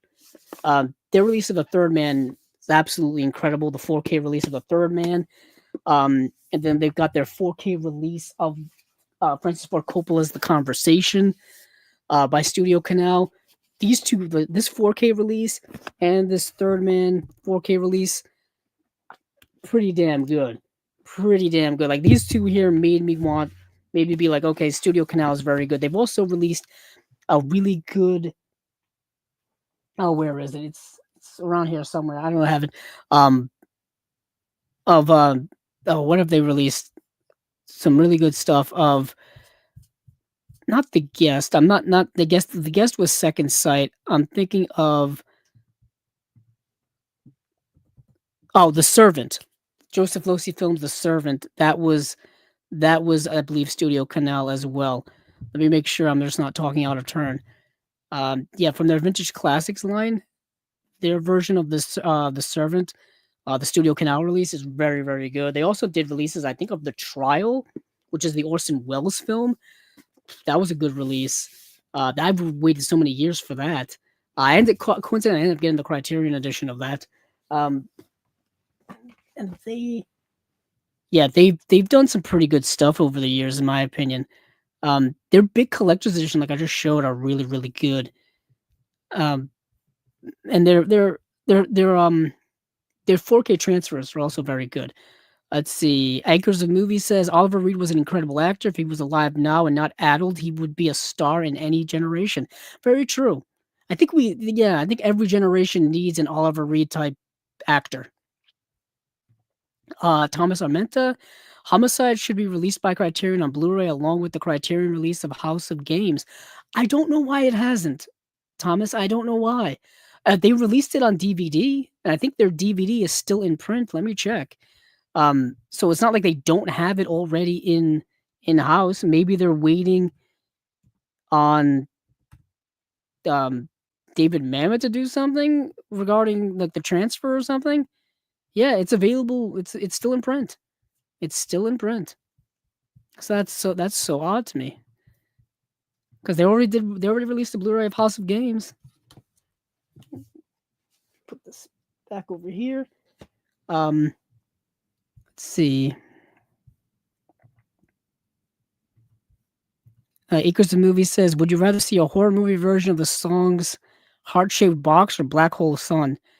Um, Black Hole Sun. I feel like that would be like an end of the world type movie. Let's see. Acres of Movies. These are tons of fun. I agree. I love both them. They are great. The 90s one is great too, but these are a blast. They have great humor. Oh, yeah. There's been so many adaptations of The Three Musketeers. The 90s one is a nostalgic trip for me. The one with Chris O'Donnell and Oliver Platt. And uh, what's his name? Sutherland. Kiefer Sutherland. I watched that so many times as a kid. I wish I had that on Blu-ray. I don't. Um, yeah. So and heck, they've done TV shows of Three Musketeers. I think Cardinal Richelieu in there is played by. I'm gonna look it up now. Um, Yeah, Three Musketeers is great. There was even a movie called The Musketeer when I was a kid. I think it came out like 2002. Um, and I like that version. Excuse me. Yeah, it's yeah, Charlie Sheen, Kiefer Sutherland, Chris O'Donnell, Oliver Platt, Tim Curry was Cardinal Richelieu. Milady was Rebecca De Mornay. Michael Wincott is Rochefort. Um,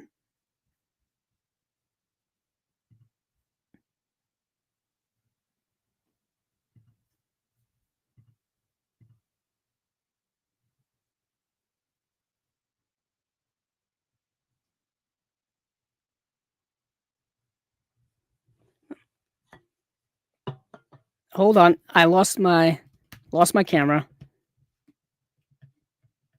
Uh, Give me a second here to fix it, and we will get back momentarily. Oh, I'm back. See, there I am. I think my software died on me for the camera. Give me a second to fix it, and I'll get back to what I was saying. So, yeah, so the '90s one is definitely a nostalgic thing for me. Um, let's see. Acres of Movies says a streaming movie called The Projectionist about the film projectionist that becomes a slasher when he cinema replaces him with digital might self release a Blu-ray should it be a film should should it be film real shape box. Interesting. Yeah, why not? Make it a canister. Make it a film canister.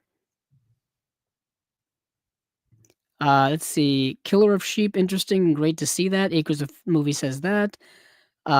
Tales from the Quad Dead Zone was made by a black filmmaker named Chester Turner. Huh. Burnett and Turner deserve large audiences. True. Sure. Barry the Tick says sounds amazing. Not sure what he was referring to, but whatever it is, hopefully it's amazing. Um, let's see. Killer of Sheep and Salesman are similar movies, though Salesman was more of a documentary. Killer of Sheep and Salesman screened together in recent years. Oh, didn't know that. Thank you for telling me. Um, let's see. Thomas Armenta, The Conversation too. Yes, The Conversation and um, like I said, The Conversation and The Third Man, two of my favorites. I also have it's in front of me. I have The Outsider, which Studio Canal also put out a release of, which is another Coppola film, coincidentally. I think that's all I have for Studio Canal off the top of my head. I don't have a lot of their releases. There's so many more I want to get um, that I've got to track down because I really like these big collectors box sets, but they do sell out. They do sell out, and it makes sense because they look good and they got good stuff in them. So with all of that being said, I believe that is it for me here on Chasing Labels for episode number 158, or spine number 158. I will be back here in about 2 weeks' time to do another live stream, another episode. But in the meantime, there will be some stuff happening on the Chasing Labels channel. On the 25th, we will be doing a live stream of our newest episode of the Unwatched Pile. It will be the Unwatched Pile episode number 21. So that's coming next Tuesday. So a week from now or so. Stephen Billings will be joining me here, my former co-host, and our friend Ryan Verrill from The Disconnected, who just did the Shelf Shock Rewind Awards for last night. So he had his whole big award show. Steven did a commercial for it. Um, there were, of course, many different categories and many different awards were handed out for many different releases, many of which you probably have heard about here on Chasing Labels or just in the community in general. So there was Ryan Verrill hosted with Michelle Kinzer. I think it's Michelle Kinzer. Let me make sure I didn't just butcher that lovely person's name. Um, yeah, Michelle Kisner. Sorry, Michelle Kisner was the co-host there as well for the Shelf Shock Rewind Awards. Um, I had presented for the first 2 years. I did not present a category this year, but I of course voted and some things I had voted for did win awards, some did not. So that's the way things go. But Ryan Vera will be joining us next week, next Tuesday, for the Unwatched Pile number 21. And of course, in the meantime, there will be I have some shorts I want to upload to the channel about some upgrades of some things that I've gotten recently in the collection and whatnot. Little collection updates that I've been doing with the shorts. So you can also find this podcast anywhere podcasts can be found, whether it be on um, Apple Podcast, Google, Spotify. You can of course come here to the Chasing Labels YouTube channel where you can rewatch the stream back or listen to it or whatever you want to do. I don't care as long as you give us a listen or a watch. That's all that matters in the end of it all. But thank you all for being here. Thank you all for supporting the channel. Thank you all for supporting the podcast.